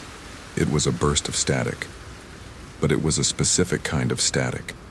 It was the noise a radio makes when someone presses the button and doesn't say anything. It's just a rush of white noise. I keyed my mic and said, "This is Ranger Hollister. Is someone keying their mic on this frequency?" Nothing. Then it came again. A burst of static, longer this time. And then, just barely, I could hear something underneath it. It sounded like a voice, but I couldn't make out the words. It was too faint, too distorted. I turned up the squelch. I tried to filter out the noise. "Come again," I said. "This is Hollister, you're breaking up." The static stopped. The frequency was dead silent for a minute. I was about to write it off as a malfunctioning radio from another unit when a voice came through. It was thin, reedy and faint, like a person using a radio with a dying battery. Please." It was a word. A man's voice. It was Paul Driscoll. I knew it immediately. I'd listened to the recording of his wife's report a dozen times, the accent, the cadence. It was him. My heart jumped into my throat. "Paul? Paul Driscoll, this is Ranger Hollister. What is your location? Are you injured?" But he wasn't responding to me. He was talking to someone else. Don't do that. Please, I'll do whatever you want. Just stop." His voice was trembling. He was terrified. The signal was coming in and out. It sounded muffled, like he was talking from inside a cave. The cave. The lava tube. "Paul, where are you?" I said, trying to sound calm. "Focus on my voice. We're trying to find you. Where are you?" The static surged again, and his next words were almost completely swallowed by it. But I caught the tail end of a sentence. "It's not me it wants. I hear it. It calls from the stone. A chill went down my spine. The radio went dead. I tried to raise dispatch. I tried to contact the other rangers on the patrol. But there was nothing. The frequency was silent. My own radio, which was a brand new model, wasn't picking up a single other transmission. It was as if all the sound in the world had been sucked away by the black earth. I sat in my truck for a long time, my hands shaking. I didn't know what to do. It was 2 a.m. We had no confirmed location. I couldn't call in a search party for a radio transmission that was phantom and gone. I'd sound insane. That was the first major twist. Paul Driscoll wasn't dead. He was alive, at least a week after he disappeared. He was somewhere underground and he was in grave danger. And whatever was threatening him wasn't a bear or a human. I spent the next day trying to convince the superintendent to let me go back into the lava tube with a full team. I showed him my map, the photographs of the bones, and I explained the radio call. He was skeptical, but he gave me the go-ahead. We assembled a larger team this time. We had professional cavers, a geologist from the USGS, and a member of the county sheriff's department with his K9 unit. We went in at 8 a.m. It was the most thoroughly prepared operation I'd ever been part of. We descended into the tube and immediately went to the spot where Paul's tracks had disappeared. This time, we didn't just stand there. We set up a grid, lights, and cameras. The geologist, a woman named Dr. Chen, started taking samples of the rock. She was fascinated by the texture of the walls. "This is unusual," she said, tapping her hammer against a section of the wall that was slightly darker than the rest. "The basalt here has a different mineral composition. It's richer in iron and some rare earth elements. It's much denser." Then the K9, a bloodhound named Rascal, started going crazy. He was sniffing the air, his tail tucked between his legs. He was whining and pacing. The handler, a deputy named Miller, was getting frustrated. "He's never done this before," he muttered. "He's scenting something, but I can't get him to lock on. He's just circling." Rascal kept sniffing the air, and I watched his nose track upward. He was sniffing the ceiling. Not the floor where the tracks ended, but the ceiling. I looked up, and I saw something I hadn't noticed before. In the center of the ceiling, about where the tracks ended, there was a faint circular discoloration. It was almost perfectly round and about 3 feet in diameter. It was the same dark, dense basalt as the rest of the wall, but the color was slightly off. A subtle dark-on-dark pattern. I called Dr. Chen over. She looked at it with her headlamp. "That's a contact point," she said, her brow furrowed. "See how the crystal structure is disrupted? This wall has been subjected to intense pressure. It's compressed. I've never seen anything like it in a lava tube. It's like something was hammered against it from the other side." "From the other side?" I asked, confused. "The tube continues on the other side of this wall, but it was sealed by a collapse at some point," she said. "But this specific spot, it's been manipulated. It's not natural. The surface is too smooth. It's almost polished." We continued the search. We did not find Paul Driscoll. We found something else. A section of the tube floor about 50 feet back from the sealed wall. It was a small crevice, no bigger than a dinner plate, that had been hidden under a layer of loose rocks. Inside the crevice was Paul Driscoll's backpack. I pulled it out with a gloved hand. It was heavy. It wasn't his food or his water. He'd used most of that. It was filled with something else. I opened it up, and I felt the world tilt. Inside the backpack were dozens and dozens of small, smooth stones. Not just any stones. They were all the same dark, metallic-looking stone as the wall. The same material that Dr. Chen had identified as being rich in rare earth elements. And they were polished.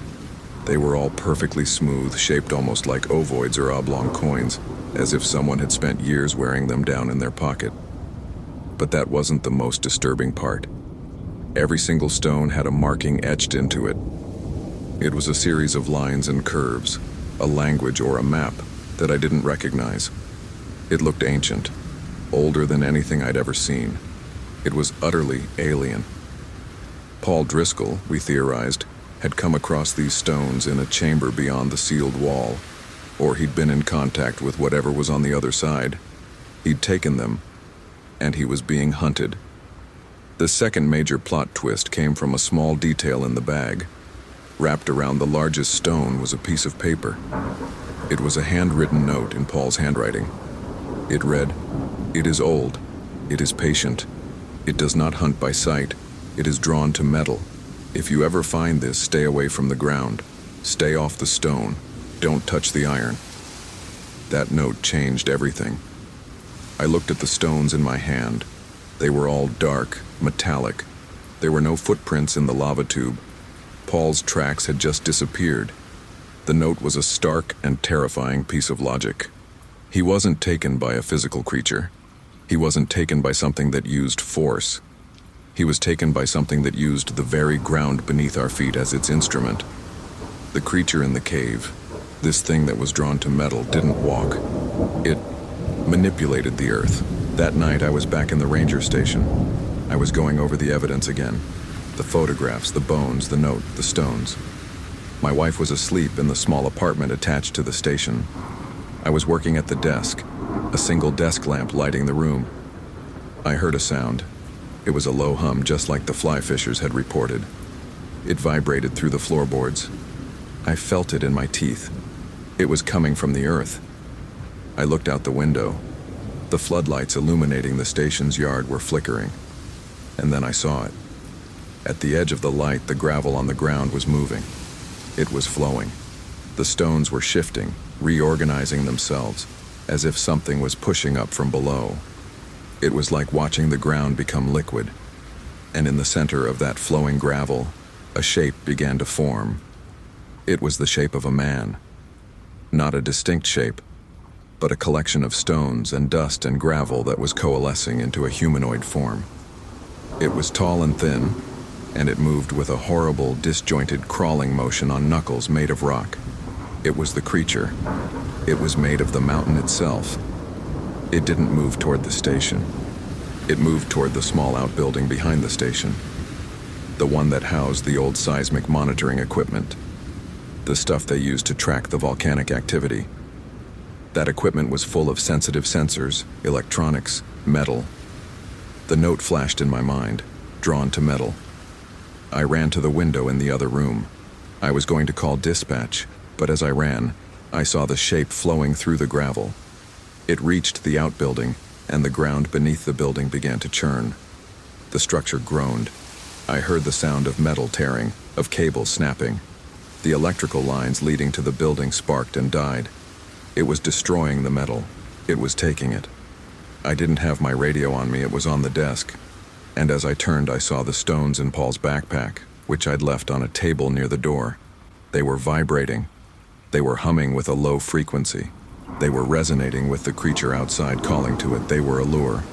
Paul had left them there for a reason. He was trying to tell me how it worked. It wasn't just the metal. It was a specific metal, a specific frequency. The third major twist occurred 3 days later. We had decided to completely evacuate the area. It wasn't a full park closure. The NPS would never do that without a public health emergency. But I had closed off the Eastern District, citing a pest control operation. I was lying, but I didn't care. I was more concerned with containing the thing, whatever it was. We brought in a specialist from the USGS, a geophysicist named Dr. Harmon. He was the one who helped me understand the final piece of the puzzle. I showed him the map I'd been making, the connection between the points where the creature had appeared. The lava tube, the deer carcass, the shore of Juniper Lake, the outbuilding. Dr. Harmon laid my map over a geological survey of the park's underground structure. "You see this?" he said, pointing a shaky finger at a line that connected the dots. "These aren't random locations. They're all on the same network of faults, a deep fault line." He traced the line with his finger. "This fault runs all the way from the base of the mountain out to the valley. It's a conduit, it's a pathway for hydrothermal fluid, but it's also a pathway for something else." He tapped the map. "The rock along this fault has a ridiculously high concentration of magnetite, iron oxide. It conducts electromagnetism incredibly well. He looked at me. You told me about the note, about being drawn to metal. What if that's only half of it? What if the creature isn't just drawn to metal? What if it can use metal? What if it can use the Earth's magnetic field, the electrical impulses in our own nervous system as a way to interact with us? It was a revolutionary, insane idea, but it made a terrible kind of sense. The creature wasn't a physical being in the way we understood. It was a pattern of energy, or a consciousness, that existed within the magnetic field of the mountain. It was of the stone, and the stone was a conductor. It was as old as the volcano itself. That's why Paul's tracks had stopped. He had walked over a patch of ground that was heavily laced with that same magnetite. The creature had taken him, not by dragging him, but by manipulating the ground itself. It had opened a fissure beneath him, pulled him down, and then resealed the ground behind him. It was a worm in the earth. It used the rock as an extension of its will. I don't know for sure what happened to Paul Driscoll. I never found him, but I found his note, and I found his backpack. And I know he didn't go quietly. He was smart. He was trying to understand it. He even took those stones, possibly as a tool or a weapon. He left the note, hoping it would be found. He was a brave man, a good man. On the final day of the operation, we used the seismic monitoring equipment we'd repaired to pulse a specific frequency through the fault line. It was based on a calculation Dr. Harmon had made, using the stones as a reference. We weren't trying to kill it or trap it. I'm not sure you can kill something that is essentially a localized natural phenomenon. We were trying to convince it to go deeper, to move to a frequency we didn't occupy. We fed a massive, sustained electrical pulse from a portable generator into the ground at the point where the fault line was shallowest. The hum in the air changed, the ground trembled, and then it stopped. The seismic readings showed the concentration of energy that had been lingering in our area of the park moving deep down into the earth, far below the reach of even the deepest lava tube.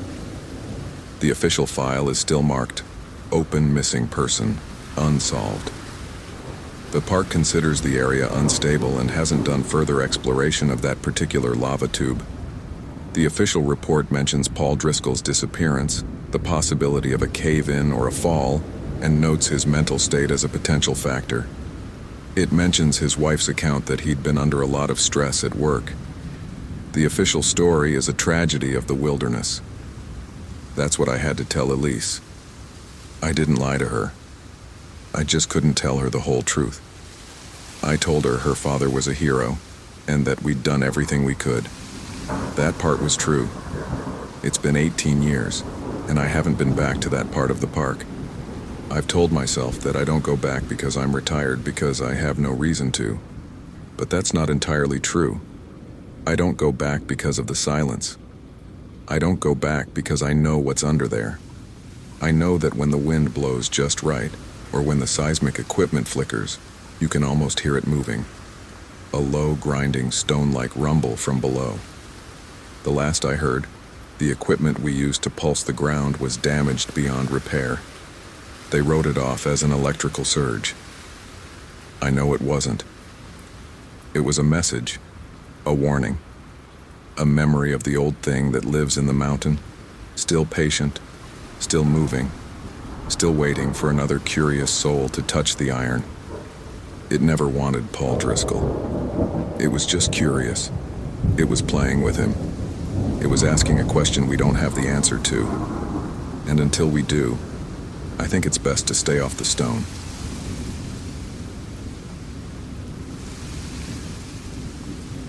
My name is David. I'm 72 years old now, and I spent 31 of those years as a backcountry ranger for the National Park Service, the last 20 of them stationed at Olympic National Park in Washington State. On paper, my daily responsibilities were a long list of duties: resource protection, visitor safety, law enforcement, search and rescue, and the endless paperwork that comes with all of it.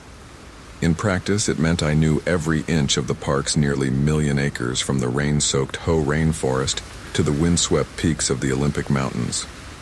I could read the weather in the way the clouds clung to Mount Olympus, and I could track a black-tailed deer through old-growth forest as easily as I could read a map. I've been retired for 7 years now, living in a small house in Port Angeles where I can still smell the salt from the Strait of Juan de Fuca. For the most part, I've left the work behind. But there's one case, one file that never left me. Officially, it remains unsolved. The case was closed with the quietest of administrative murmurs, filed away in a cabinet that I'm sure has since been moved to some records facility in Seattle. The family was given our deepest condolences, and the public was told that a tragic but unexplained disappearance had occurred under the most adverse conditions. No foul play was ever substantiated. No body was ever recovered. I've decided to reveal what I know now because I'm old, and secrets have a way of feeling heavier as the years pass. I spent years, long after my retirement, privately reviewing the case file, the maps, the field notes, the photographs, the incident reports, the radio logs, the evidence inventory, the witness interviews, the weather records, and my own journals from that time. I've walked the terrain in my mind 1,000 times. I want to explain what I believe truly happened, not to solve an official case, but to put down my version of the truth. It's a version I've never been able to fully reconcile with logic, but it's the one that makes the most sense of the pieces that never fit. The case began, as so many do, with a simple missing person report. It was late October, the season when the park transitions from the busy summer rush to the long, quiet, wet winter. The rains had been relentless for weeks, turning the already verdant forests into a world of dripping moss and swollen creeks. The missing man was a 34-year-old wildlife photographer named Elias Vance. He was a seasoned outdoorsman, the kind we usually didn't worry about. He had filed a backcountry permit for a 5-day solo trek into the Queets River Valley, an area known for its rugged beauty and its remoteness. He planned to photograph the elk herds that migrate through those lowland forests. He was supposed to check in at the ranger station in Forks after 5 days. He never showed. The initial search was routine. I led the team, a mix of park rangers and volunteers from the local search and rescue group. We had his planned route, his equipment list, and a good idea of his skill level. He was experienced with GPS and map and compass navigation, so we ruled out getting lost immediately. The terrain, while dense, was not impassable. We spread out using standard grid patterns. For 3 days, we found nothing but the empty, rain-soaked beauty of the forest. We found his last confirmed campsite, a small clearing near the river. His tent was still there, a high-quality 4-season model. His sleeping bag was laid out, but his food, camera gear, and the rest of his personal effects were gone. His pack was there too, but it was empty, unzipped and lying on the ground as if he'd just stepped away for a moment. It was as if the forest had simply swallowed him whole. The first piece of physical evidence that struck me as odd was the state of his campsite. There were no signs of a struggle, no torn fabric, no displaced gear, no marks on the trees. But there was a single, clear footprint in the mud near the riverbank, about 50 yards downstream from the tent. It wasn't a boot print. It was barefoot, but it was too large and too oddly shaped to be human. The toes were long, almost prehensile, and the arch was unusually high. We photographed it, cast it in plaster, and sent the cast to the state crime lab in Olympia. The report came back as inconclusive, which in my experience is police speak for, we can't explain it. The second oddity was a series of broken branches on some alder trees, leading away from the campsite and deeper into a dense, dark patch of forest known locally as the Shadow Grove. The broken branches were high up, at least 8 feet off the ground. Something had been moving through the canopy, and it was heavy enough to snap branches that were an inch thick. I remember looking at that trail of broken limbs and feeling a chill that had nothing to do with the rain. I had seen bears and cougars in the park, and their paths through the forest were distinct. They pushed through the undergrowth. They didn't leave a trail of snapped branches 8 feet in the air. From that point on, the investigation took on a strange, almost somber quality. We found a few of Elias's belongings over the next several days. His compass, snapped in two, and a single high-end camera lens, cracked and lying in a patch of ferns. The lens was the kind that could cost more than my annual salary, and it was discarded like trash. Each clue seemed to lead us deeper into the Shadow Grove, a place I knew well and had always found to be particularly quiet, even for the rainforest.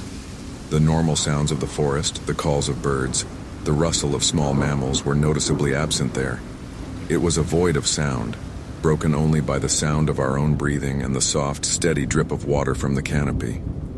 It was on the 5th day that we found something truly unsettling. We came across an elk carcass, a large bull.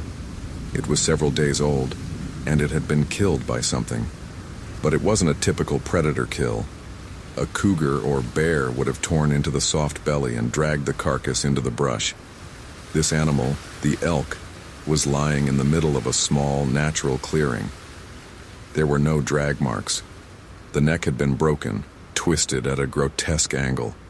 The hide on its back was torn away in neat parallel lines as if by a rake, and the internal organs were missing. There were no tooth marks, no claw marks. It looked as if the animal had been dissected, as if someone had reached into its body cavity with a surgical precision that was utterly alien to the wild. I contacted the State Fish and Wildlife Department, and a biologist named Dr. Sarah Jenkins came out to examine the kill. She was a sharp, no-nonsense woman in her late 40s, and she spent hours at the site taking measurements and samples. She told me she couldn't identify the type of trauma. It wasn't a bear or a cougar. It wasn't human, not with those clean parallel slashes. She was baffled, and her confusion was deeply unsettling to me. I had worked with Sarah for over a decade, and I had never seen her stumped. We agreed to keep the find quiet. There was no need to panic the public with an unidentified animal attack. Over the next week, the search area expanded, but we found no sign of Elias. We used thermal imaging from a helicopter, we set up listening posts, and we even brought in tracking dogs. The dogs, which were usually reliable, refused to enter the Shadow Grove. They would whine and pull at their leashes, their tails tucked between their legs, and no amount of encouragement from their handlers could get them past the tree line. It was as if they sensed something that we, with our human senses, could not perceive. The weather turned against us. A major storm system moved in from the Pacific, dropping several inches of rain and bringing wind gusts that made helicopter operations impossible. The Queets River swelled, turning a muddy brown and making fording it a life-threatening proposition. We had to scale back the search. The official search was called off after 10 days, but I couldn't let it go. I was the lead ranger on the case, and I felt a profound responsibility to Elias and his family. I requested permission for a smaller, focused effort with just a few of my most trusted rangers. We were granted a week, but the weather was relentless. The rains continued. For 3 days, we barely saw the sun. The forest was a sodden, claustrophobic world. On the 4th day, the rain finally broke, and the sun came out, turning the rainforest into a steamy, fragrant cathedral of green. The change in weather seemed to energize the team, and we made our way deeper into the valley, into the heart of the Shadow Grove. That's when we found the structure. It wasn't a building, not in the human sense. It was a shelter, built from massive fallen logs that had been stacked and interwoven with branches and thick vines. It was primitive, but it was intelligent. The logs had been placed with deliberate intention, forming a dome-shaped structure that was about 10 feet in diameter. Inside, it was dark, cool, and surprisingly dry. The floor was covered with a thick layer of dried moss and leaves, and in the center was a small, cold fire pit. There were no ashes, no remnants of a fire, but there were bones, dozens of them. Some were clearly from deer and elk, but there were others that I didn't recognize. They were long, slender, and arranged in patterns that suggested a deliberate design. They were laid out in concentric circles around the fire pit. We photographed everything in great detail. We collected the bones and placed them in evidence bags. I was careful to document every step of the process. The sheer labor that had gone into building the shelter was staggering. The logs were enormous, each one weighing several hundred pounds. Moving and arranging them would have required an incredible amount of strength. And then there was the placement. The structure was perfectly hidden from the air, tucked under a dense canopy of old-growth trees. You could have flown a helicopter directly over it and never seen it. It was a place that had been built for secrecy by something that didn't want to be found. That night, back at our base camp, I sat with my journal and tried to piece together everything we had found. The bare footprints, the trail of broken branches, the elk carcass, the shelter. The evidence pointed to a creature that was intelligent, powerful, and completely at home in the most remote reaches of the park. But what was it? I had read all the reports from other parks. I knew about the stories, the legends, the things that the tourists whispered about around campfires. But I had always dismissed them as folklore, the product of too much whiskey and too much isolation.